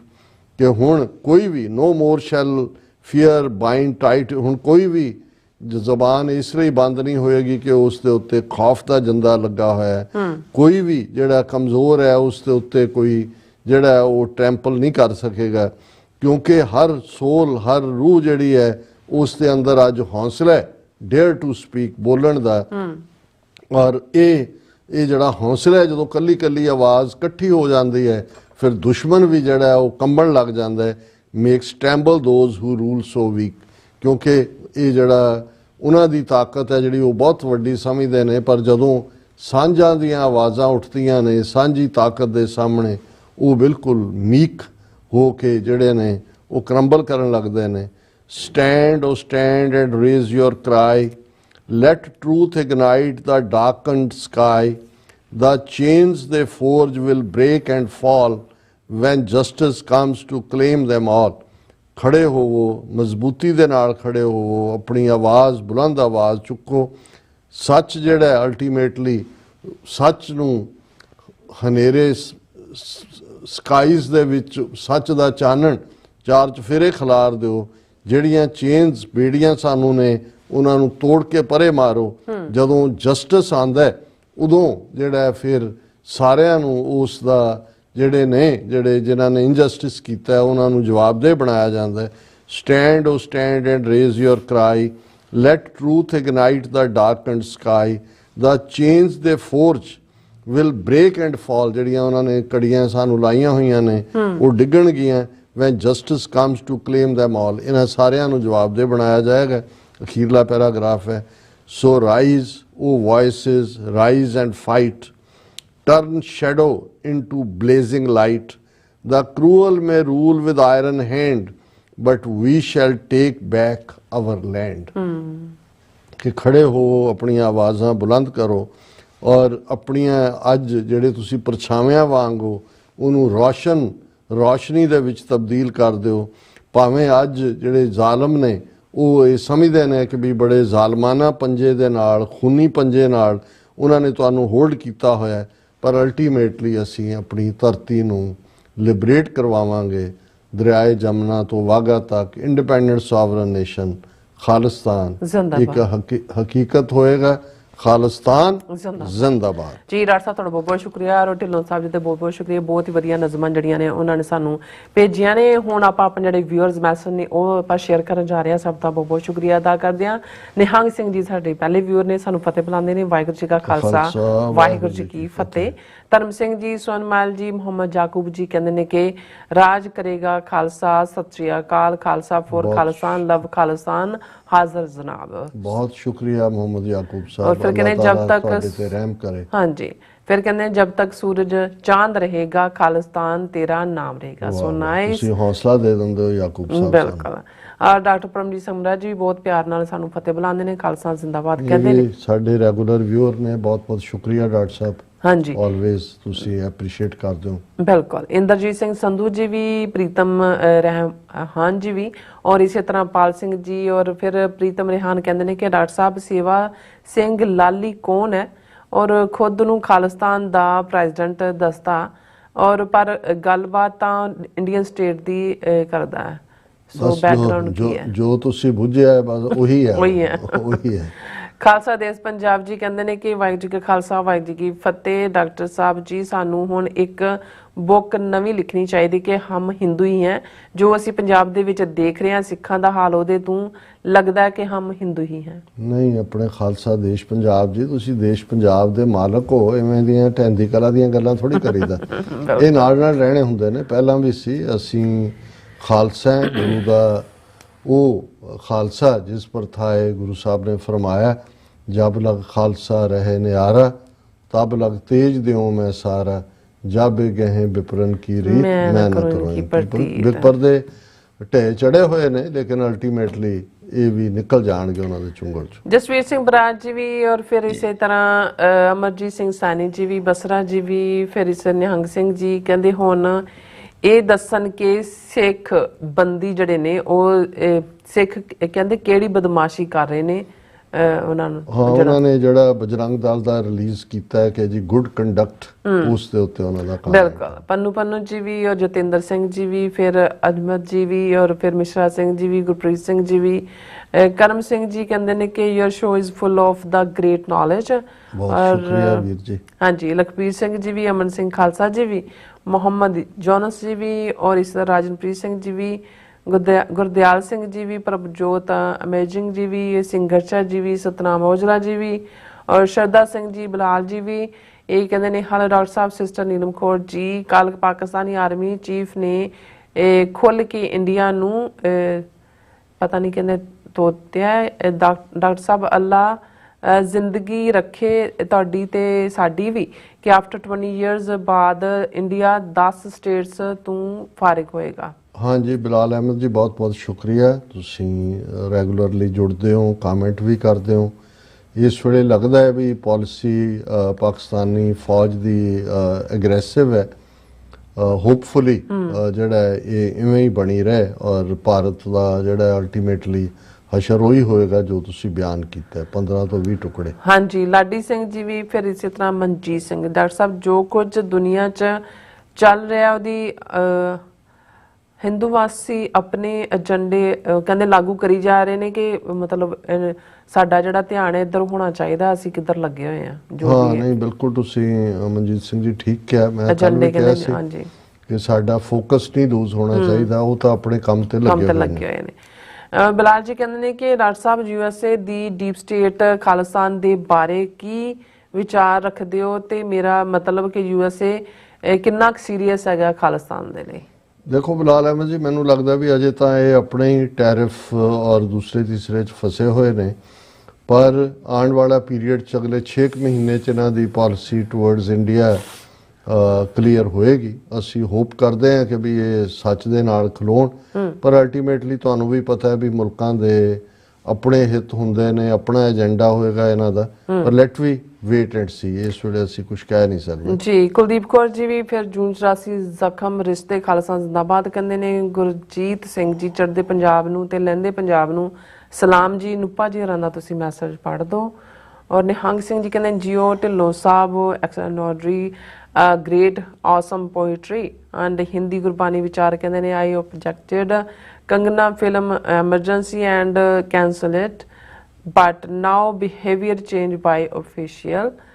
ਬਲਿਹਾਰ ਸਿੰਘ ਟਵਾਣਾ ਜੀ, ਫਿਰ ਇਸ ਤਰ੍ਹਾਂ doctor Paramjit Singh Raj ji, ਧੰਨਵਾਦ ਕਹਿੰਦੇ ਨੇ। ਵਾਹਿਗੁਰੂ ਜੀ ਕਾ ਖਾਲਸਾ ਵਾਹਿਗੁਰੂ ਜੀ ਕੀ ਫਤਿਹ। ਸਾਰਿਆਂ ਦਾ ਬਹੁਤ ਸ਼ੁਕਰੀਆ। ਸੋ ਇਸ ਤਰ੍ਹਾਂ ਆਪਣੇ ਵਿਊਅਰਸ ਕੋਲ ਨੇ ਇਜਾਜ਼ਤ। ਵਿਊਅਰਸ, ਸਾਡੇ ਪ੍ਰੋਗਰਾਮ ਦਾ ਸਮਾਂ ਇੱਥੇ ਮੁੱਕਦਾ। ਤੁਸੀਂ ਆਪਣੀ ਰਾਏ ਤੇ ਸੁਝਾਅ ਸਾਨੂੰ ਭੇਜਣਾ ਭੁੱਲਣਾ ਸਾਡੇ ਇਸ ਪਤੇ ਤੇ sos@tverifu.tv ਤੇ ਅਸੀਂ ਆਪਣਾ ਪ੍ਰੋਗਰਾਮ ਲੈ ਕੇ ਫਿਰ ਦੁਬਾਰਾ ਤੁਹਾਡੇ ਸਾਹਮਣੇ ਹੋਵਾਂਗੇ। ਤਦ ਤੱਕ ਲਈ ਮੈਨੂੰ ਤੇ ਆਪਣਾ ਸੁਣਾ ਗਿਆ ਦੋ ਦੇਖਦੇ ਰਹੋ TV ਏਰੀਫੋ।